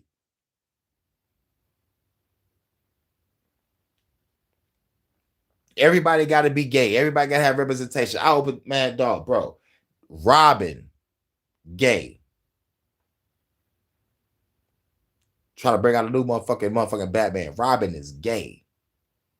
Brought out a new Superman book. Superboy is gay. They were trying to make a Spider-Man. This motherfucking got on gold and black like he's a model. Liberace Peter Parker. Gay. All this shit.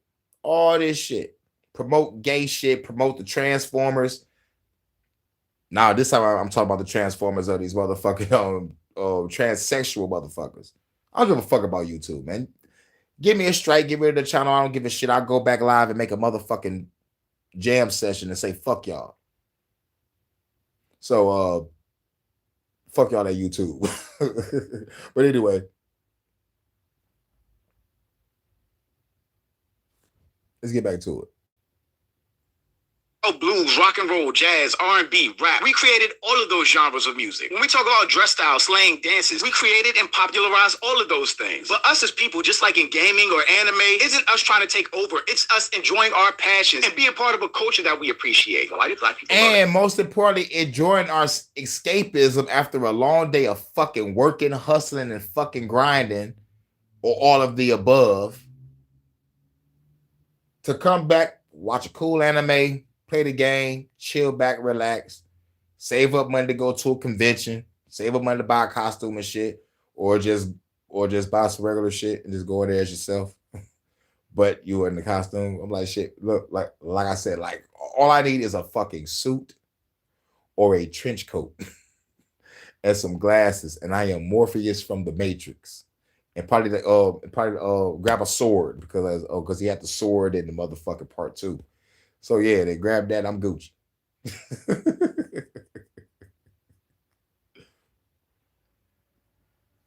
Or go in there with the motherfucking pain mask and the Akatsuki motherfucking cloak, and I'm good.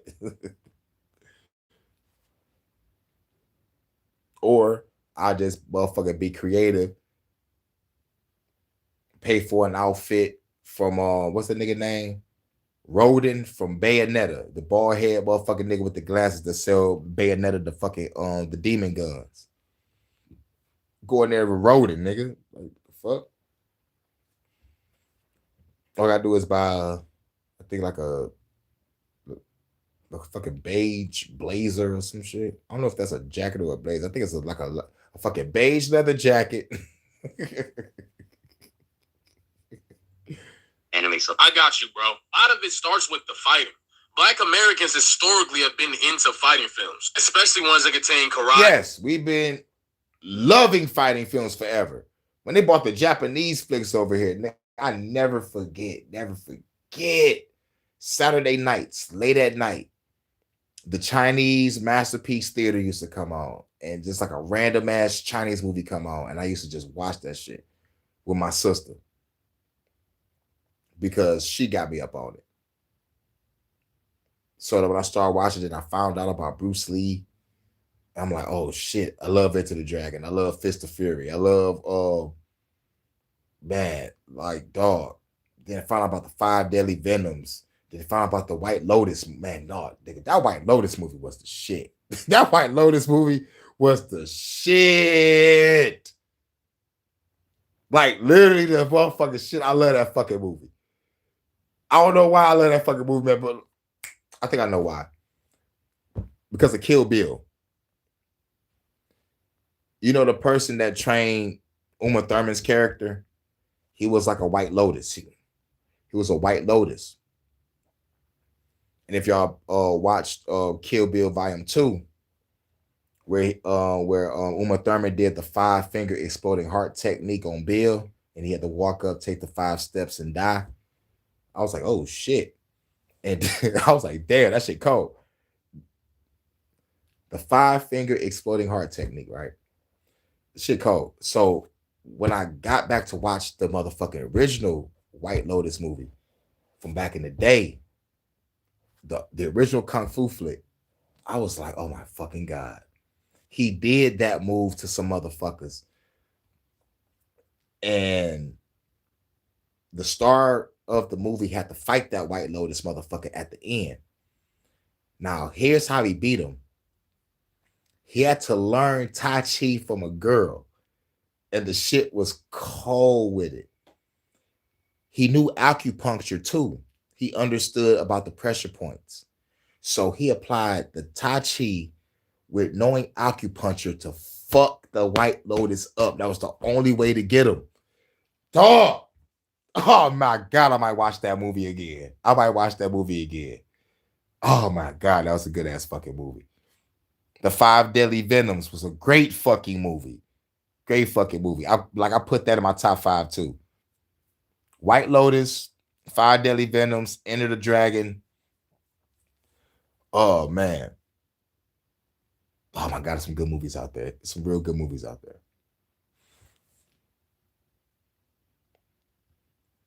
Muay Thai, all that good stuff. I think the same thing applies to anime. And not only that, being black in America comes with a lot of adversity. When we watch these characters deal with similar inner struggles that we do, of course we're going to attach to them. Unlike white people, we don't have to own the space or exclude or ridicule other people for being a part of it. If anything, we're overly inclusive, way more than I think we should be, which is why I said we need to protect black spaces and black communities even more. And even if you're not in an anime or cosplay and you think it's weird, we still should be supporting black people doing stuff like this, because we know they get nothing but hate and racism in their comments from anyone and everywhere that does not like black people simply for the color of our skin. And that even extends to other black people, like this goofball attacking Ashley after she took her own life because she was bullied by online racism. It's kind of a running joke. I think And what's crazy is this motherfucker's black. Ain't that a bitch? all know that black anime girls are some of the biggest that have ever existed. So, Really? I mean, this person who worships Nah, them, real shit. Like for calling a bitch a cunt just because she cosplayed, it's like it's not right. Like real shit. She loved that shit. She loved that shit. That's like niggas talking shit about rappers. You know what I'm saying? Or like a nigga that's do art. You feel me? It's like, yo, nigga, this is our livelihood or this is our escapism. Nigga, fuck you, man. Now this bitch just self-deleted because of racism. And your ass don't give a fuck because you think she's a cunt. Yo, you know, like I said, you'll know the person going through behind the scenes. Motherfucker could have probably already been thinking about that, and the motherfucker shit just. This is what we escape to. You know what I'm saying? And we can't even do that. We can't even chill and have fun. Most importantly, what's going on right now, we can't even have our own livelihood because of government intervention fucking with our comic shops and our motherfucking you know, ability to motherfucking like sell our shit, rather if it's art, literature, or figurines. You know what I'm saying? It's like what the fuck? And MasterCard and Visa is involved in this too. So it's like, man, you know, like involved in shit I said, like not involved with this motherfucking shit with the girl, but you know what I'm saying? Just like what's going on right now. You know, when it comes to our escapism being attacked. And not only that, our freedom of speech and freedom of expression, which is part of, you know, like which is part of, you know, of the cosplay shit. This is freedom of expression. We ain't harming nobody. We ain't fucking up nobody. We ain't fucking over nobody. Like, what the fuck is wrong with y'all motherfuckers? You know? So, like RIP the old girl again. and ended up getting bullied by them so badly that she herself. I'm sorry, I just don't have any sympathy. I couldn't care less, honestly. I don't think any black person should have sympathy for when they get exactly what they deserve. Like, you want to be a part of their thing so badly? Fine, who cares? First the fuck off, my daughter just did her first cosplay for the Comic-Con that was here in DC. And we had a ball. She literally had the time of her life and couldn't stop talking about it for a week. And as she grows and gets more into anime, she really loves Demon Slayer right now. I'm going to be with her every step of the way because I get to share something I really love with her, which I've loved since I was a kid, which is... Yep, and shouts out to my daughter. She put me up on Jujutsu Kaisen. And the great thing about my daughter is I didn't put her up on anime. She got into it on her own. And she got me on Jujutsu Kaisen. And I'm looking at Jujutsu Kaisen in a whole new different way than everybody else look at it. Because it's a deeper story behind that cartoon. Whether anybody know it or not, watch Jujutsu Kaisen. Anime. When I tell you, my little elementary school brain exploded when I discovered anime. I'd never seen anything like it, and I can still remember sitting on the edge of my mom's bed, my eyes wide open, glued to her TV. It was the most incredible, detailed, fluid, vibrant. I remember sitting on my mom's bed watching heavy metal for the first time, and I had to motherfucker change the channel every time she walked past, or like when I thought I heard her footsteps, because heavy metal, shout out to HBO. Heavy Metal is an adult like animation. I ain't know what I was getting myself into when I saw that shit. Get your one-way ticket to midnight. Calling Heavy Metal. Oh yeah, that take it ride. Oh, Heavy Metal. That's my shit. It's the only way that you can travel to get back home. Have to motherfucker change the channel every time she walk past. Because it's like 3 fucking scenes in that motherfucking show. I mean in that motherfucking movie. But some of the times there's a lot of titty shots too. I didn't know what the fuck I was getting myself into when I saw that fucking shit for the first time. I was like, as a matter of fact, I wasn't even sitting down on my mama's bed. I was standing up, changing the channel. And I swear to God, I did not sit down until that movie ended. I was like, what the fuck? This is crazy. But going back to my daughter with the Jujutsu Kaisen. Jujutsu Kaisen, the deeper meaning that I didn't say in this motherfucking video, I want to say the deeper meaning now. The deeper meaning about Jujutsu Kaisen is the plot of the story. And I thought that it was deep because of the simple fact is everybody has depression, stress, anxiety, anger issues. In this show, if you have those problems and you have not got over it, it becomes a monster and it fucking kills you. So the Jiu-Jitsu warriors is their job to fight these entities that people can't get over. That was the deeper meaning of Jujutsu Kaisen that I got from it. Now, some of the Jiu-Jitsu warriors have harnessed, let's just say, did the shadow work within themselves and unlocked their power to fight these entities because people, depending on the person's emotion, no matter how strong it is, it's a stronger entity that you will have to fight.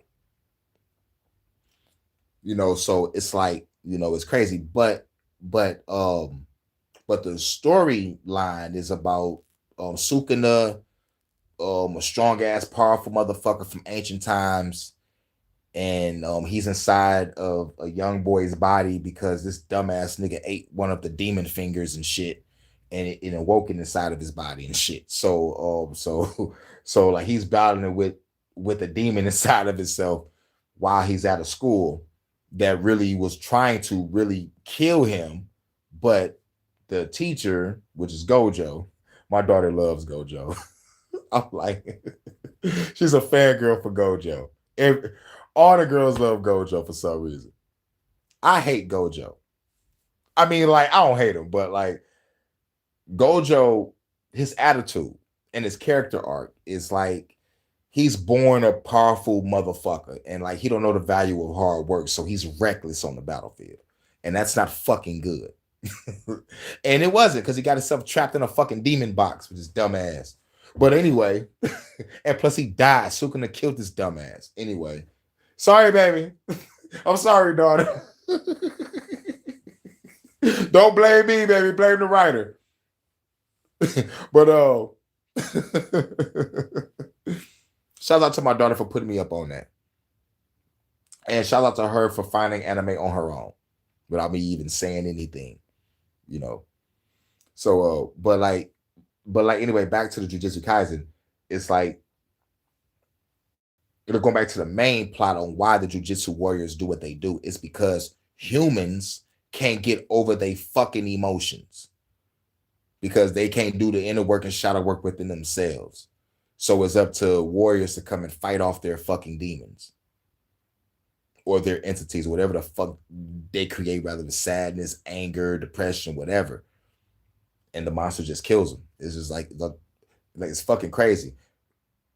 And like what makes it scary is the person don't know.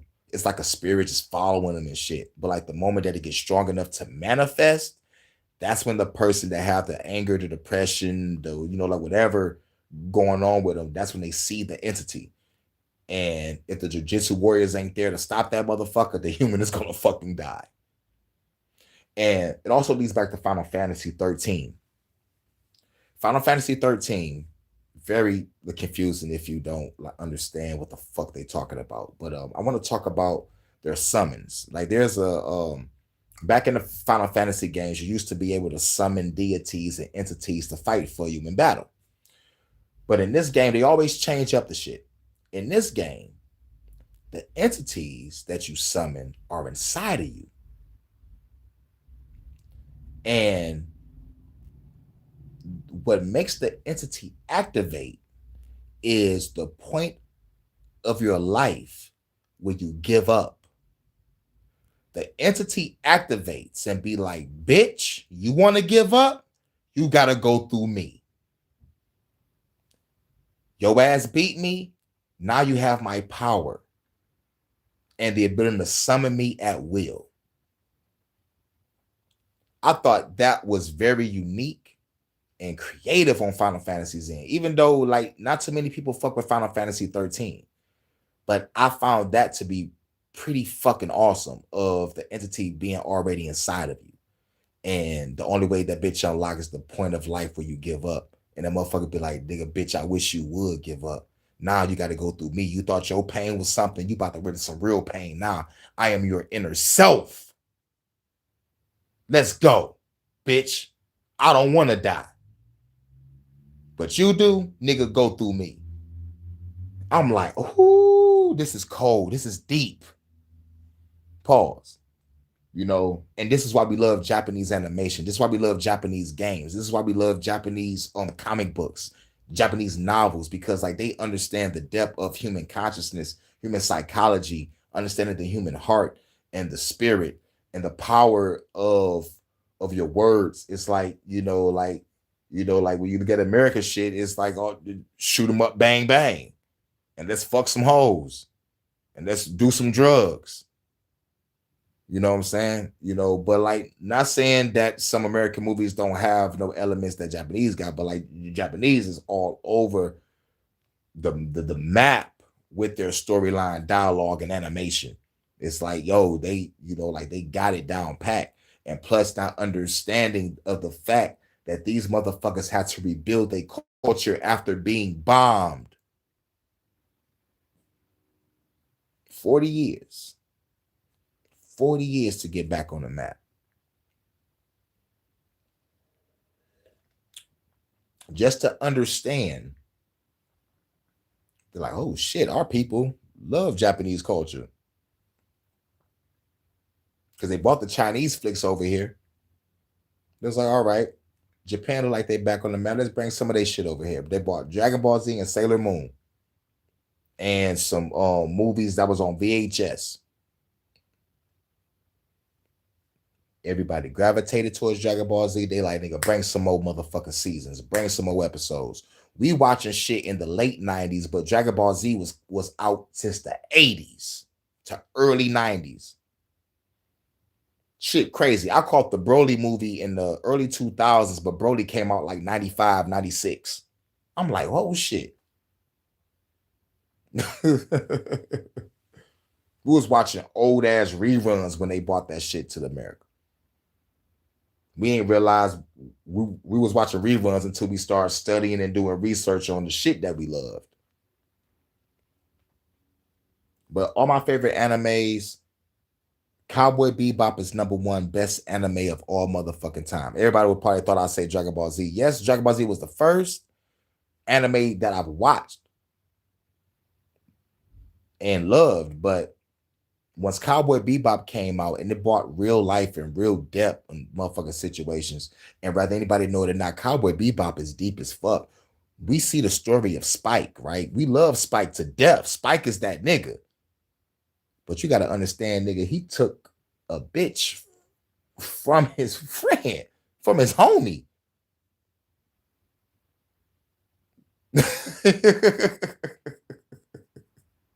Like, yo, that nigga Vicious was like, Vicious was vicious. if y'all watch Cowboy Bebop. And what I love about Cowboy Bebop and hate at the same time. I love and hate it. But this is why it's the greatest anime of all time to me. Because it only had one season. It only had one season. And a movie. But that shit taught me how to make my art and make my comic books on more adult themed when I was a teenager. That shit helped me with storyline and dialogue on how to make compelling shit. I gotta give that shit his props. Cowboy Bebop, Yu Yu Hakusho. Yu Yu Hakusho is a fucking 15-year-old, a 15-year-old that got hands. He ready to throw hands. He's best friends with a nigga that he used to fight with every goddamn day. Kurabara. Shouts out to Kurabara with the spirit sword. But that's about a motherfucking teenager that got hit by a car for saving the kid. He end up in the spirit world doing missions for the motherfucking spirits and shit. And he get back to life and shit, you know, get his life back, and he come back and motherfucking fight a whole bunch of demons with his friends. The fucking best Yu Yu Hakusho season is that Dark Tournament. The Dark Tournament. I'm talking about he's in the demon world and they in a motherfucking tournament. And all the demons hate the shit out the fucking humans. You already know that, right? But by the end of that motherfucking season, nigga, the fucking demons love the humans. I was like, y'all niggas is cold. But it's just a 15-year-old nigga whooping everybody ass. And plus, I gravitated towards it because I was a teenager. I could relate to what the fuck was going on and shit. She was my shit. We got Inuyasha, cool as shit. Motherfucking Trigun, greatest shit ever. Trigun is the shit. It's about a dog ass shooter that motherfucking don't want to kill nobody. But he's doing his motherfucking thing with guns without killing people though, until he had no choice but to. And that shit was the most greatest episode ever. Very emotional.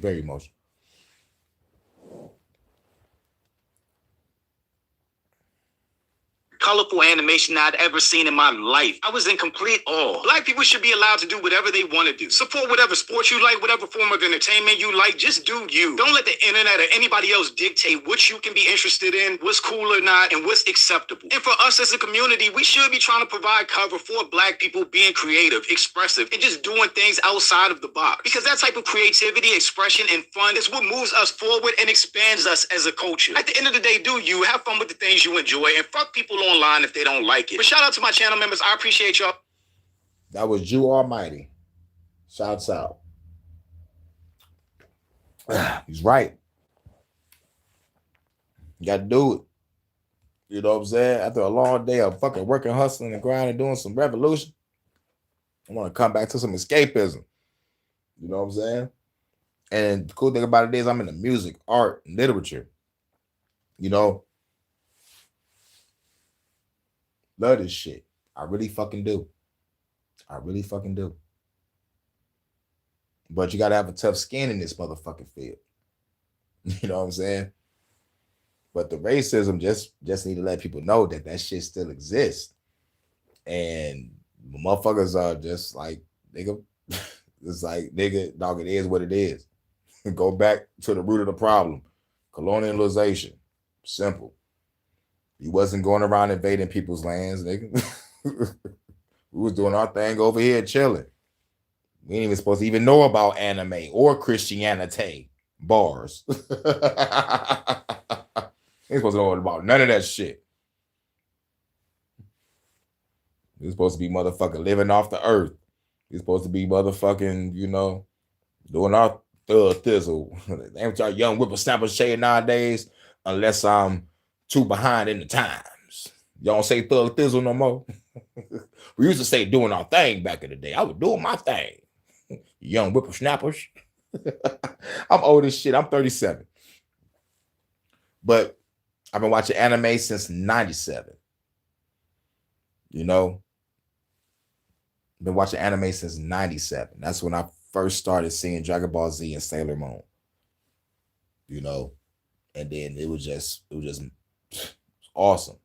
Because after Dragon Ball Z, it led to Inuyasha, Yu Yu Hakusho, Cowboy Bebop, Wolf Rain, Rich Hunter Robin, Hunter x Hunter. Oh man, we got a lot. We got Trigun. I said Trigun. God damn, it's a lot. It's a lot of great ones out there. It's a lot of fucking great ones. Attack on Titan. Attack on Titan is the shit.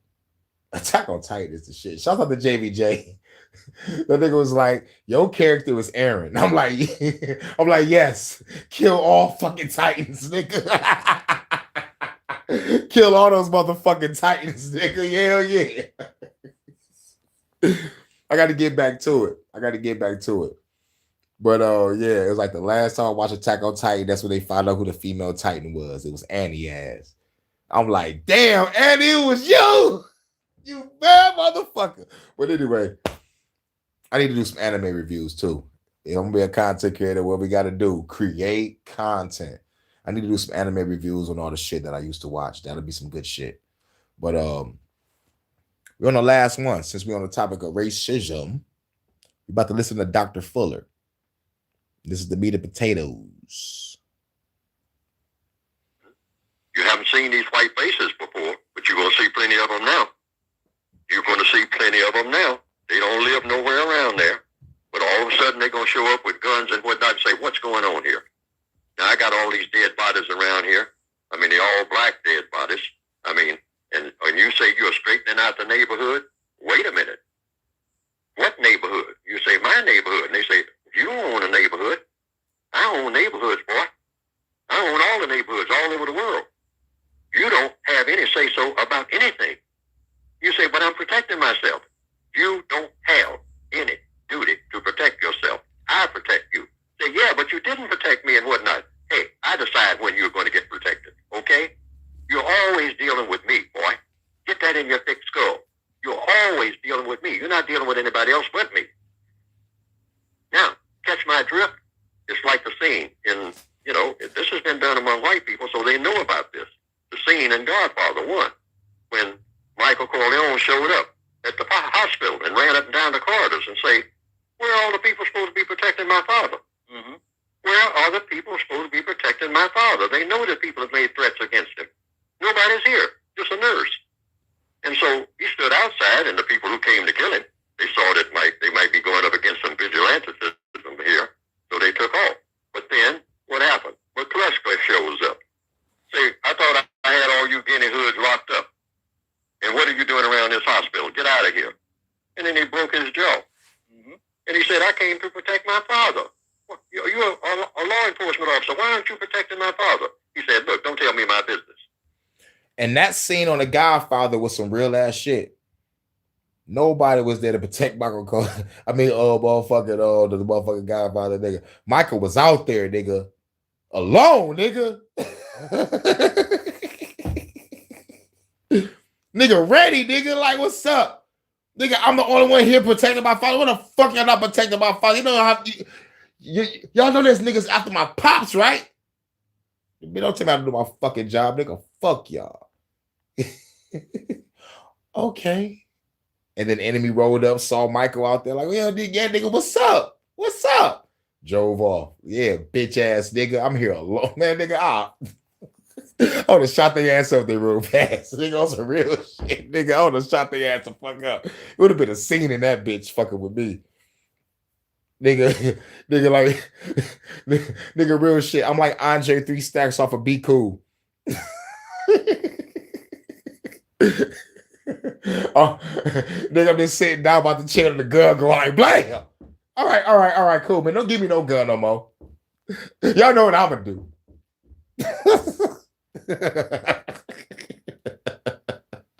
Well, Andre 3 Stacks, I'm gonna Be Cool, dog, nigga. Watch Be Cool if y'all haven't seen it, nigga. That shit was hilarious.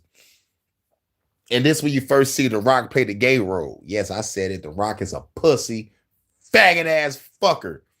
That was his first motherfucking gay role, playing in Be Cool with Vince Vaughn talking about some twinkle, baby, twinkle, twinkle.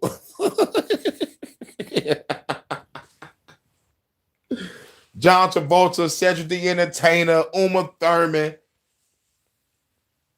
Andre 3000, Christina Milian.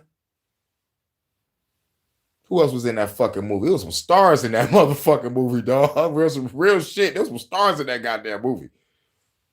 And The Rock playing the fruitcake, talking about scorching. All in the mirror and shit. John Travolta's like, yo, I need you to send me an audition tape with you singing male songs, not female songs. And The Rock looking like, oh, okay. Faggot. Nigga, I was fucking, man, dog. I was fucking rolling seeing that shit. John Travolta character was the coldest motherfucker in that movie. Vince Vaughn character going to the boss, whatever he the fucking working with. And the boss telling Vince Vaughn was like, nigga, John Travolta's a Shylock. You should have hit him in the mouth. That's all he do is talk. Nigga, you should have hit him in the mouth. Like, nigga, like real shit. But John Travolta did walk into that motherfucking shop and punch that nigga in the fucking eye. I was like, oh, hell no. That nigga whoop your ass. Hit that nigga in the mouth. That nigga might knock your ass the fuck out. But yeah, nigga, be cool. It's motherfucking crazy. Okay, y'all got that 5K sandwich there in Detroit? No, we don't have a 5K sandwich. I might have to look it up. As a matter of fact, you might independent sexy researcher see if they got a 5K restaurant in Detroit. But the sandwich shops we do have, like most of them are like mom and pop sandwich stores. But the sandwich stores that I do see is Jimmy John's and some Korean spots. But that's it. Jimmy John's, I guess that's the name brand shit. I guess that's the motherfucking name brand shit of Jimmy John's and Subway. Those are only sandwich shops I really mainly see. All the other ones are mom and pop shits. And when it comes to burgers, we got Fuddruckers, and I think I said another one earlier. What was that other one? Johnny Rocket. Oh no. I said Johnny Rockets, but they got rid of Johnny Rockets. Now we just got Fuddruckers. And when it comes to pizza, we got Pizzapopolis and Coney Islands. We got American Style Coney Island and another one that's next door to it. Like these motherfuckers was on Man versus Food and shit. I was like, oh shit, they got Detroit in the building on Man versus Food. They going to both Coney Islands and shit. Oh shit. But real shit, spoiler alert, you can't taste the fucking difference. They both taste the fucking same. I don't know, like, what's the deal? Okay, y'all different because the chili is different. No, that shit still tastes the same to me. Get the fuck out of here. We got better chili or we got better bread. Shit still tastes the same to me. It's a goddamn Coney dog, bitch. Give me a Coney dog and some fries and some chicken wings. Thank you.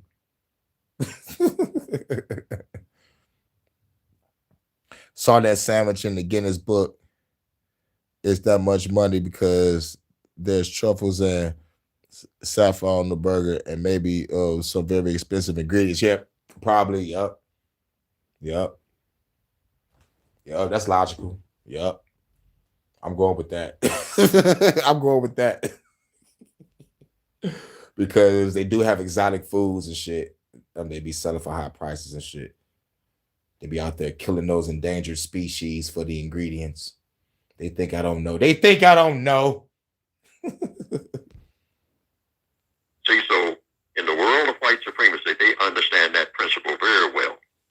So the white supremacists will plant a crack house in a neighborhood that they intend to cause black people to move again. See, one of the major strategies of the white supremacists on this planet is, like you learn in Shane, keep them squatters moving.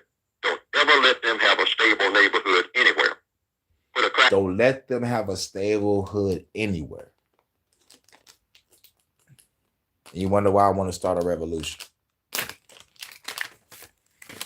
You wonder why I say that some of these motherfucking stupid ass, dumb ass niggas in the hood might have to get shot by me because they ain't gonna be part of the revolution. They want to be part of terrorizing the community and be down with the enemy doing their bidding unknowingly or knowingly due to them putting crack houses in a fucking hood.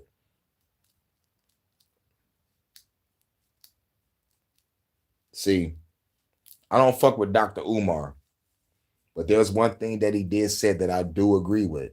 Some of these street niggas and thugs is going to sleep for good if you ain't down with this revolution. Like, real shit. I want to go back to the mentality of it. If ain't nobody down with taking down this government, it's a fucking pussy. Because I'll be damned. Here's why I say that. Because y'all don't want to take down a cop or a fed or the military, but you would take down me for stepping on your toes for making more money than you. Rather if I'm selling drugs or just working hard. Pause. You will kill me for stepping on your shoes by mistake. My bad. You would kill me probably for saying hi, how you doing to your girl. Don't even know that's your girl because you further distance away, like up the aisle in the store or probably in the car or something. Shit, man, nigga, I don't know shit what's up. I'm just saying hi, how you doing? Dead for that. Most motherfuckers have the crab in the barrel mentality. Some of these motherfuckers are coons. Oh yeah, y'all target practice to me. Y'all love this government like a motherfucker. You know? I don't fuck with Umar, but like you said, some of these motherfuckers have to go to sleep for good. Because one, y'all gonna be in my fucking way because I'm trying to blast at the police and the feds. Two, y'all gonna be telling me, Hurricane, calm down. You're overreacting. You're overthinking. Bitch, I'll blow your motherfucking head off. Nigga, we are at motherfucking war. And the revolution should have started yesterday. The revolution should have started the moment y'all found out that the CIA planted drugs in your fucking hood. But nah. Black Wall Street got flooded out and bombed. Black Panthers got shot the fuck up. We ain't about to do nothing no more. We're done.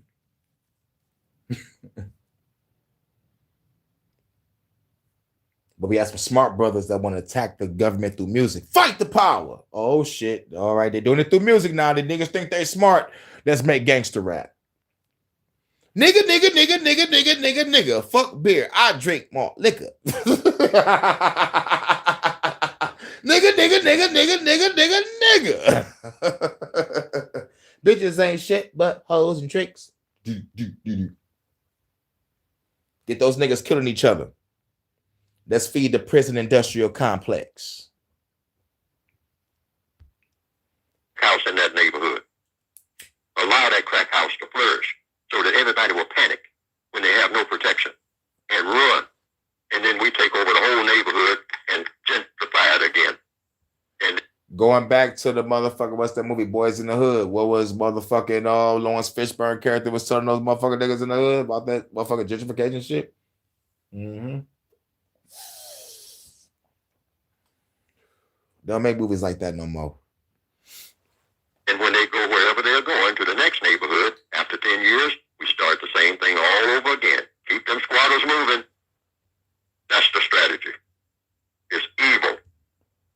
And it's all them. It's nobody but them. You have to rid this entire planet of the system of white supremacy. But you can start simply by pointing out that's where the problem is. The problem isn't with the drug dealers and all like that. They're no problem. They can swat them like a fly. The white supremacists know that. They're the ones who give them the drugs. They're the ones who haul it in here. Black people don't know anything about manufacturing anything. All they know is somebody gives them something and say you can make some money. Yep, get them something, say you make some money. Yo, they'll give you this, you can flip that shit.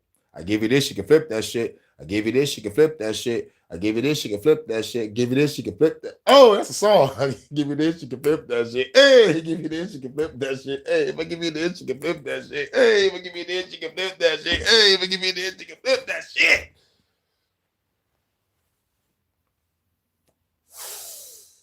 Ooh. Yep.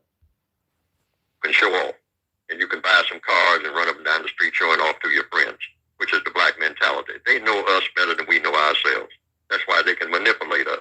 And that's why I say, know thyself. Shouts out to Jordan. When you know, you know. And shouts out to me and my ad-libs. You better know thyself. You better listen. Do anything. Mostly destructive. Almost always destructive. Bottom line destructive. That's all black people are supposed to be ever doing on their own is something destructive. Yep. Keep these motherfuckers doing destructive shit to themselves and don't let them see who the real enemy is that made them be destructive. Supremacists are behind it all. And call it that. That's the first step. If you want to do something about it, call it what it is. System of white supremacy. But that doesn't. They'll say, oh, you're talking about the Ku Klux Klan. No, I'm not talking about any Ku Klux Klan. I'm talking about the entire system of government. I'm talking about the entire motherfucking system. Shouts out to Dr. Neely Fuller, man.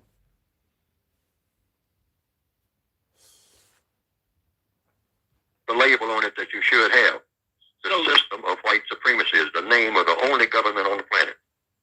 They are to blame for everything that non-white people are doing that shouldn't be done because they are the only people that control or tell or educate the non-white people of this planet. Let's tell the truth about it. Now, I'm either telling the truth or I'm saying something false. If you go to school, they tell you what's going to be in the books. Is my book in the school? Nope. No. Because it tells you about how the white supremacists operate. That's why. They're not supposed to talk about that. We're not supposed to be talking about what I'm doing right now. Yeah, and we're not supposed to be talking about, nigga, we should strap up and kill these motherfuckers in this fucking government.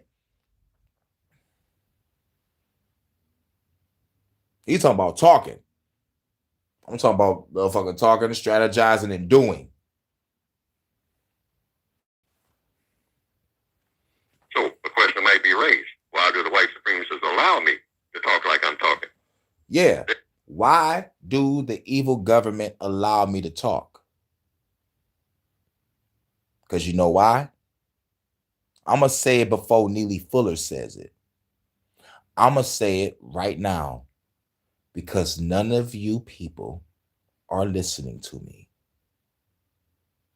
That's why. I could scream until the fucking cows come home.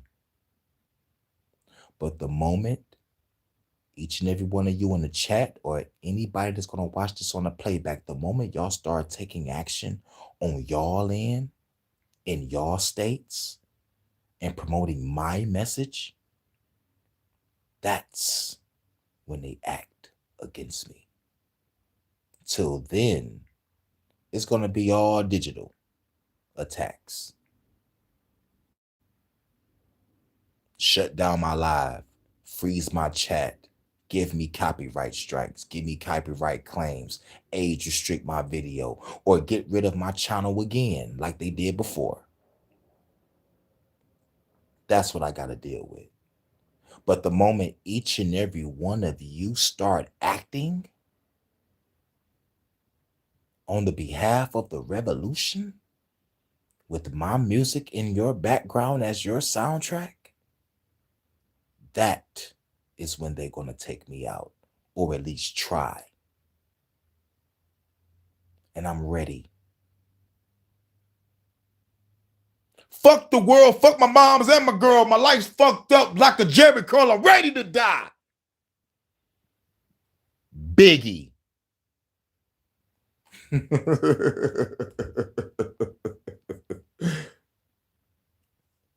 But Crystal, baby, I love you. I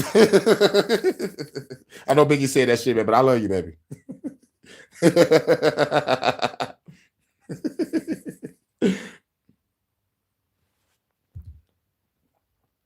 Much love to Vaughn, to my UK correspondent who was in the UK. They doing motherfucking military simulations over there. So I want you to really, truly be careful.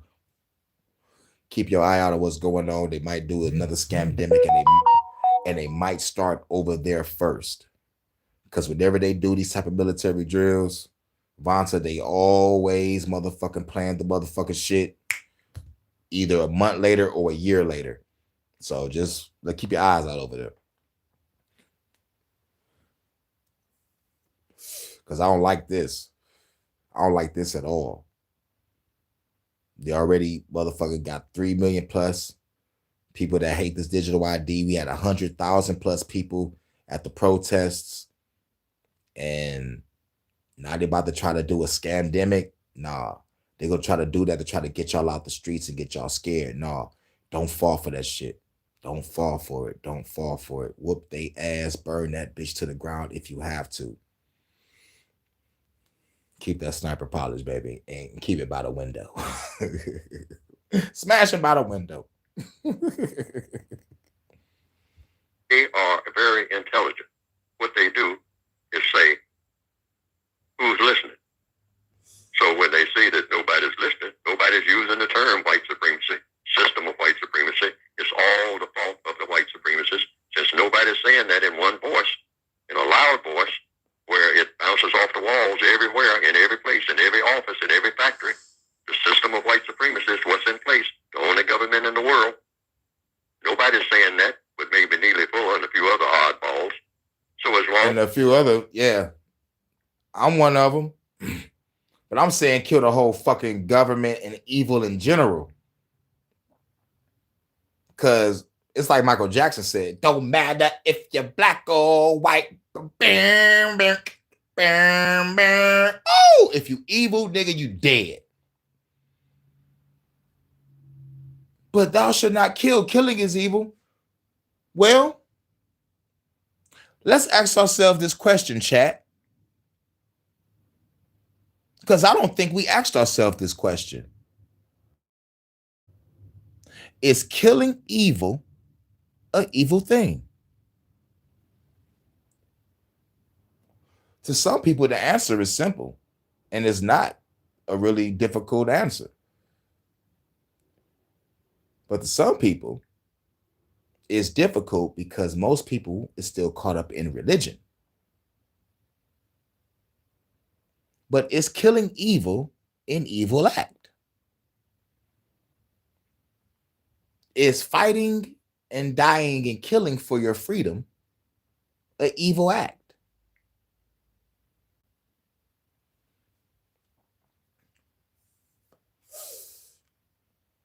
I want to hear y'all answers. My answer is a flat out no. Because I look at evil and good as a state of mind, just like I look at heaven and hell. It's not real places, they are conditions. The more good you do, you might live a heavenly life. The more hellish shit you do, you might live a hellish life. That's how I see it most of the time. Because if you do bad shit, what's going to happen? You end up dead or in jail. We do good shit, you know, you might get used by a whole bunch of people because you don't see who the fuck they are. But like once you wake up, you will stay away from those motherfuckers and you will go back to being the good person that you are. It ain't like nothing changed about you. You're still a good person. You just woke the fuck up and you all right, cool. I'm a good person. I'm going to keep on doing me, but I'm going to stay away from this motherfucker, that motherfucker, that motherfucker, this motherfucker, that motherfucker, as family, friends, or lovers. Don't change who you are because a motherfucker fucked you over. And I learned that. I'm still a great, loyal, honest, trustworthy, responsible, reliable individual. And just because I've been cheated on, fucked over, played like an orchestra or a violin, I'm not going to fuck the next person over just because I've been fucked over. Make sure you get over your trauma of the past so you don't bring that shit into the new relationship. I don't want to mention nothing about what I've been through. But if you want to know what I've been through, I'll tell you, honest, truthfully, and it'll be up to you to be like, I fucks with him or fucks with her. Let's make this work. I see a future. And most of the time, it's that too, the visualization. Do you see a future with the person? Okay, that's very important. Can you wake up next to this person? Are you willing to go through the fire and the flood together?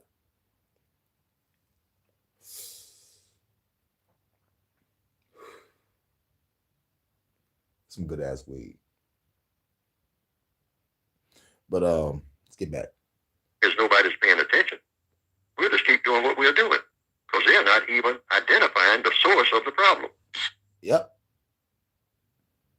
What Hurricane saying is true about what we need to do, who we need to fight, and who the enemy is, but we're not going to do it. Hurricane crazy. Or we're not going to do what Hurricane saying because we're a bunch of scared pussy ass bitches. Or we're not going to do it because I'm afraid to die. But I know for a fact there's some people out there listening. And I know for a fact my music is probably going to be their soundtrack. You know, we need more black militias. We need revolutionary militias also. All colors that hate this government because we all got to live in this goddamn, what we like to call a mixing pot, right? We all being fucked over. We all being killed through the food, through the water, through the air, through disease. So why not come together and shut this motherfucking world down and have another Bacon's Rebellion? Because this has happened before. I covered the Bacon's Rebellion. The Bacon's Rebellion, poor blacks, poor whites come together, took down the government. Government like, oh shit.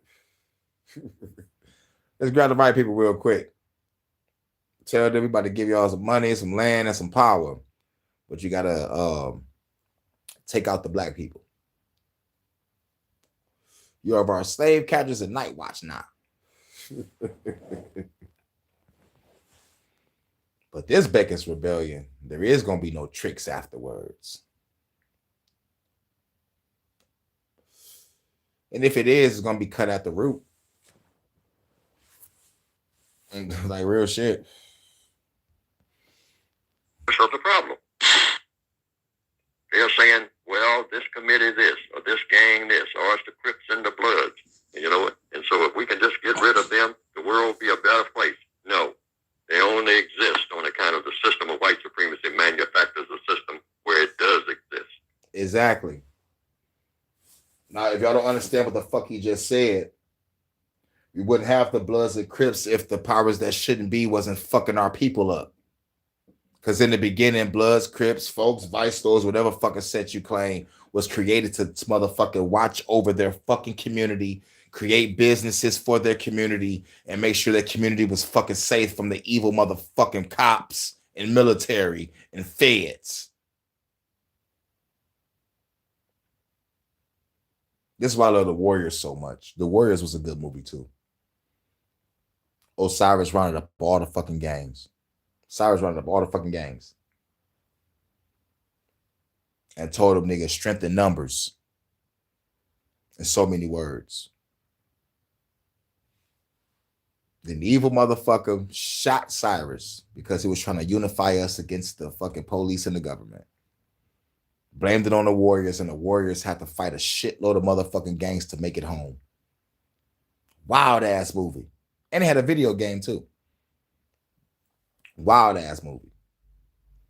Warriors, come out and play. That's where I get the motherfucking kneel. Come out and play. I get that shit from the Warriors. I get that shit from the Warriors movie. Classic movie. Classic old school movie. Check out the Warriors, y'all.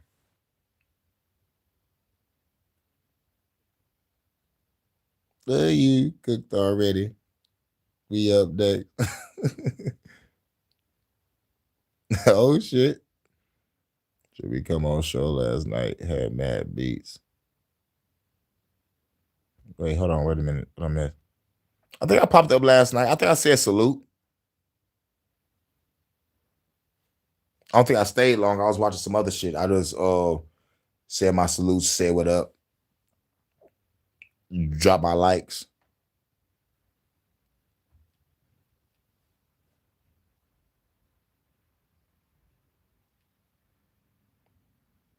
So what you cook, Crystal? I know I'm off topic right now, but what you cook, man?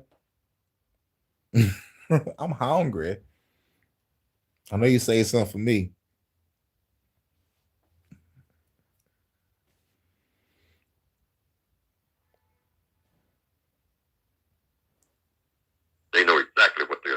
manufactures the drugs and the 9mm that show up with the drugs. So all they didn't have the 9mm all over the neighborhood and the assault rifles and whatnot until the drugs showed up. And the drugs showed up with the guns. We started off with this program talking about guns. The drugs and the guns showed up among black people, put in black people's hands after when in the Northwestern Hemisphere, after the 1968 riots. That's when. Under the 1968 riots. We had a riot in 67 in Detroit. I think I want to cover that in the HHN special stories and talk about the 1967 riots. I might cover that either later on tonight or I might cover that tomorrow. But it ain't going to have the shit that I heard from behind the scenes. I hope they do.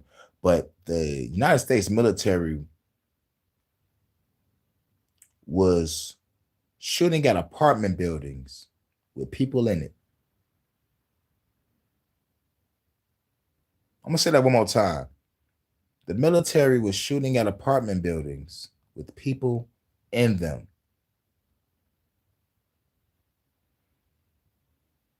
And I really wish that I can go across the people that I met over the years telling me the stories of what happened in 1967. And what I want to do is, if I can go around and find some elderly folks that remember what happened in 1967 and give me their stories, I can probably have a collage of videos to go with the video that I want to make. Real shit. This government ain't shit. And I think I'm going to do that. I'm going to try to round up some people and talk about what happened in 1967. But I wish I had the person that told me about what the military was doing. It was wild. But after 1967, the white folks said, fuck this shit, I'm out. Detroit looked at like Iraq for a very long time. They ain't started rebuilding until like 2003. At least that's what I remember when I saw the infrastructure being built downtown and shit. I saw a whole bunch of changes around 2003 area.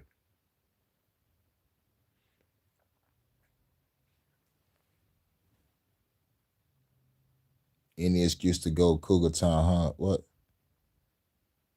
Said, I imagine the 5K sandwich shoot. And they never found it.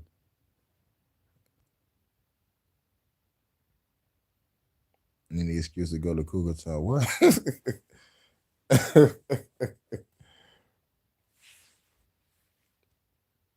Baby, you my cougar. I mean. They say that we don't, if black people are going to be out here with guns and whatnot in the street and tearing up things, we're going to control the guns that we give them by controlling their minds. And we'll use the drugs to control their minds, and the drugs will automatically lead them to slaughter each other. They'll also disrupt neighborhoods. They'll disrupt the schools. They'll disrupt everything that they try to do. And we'll set back on. And disrupt everything they're trying to do.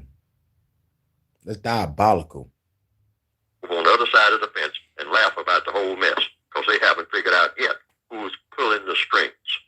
And this is why I say fuck the government, kill them all, and everyone's above them, below them, on the side of them, kill them all.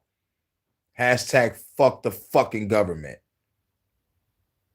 And everything they fucking stand for and all they affiliates. For real, for real. People don't understand the capacity of what the fuck this man just said. This shit destroyed the people. A culture. Right after they already came and murdered, raped, and pillaged this land. Just think about that.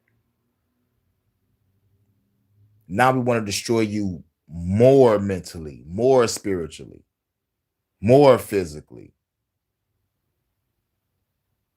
Without even pulling a trigger. You're going to kill yourselves. Oh, you want to motherfucking speak out through music? All right, we're going to control your music. Fuck all that real shit you're talking about. We're going to call that shit bullshit. We're going to call it mediocre and put out our content, which is mediocre.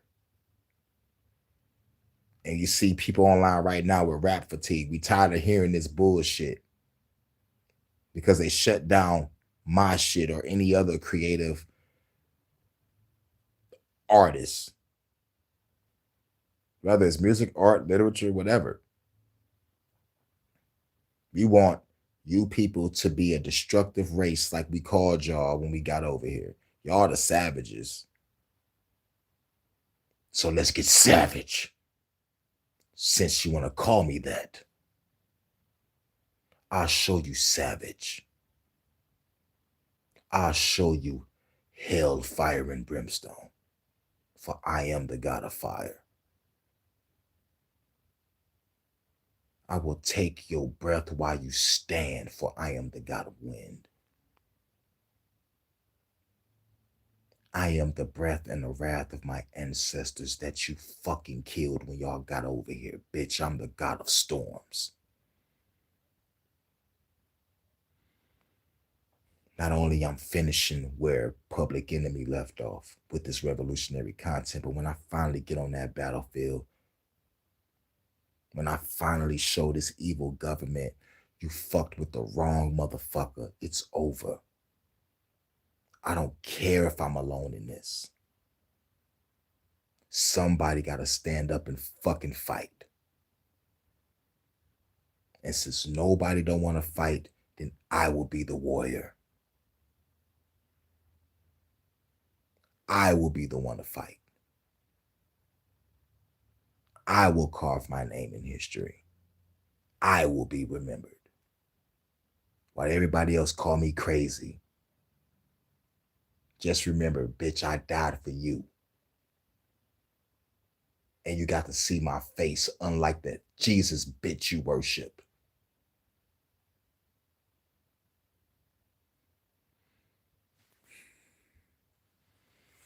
If we can find out, because that's the first thing we do. We ask them to find out who the people are who are doing it. And if they say they can't find out, then we simply say, I have no reason to believe you. Because these are the people that live next door to you. These are the people who play golf with you. What do you mean you can't find out? The people who run the world, and you are sitting at the table with them, and you don't know anything about them, and they are allowing this to happen, a crack house on my corner, and you are telling me I can't do anything about it because I'd be violating the law if I do, that the drug dealers can stand their ground, and I can stand my ground if I can find out where my ground is. But I don't have any ground. I certainly don't have any grounds to go down there and do anything about it, because then you will lock me up faster than you'll lock them up. Tell the truth, sir. Damn. There's some people that said they've seen some cartoons of my work on the Yeah, internet. y'all protect the motherfucking drug. They don't even protect me. I'm trying to protect my motherfucking hood. So this is why I say I'm King motherfucking Dynamite. Y'all remember the movie Black Dynamite? Y'all remember the movie Black Dynamite? Black Dynamite walked into the motherfucking pimp meeting and said, nigga, I'm going to say one thing and I'm going to fucking split. I'm declaring war on anybody selling drugs in my fucking community. But Black Dynamite, I sell drugs in the community. Well, if I catch you, you won't be considered a brother or a fucking friend. Can you dig it? And one nigga said, no, nigga, I can't dig it. Who the fuck you think you is? And the motherfucker's like, nigga, that's Black Dynamite. I was like, I ain't talking to you, just shut up. Nigga, I'm gonna do what I want, when I want, how I want. And Black Dynamite said, okay, if I catch you, you'll be one less brother to deal with. I'm on that mentality. I'm on that mind frame. I'm ready to take down this fucking government. How about you? I'm dying on this hill with a smile on my face like Ghost Dog. Now look, this is the last video and the meat and potatoes of the video. Shouts out to everybody for coming through. I just want people to know who the fuck their enemy is. I want y'all to gain some fucking courage. Whatever, however your revolution is, whether if it's through the medical field, helping people, helping animals, helping nature, or getting ready to prepare to stop this fucking evil fucking government. However y'all fucking do it, I got your back. Like real shit. Because the only real true hump that really people really truly got to get over is the fear. That's it. That's it. We know our government is lying to us. We know our government don't give a fuck about our well-being. So why the fuck should we give a fuck about theirs? Because there's a piece of us inside of us that really don't want to kill anybody.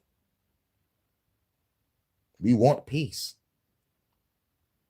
But you got to understand the saying. If you want peace, prepare for war. Real shit. We have 4 hours and 26 minutes. I never thought I'd be here this long. This must be a great fucking live. Shouts out to everybody.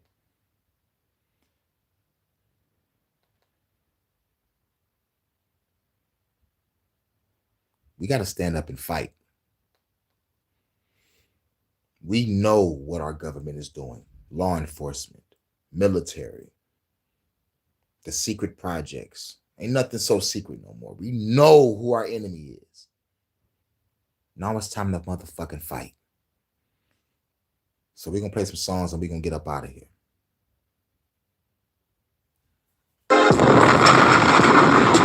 Shouts out to Low Key, Jersey. Idiocracy became real life. Truman Show is my real life. I'm Neo, that red pill, it ruined my life. They praying for our demise. Even an angel not above falling. Conspiracy theorists, I think that's my calling. Reporting live from the Civil War, I'm recording. With my eyes wide shut, Illuminati wanna see us all in a coffin. Deep of vendetta and vigilantes, yeah, we all revolting. I think I'm entitled to you. Hilarious. You can't handle the truth. Dodge your minds the same dark city. Then you just be brutal, try to fuck with me like Resident Evil with experiments. Then I pull the guns out, they kill the quick. The demolition man, they ain't scared of shit. Some finish with the case, you prepare for this. I roll by, can you see the microchips? Play the nigga forehead over your wrist. They ain't got the nigga live, they be watching shit. Couldn't see the spy weird in the device shit. People saying they adapted with no licenses. Got an M&AK for precise hits. Like watchdog, can't get the device to whip. Make you crash to a motherfucking building, bitch. Pop the clip in the blick, they click bow. Overkill a nigga, they hit it with more rounds. Hurricane spit in the flames is profound. Why these people tripping on gender and pronouns? What about the homeless and government shutdowns? For the government, we shooting them all down. Just like the Matrix, bitch, amazing flips. Shoot you in the face, you bitch, the case dismissed. Send it to the grave, the bitch, they can't convict. I'm the motherfucker from the ancient myths that came to whip. Body support the from the start in the Hunger Games. Yeah, you bitches will run for. Set the record straight, these niggas ain't on par. White House down, we killing them all, dog. Idiocracy became real life. Truman Show is my real life. I'm Neo, that red pill, it ruined my life. They praying for our demise. Even an angel not above falling. Conspiracy theorists, I think that's my calling. Reporting live from the Civil War, I'm recording. With my eyes wide shut, Illuminati wanna see us all in a coffin. Deep of vendetta and vigilantes, yeah, we all revolting.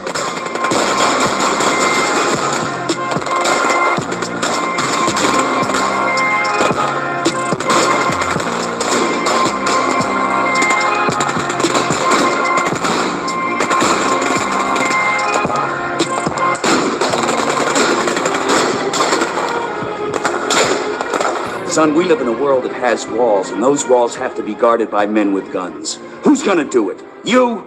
You, Lieutenant Weinberg? I have a greater responsibility than you can possibly fathom.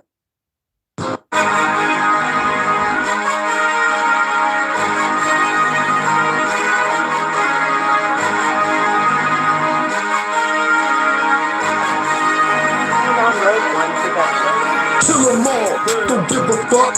It's time to fucking pack them up. Pack them up, motherfucker, let's kill them all. Don't give a fuck. It's time to fucking pack them up. Pack them up, motherfucker, let's kill them all. Don't give a fuck. It's time to fucking pack them up.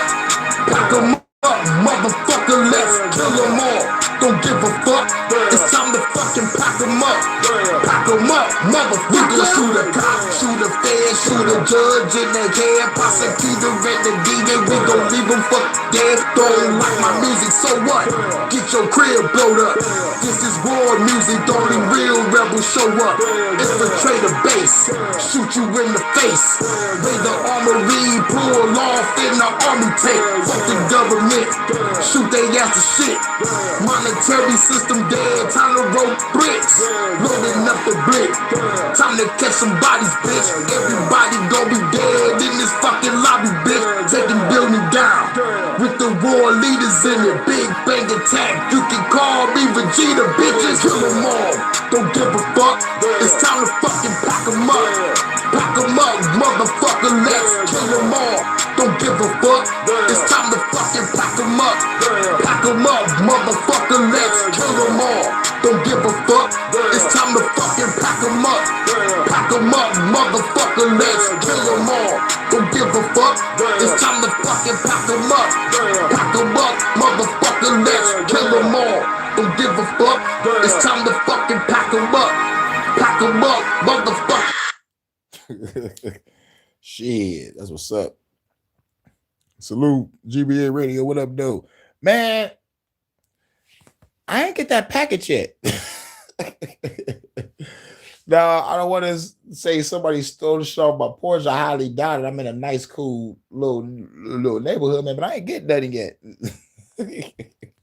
You know, dog, I've been waiting. I've been looking for it, but like nobody knocked on my door, like nothing. Like, yo. But I look at it like this. I'm being a revolutionary and whatnot. The motherfuckers probably opened up my package to see if it was a bomb or some shit. Dog, and they probably fucked up my shit. And as soon as I do get it, shit might not work. I've been talking shit like a motherfucker. You know they probably checking my motherfucking bill to see if the shit was a bomb. Just so they can try to get my ass. Like, this motherfucking hurricane got a bomb. For real shit, man. I ain't get it, dog. If we got insurance on it, okay, cool. I still don't know what any of this means. But I was like, shit, I thought like 5 to 7 business days or some shit like that. But shit, man, I ain't get shit. The motherfucker's wild. And I don't trust motherfucking nobody anyway. So it's like, nigga, I already know. By me being a revolutionary, nigga, I know they probably motherfucking haunting my shit and be like, all right, send it to him. It's like, bitch, send me my motherfucking shit. Quit fucking with my shit. I swear to God, if I get that shit, this shit don't work, I'm gonna motherfucking blame the government. I'm blaming them automatically anyway, because like they fuck with nigga shit. Why do I say that? One, I say it because I don't trust the government or the postal service. Two, when niggas get shit in prison or, like whatever, like they check they shit, like before they give it to the inmate. So I'm like, y'all some hoes. Y'all some hoes, dog. Fucking with a nigga shit.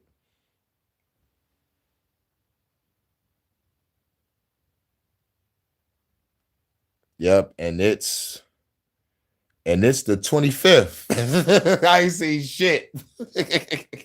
And I've been waiting like a motherfucker. I'm like, wait a minute, this is past the 7 to 12 business day mark. I'm like, what the fuck? But I'm still looking. They might motherfucking pull that bullshit. It was because of the holiday season and we had the hot shit and all that bullshit lies and shit. But I don't trust the government or the postal service as far as I can throw them.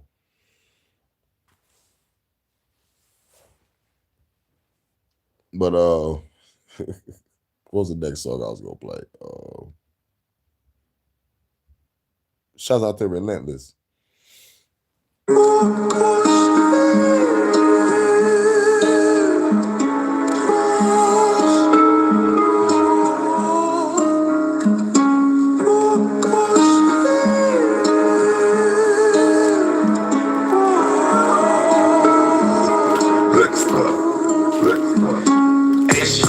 real black man, I'm crafted in God's image. Lyrically, I'm a savage, engulfing the planet. With the sponge red boom, I ain't going nowhere. You better get used to it. Equipped with the toolage. And I ain't talking about no handgun. Home and bad lab and holding the game for ransom. Run me mine. And I don't want my chips to circulate. Fast food for the CEOs. So taking them on dinner date. Let's on well trained. Fair to say that I've been a great stuck in your weight class. But it is, I'm heavyweight savers with the blows. Quick feet like I lead. Joe Lewis when I do them. Leave them flat in the ring. John Kemp when I lift off. Finish like Dominique. Underrated like Pippen when I hit Rick in the ring. Put in a lot of work, my best interest for the team. Just give me the hand off and I'ma run it up the scene. Fake smiles, fake nods when they hear me on the beat. On my phone against the odds, I'ma keep on doing me. I'm a treasure in the mud, from the dirt to the side. I'm a fortune undiscovered and I ain't been found. I represent for all my brothers above or underground. And all of the black queens, these are flowers and crowns.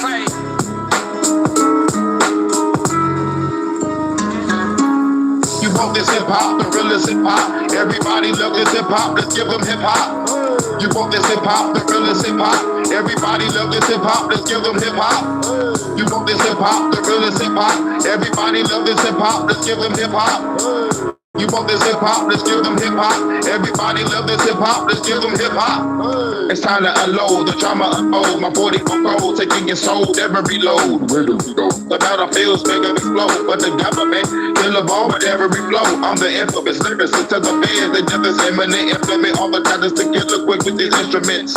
With these sentences, shaking one in the instant. Quick hurricane is the name, you better know who you're dealing with. Star master, slow it down cause I'm faster. Bastard in the dark abyss, that's what I natural disaster, I'm the final chapter. Happy running in circles like hamsters, little bastard. I'm the warrior, battlefield looking glorious. Skills is so notorious, kicking your ass like Morpheus.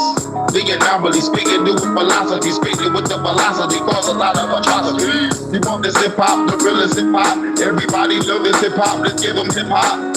You want this hip hop, the realest hip hop. Everybody love this hip hop, let's give them hip hop. You want this hip hop, the realest hip hop. Everybody love this hip hop, let's give them hip hop. You want this hip hop, the realest hip hop. Everybody love this hip hop, let's give them hip hop.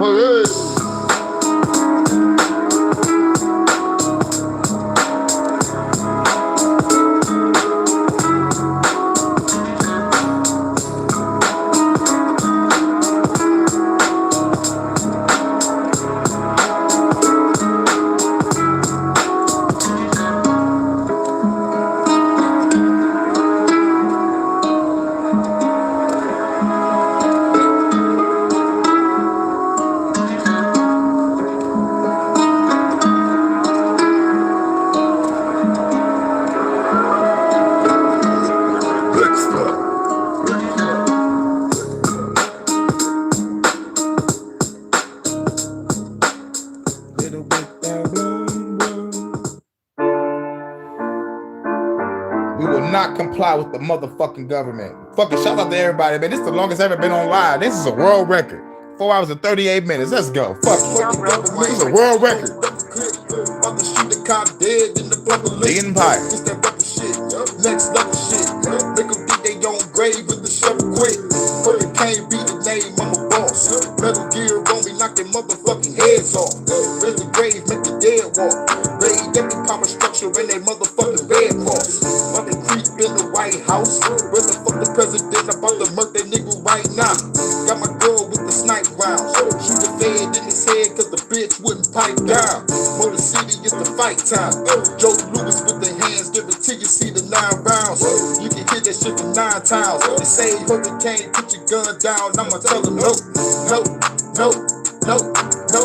If they tell you to comply, better tell them no, no, no, no, no. If they want you to comply, better tell them no, no, no, no, no. If they want you to comply, better tell them no, no, no, no, no. If they want you to comply, better tell them no. Hurricane got a blast quick. Close quarters combat, guarantee you get your ass kicked. Flip a nigga with a mad blitz. Better watch the stab through the tackle through a glass bitch. in the flash splits. I'm the last man standing, you be lying in the grass, bitch. Bump the head to the Pentagon. After that, I'm blowing up 10 fools in synagogues. I know I'm a sinner god, but when I get up there, I'm killing you and your fucking mob. Cause you ready to do your fucking job. On the pain in this world, I can't spell the fucking rhyme. Create us a newer earth. Cast the evil government to the ends of the universe. Now they telling me to calm down. I would never put my fucking gun down. I'ma tell them no, no, no, no, no. If they want you to comply, better tell them no, no, no, no, no. If they want you to comply, better tell them no, no, no, no, no. If they want you to comply, better tell them no, no, no, no, no. If they want you to comply, better tell them no, no, no, no, no. If they want you to comply, better tell them no, no, no, no, no. If they want you to comply, better tell them no, no, no, no, no. If they want you to comply, better tell them no, no, no, no, no. If they want you to comply, better tell them no. Shit, we got a Guinness World Record today, man. I never went over this long on this live before. This is new.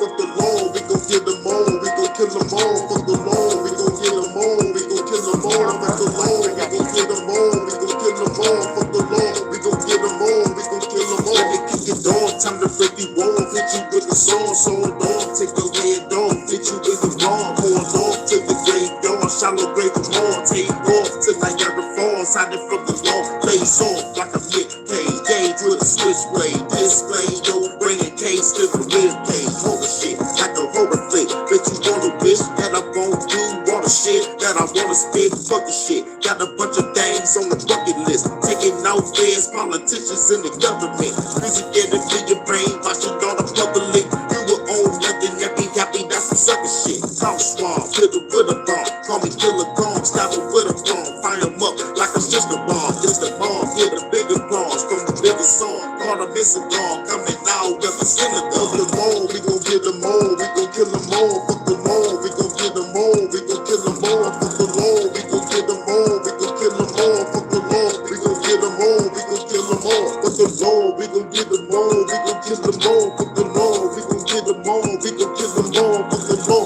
we gon' get them all, we gon' kill them all, fuck the law, we gon' get them all, we gon' kill them all. Say the dog, time to pay the cost because I'm a boss, don't get lost in the fucking songs, hanging with these balls cause they all in the type of laws, trying to stay your heart, knock you off from your fucking door, they can throw the songs going on the fucking hoe, fuck COINTELPRO, you the bed in the fucking head by a sailboat, yeah bro, hopping out the whip, saying yeah ho, red, that's the pop, about to pop up in the head bro, it's fake, beating Bill Gates with some milk crates, fucking deep fake, I'ma destroy the deep state, confidential files, I'ma put that shit on eBay, chase the feds down, shoot them all on the freeway, at a speedway, shot a cop, beating cheesecake, fucking clean slate, beat your body with a lead brace, fucking deep fake, can't wait till they leave fake, no delay, can't wait till the heat spray.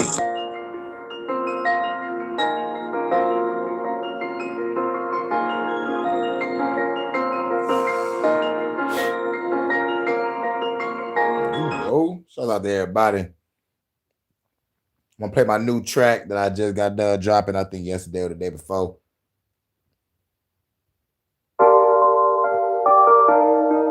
Gotta tone it down a little bit. We're gonna pick it back up, then we're gonna get up out of here. But it's the new track. Ladies. Baby girl pull up in the whip. How the cop in to be rolled up the strip. Headed to the store, gotta buy another fifth. Gonna be a night that you never forget. Smoking on the blood, but she bound on my dick. Bustin' up and down in the bed of the whip. Baby girl love it, she singing the shit. Cause you got a grip, I'ma come in the bit. Everybody kids gotta pound that shit. Bitch, you rub your lips all around my dick. You love to hear the sound when you slide that shit. Don't spit it down, she get down that shit. Do another round if you want some more. Got a bunch of weed if you want to smoke. I can spit it fast and hit it slow. Baby, just go with the flow. We can do it fast and slow. Sound like a rodeo. Let me know, baby girl, do you wanna put on the show? We can do it fast and slow. Sound like a rodeo. Let me know, baby girl, do you wanna put on the show? We can do it fast and slow. Sound like a rodeo. Let me know, baby girl, do you wanna put on the show? We can do it fast and slow, kind like a rodeo. Let me know, baby girl, do you wanna put on the show? Baby girl, love you right to keep the loving tight. Spoken this beat all through the night. She was right in my face like a motorbike. Hell yeah, I told you right. Now I gotta eat it up to beat it up, but after that, bitch, I'ma chief it up. And going all night, baby, got me keeping up. And all I gotta do is just keep it up. To leave the keys in the truck, the motherfucker in the parking lot. Don't care if they call the cops, baby, take off the hard top. Then ride my dick till the stars pop. And now I gotta beat it out the frame, cause she love my stroke. And the music up, cause she love my flow. And we'll be bringing you our countdown to the end of days with all of your classic rock We can do favorites. it fast and slow, kind like a rodeo. Let me know, baby girl, do you wanna put on the show? We can do it fast and slow, kind like a rodeo. Let me know, baby girl, do you wanna put on the show? We can do it fast and slow, kind like a rodeo. Let me know, baby girl, do you wanna put on the show? We can do it fast and slow, kind like a rodeo. Let me know, baby girl, do you wanna put on the show? We can do it fast and slow, kind like a rodeo. Let me know, baby girl, do you wanna put on the show? We can do it fast and slow, kind like a rodeo. Let me know, baby girl, do you wanna put on the show? We can do it fast and slow, kind like a rodeo. Let me know, baby girl, do you wanna put on the show? We can do it fast and slow, kind like a rodeo. Let me know, baby girl, do you wanna put on the show?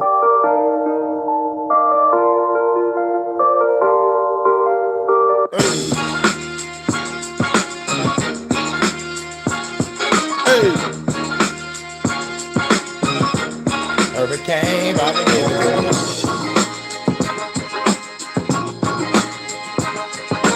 Woo! There's a jam right here.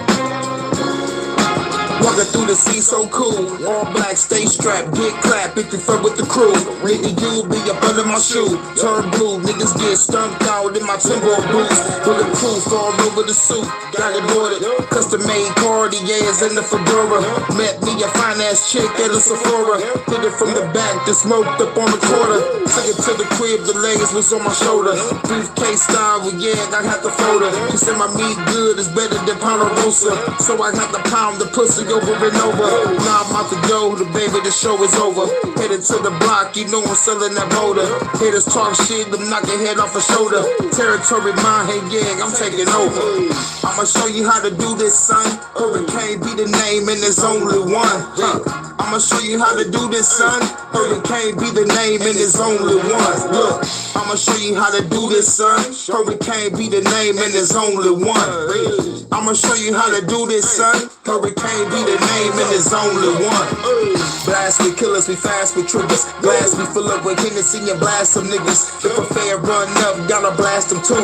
Real niggas gon' do what they have to do. Time to roll up a blunt, then I crack a brew. Got a call from a chick, she was passing through. Had to tear that ass up in the afternoon. Got a call from a plug, now I have to zoom. For the motherfucking fans tryna track my moves. Y'all bitches can't fight, can't combat my moves. I'm the black John Wick that I pack your crew. After you gonna need some fucking backup, dude. AK and take your motherfucking backup, dude.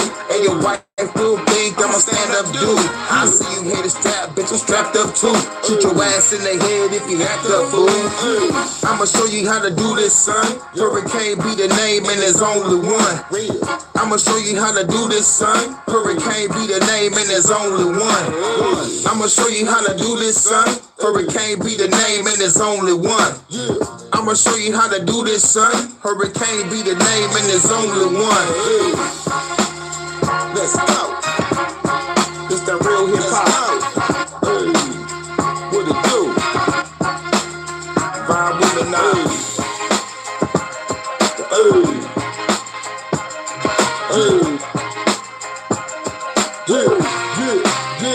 Real hip hop.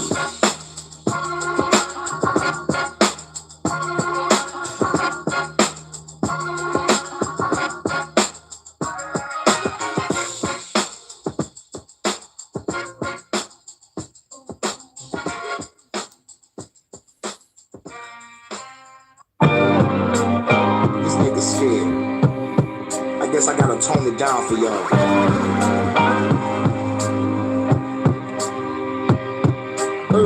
Born and raised in the projects, dude. Where we give all these haters the blues. Fuck cops, man, we breaking the rules. Outlaws, yeah, we bringing the tools. I'm a rebel, what the fuck you gon' do? You know my level will get lost in the dust. And that's that I trust. Y'all feds ain't fucking with us. Tell the government enough is enough.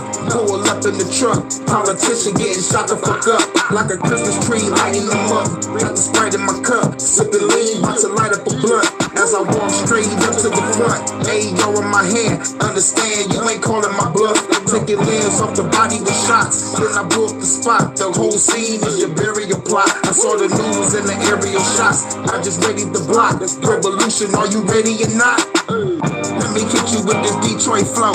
This old school Detroit flow. To this old school Detroit flow. This old school Detroit flow. Let them know. This that old school Detroit flow. This old school Detroit flow. Wanna smoke? To this old school Detroit flow. This the old school Detroit flow. Let them know. Pop a clip, time to drop that fool. Never fuck with a project dude. We used to all dodge cops at school. Now we all grown up on the block, that's cool. If the cops come through, they get popped at too. Let me spit this rebel shit on this laid back tune. Because I got you niggas scared of my hype ass tunes. Y'all scared of revolution, better fight back, dude. Let me kick a fed ass with these fly ass moves. Plus I think I got blood on my nice ass shoes. Got the dip to the dealer and cop that coupe. Bulletproof, out to black dash out with the crew. On the mission, about to blow up a factory, dude. I can bring all the pain and the agony, dude. Got the world news saying this a tragedy, dude. You destroy the evil army, then you have to regroup. Say hurricane is the truth, bitch. Let me hit you with this Detroit flow. This old school Detroit flow. Wanna smoke? To this old school Detroit flow. This old school Detroit flow. Let them know. This the old school Detroit flow. This old school Detroit flow. Wanna smoke? To this old school Detroit flow. This old school Detroit flow. Let them know. Let me get you with this Detroit flow. This old school Detroit flow. Wanna smoke? To this old school Detroit flow. This old school Detroit flow. Let them know.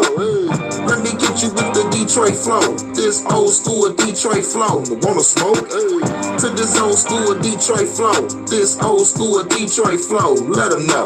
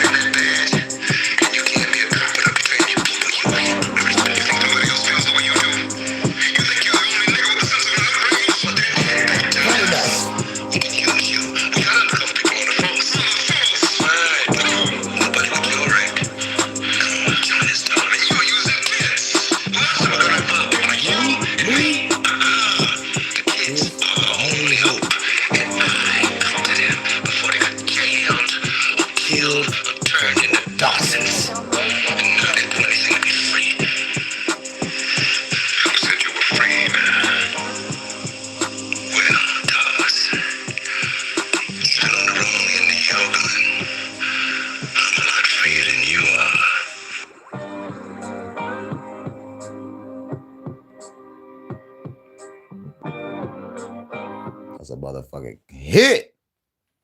Shout out to everybody. About to get up out of here, man. We reached the world record, man. I've never been on a live this long before. But shout out to everybody coming through.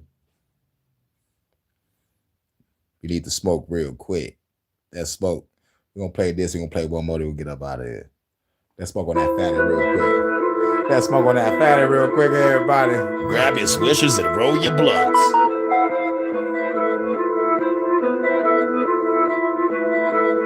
Rogue One production. Smoking on the fatty, chilling with this baddie. Looking so good, big ass, call me daddy. Smoking on the fatty, chilling with this baddie. Looking so good, big ass, call me daddy. Smoking on the fatty, chilling with this baddie. Looking so good, big ass, call me daddy. Smoking on the fatty, chilling with this baddie. Looking so good, big ass, call me daddy. To the limit, limitless addiction. Pussy, money, weed, baby girl, I gotta get it all up in it. Give this bitch the business. Business booming good, stock prices never slipping. I've been smoking heavy, chillin' in the Chevy. Hanging with the this chick, she the cool, hot and ready for whatever. She down for whatever. Get this fucking weed till it's on another level. Smoking on the fatty, chillin' with this daddy. Looking so good, bigger ass, call me daddy. Smoking on the fatty, chillin' with this daddy. Looking so good, bigger ass, call me daddy. Smoking on the fatty, chillin' with this daddy. Looking so good, bigger ass, call me daddy. Smoking on the fatty, chillin' with this daddy. Looking so good, bigger ass, call me daddy. This how I'm living, chillin' with these women. Looking that we sippin', got the club jumping, bitches. Now I'm talking to this daddy, giving her the addict. Pulled up to my crib in the cranberry caddy. Got her feeling naughty. Time to have a party. Smoking weed, now she run my dick like a hardy. Blasting all up in it. Take her out to dinner. After that, we smoke a bunch of weed by the river. Smoking on the fatty, chillin' with this daddy. Looking so good. Bigger ass, call me daddy. Smoking on the fatty, chillin' with this daddy. Looking so good, bigger ass, call me daddy. Smoking on the fatty, chillin' with this daddy. Looking so good, bigger ass, call me daddy. Smoking on the fatty, chillin' with this daddy. Fucking so good, bigger ass, call me daddy. Right. Grab your swishers and roll your blunts. Shouts out to everybody. We about to go to this last track. You know how we do it.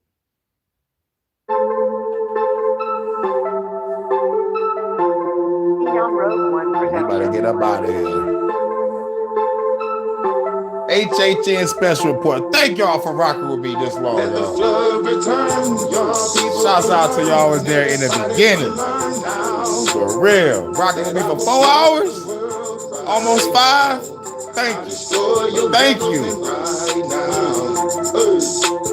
Kill a motherfucker, throw a bit of river, I'ma do a bigger, quicker day, and anybody never pull a trigger, eliminating government, so public, you motherfuckers about to get your motherfucker thunder king, gotta roll rubber lead, everybody's running again, killing the motherfucking cops for the fun again, shooting the motherfucker riddle, they gon' be running, they blowing it up, got the motherfucking fun again, I'm the only motherfucker that wanna fight the government, why the fuck is people wanna like the government, now I got the motherfucker fight the government, in the White House, in the place of running in, John Wick, everybody up in the bitch, equalizer motherfucker, got me time to quit, head number bitches looking like Joyce DeWitt, life or death, it's a choice to pick, they got a motherfucking sword to get, chopping everybody girls and recording shit, beat the top with the porcelain, turn the base to a corpse again, Star Wars got the force thing, right a motherfucking speed, if you're with us, the brothers that never really, you about to feel it until the stupid fans come and get it, the revolutionary lyrics, you hear it, you're very, the furious spirit, kill it all, listen to minute, bitch, I'm a chopper, it's a popper with a chopper, it's a proper, better call a medical doctor, like I'm not supposed to nigga, better get to the chopper, blow the bitch up, cause bitch I'm a monster, hurricane coming, better fit to the father, I kill a motherfucker living in Nevada, the guy killing nigga, I'm still in your mother, ain't nobody really called the monster. Return, y'all people gon' learn, everybody gon' learn now, that I will flood this world right now, I'll destroy your government right now, let the flood return, y'all people gon' learn, everybody gon' learn now, that I will flood this world right now, I'll destroy your government right now, so let the flood return.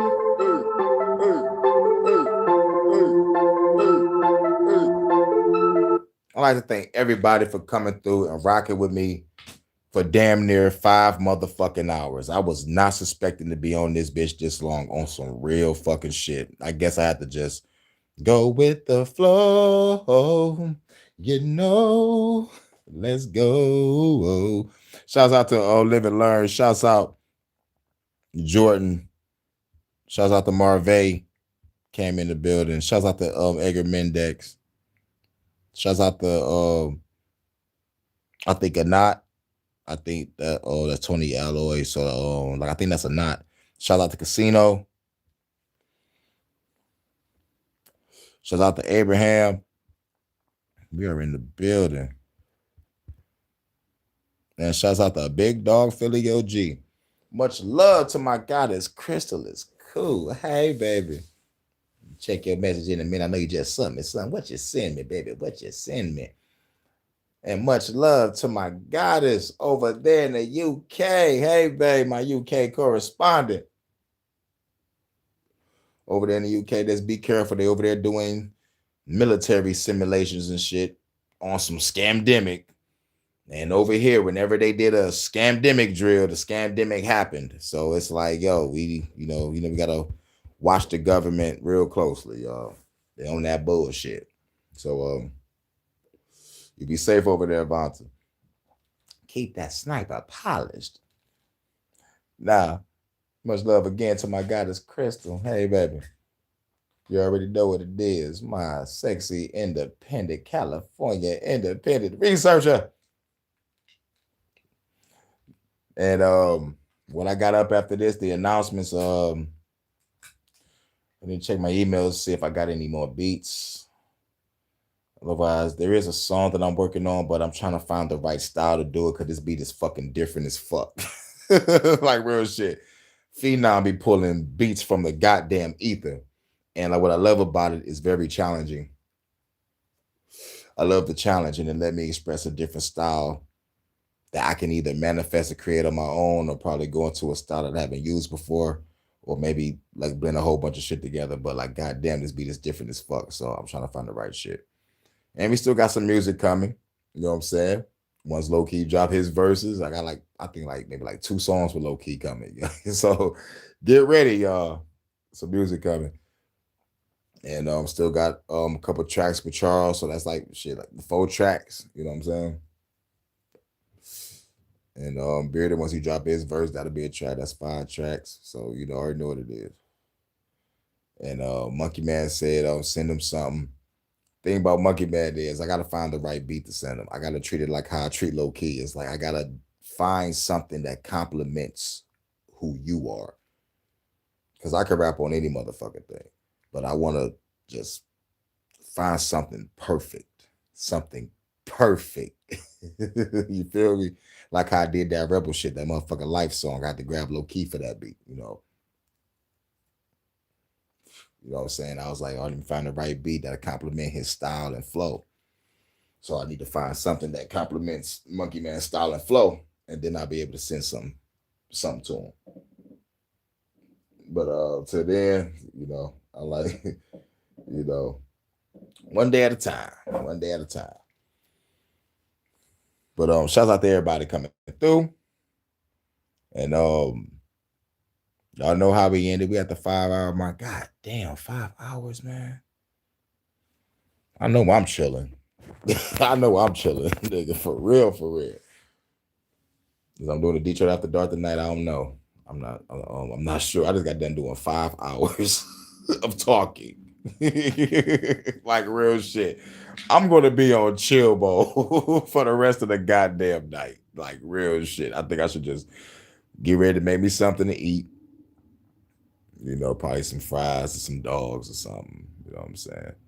I'm not really too hungry, but I do need to put something on my stomach though. I ain't really trying to really cook nothing big until Thanksgiving, but I ain't really cooking nothing big. I'm just gonna cook some chicken wings, some pepper steak and rice, beef and rice, some broccoli, probably some corn, greens probably. It all depends, but shit, I don't really celebrate it anyway, so it's like shit. Pepper steak and rice or some beef and rice, broccoli, beef and rice. Yeah, I gotta get some broccoli. I don't got no broccoli. Yeah, broccoli, beef and rice, pepper steak and rice. Nah, dirty rice and pepper steak. Oh yeah. And some wings and some drumsticks, quarters and shit. I'm gonna be cooking. I ain't gonna be cooking all day. It's gonna take that long to cook motherfucking pepper steak and rice or some beef and rice at all. Let's put the rice in a big ass pot. Beef and the fucking pepper steak ain't gonna take that long to get done either. So around like the same time, like 20-minute cook, bam. And if I'm using all the eyes on the stove, I can cook everything all at one time. Everything will be done damn near at the same time. The fucking rice and pepper steak and the beef will be done before the chicken would though. I know that. But I'm Gucci. I don't really celebrate Thanksgiving or Christmas or Easter. That's it. But you already know how we end it with that Redman verse. Man, but no, fuck all that. First, I gotta say thank y'all for rocking out with me for 5 motherfucking hours. It's like, I'm talking like real shit, y'all. Thank you. Because I wasn't expecting to do this. I really wasn't. So, it just had to go with the flow. Like, you feel me? And we're like, fuck it, look on the bright side and get them watch hours up, right? Yeah, y'all stay sharp out there. Keep your head up, keep that bread up, keep your self-awareness up, keep your spatial awareness up, protect yourself, protect your energy, protect your family if you got them around them, protect yourself. And you know how we motherfucking ended. Red Man verse, mic check. I walk around the streets with my black Tech 9 on the waistline, looking the hype shit. I never claimed to be the best type of rapper, but have to show the motherfuckers what I'm after. I'm after the gold, and after that, the platinum. Beef after that, Hurricane G packs the gat, son. Blow. Trigger bang bang. HHN special report. Shouts out to everybody again, man. Thank y'all for rocking with me for 5 hours. Because some of y'all was here since I first started the live. I gotta give y'all motherfucking props, man. Y'all rocking me for 5 hours. We got some news out, informative shit. We played some music. Shouts out to everybody. Man, y'all are the motherfucking truth. Real shit. Real motherfucking shit. Thank y'all. Thank y'all. Thank y'all again. This your man's Hurricane, aka Hurricane, be that name. Fuck the government. Kane Dynamite, Grandmaster Hurricane, and Hurricane the Style Master. Catch y'all in a minute. Peace.